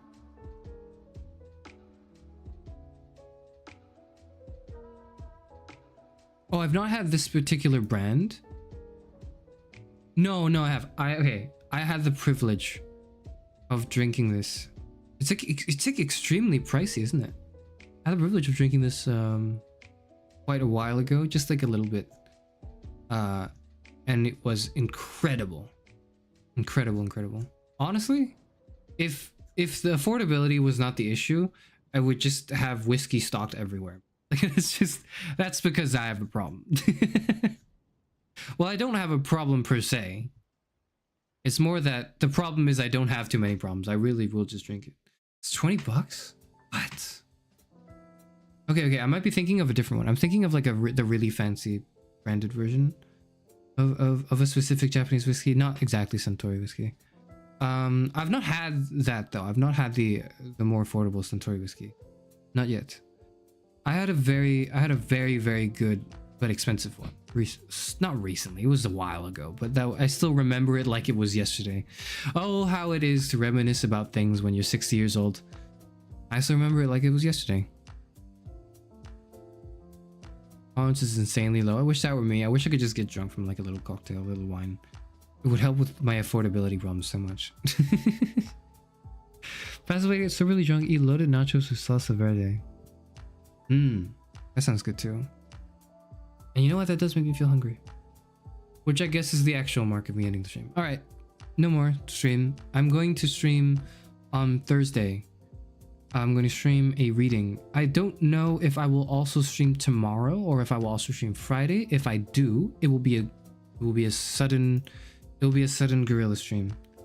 It will not be planned or scheduled, but I do it because I feel so bad about today's. It's because I just feel so awful about today's stream that I want to make another stream between now and like karaoke to make up for that. I don't know when it will be. I'm not going to announce it. I don't know when what it will be about it yet. I'm sure I'll come up with something, but it will I will either do a stream or I will not, and you will see.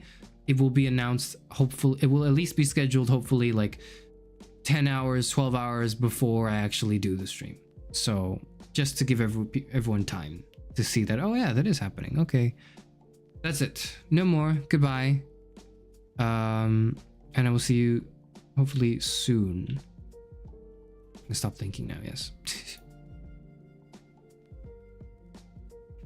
More House Flipper, maybe more House Flipper. House Flipper is kind of like, I will also be playing it like ultra low graphics is the thing that's bothers me a little bit. I think I could do that. Maybe we could do more House Flipper, yeah.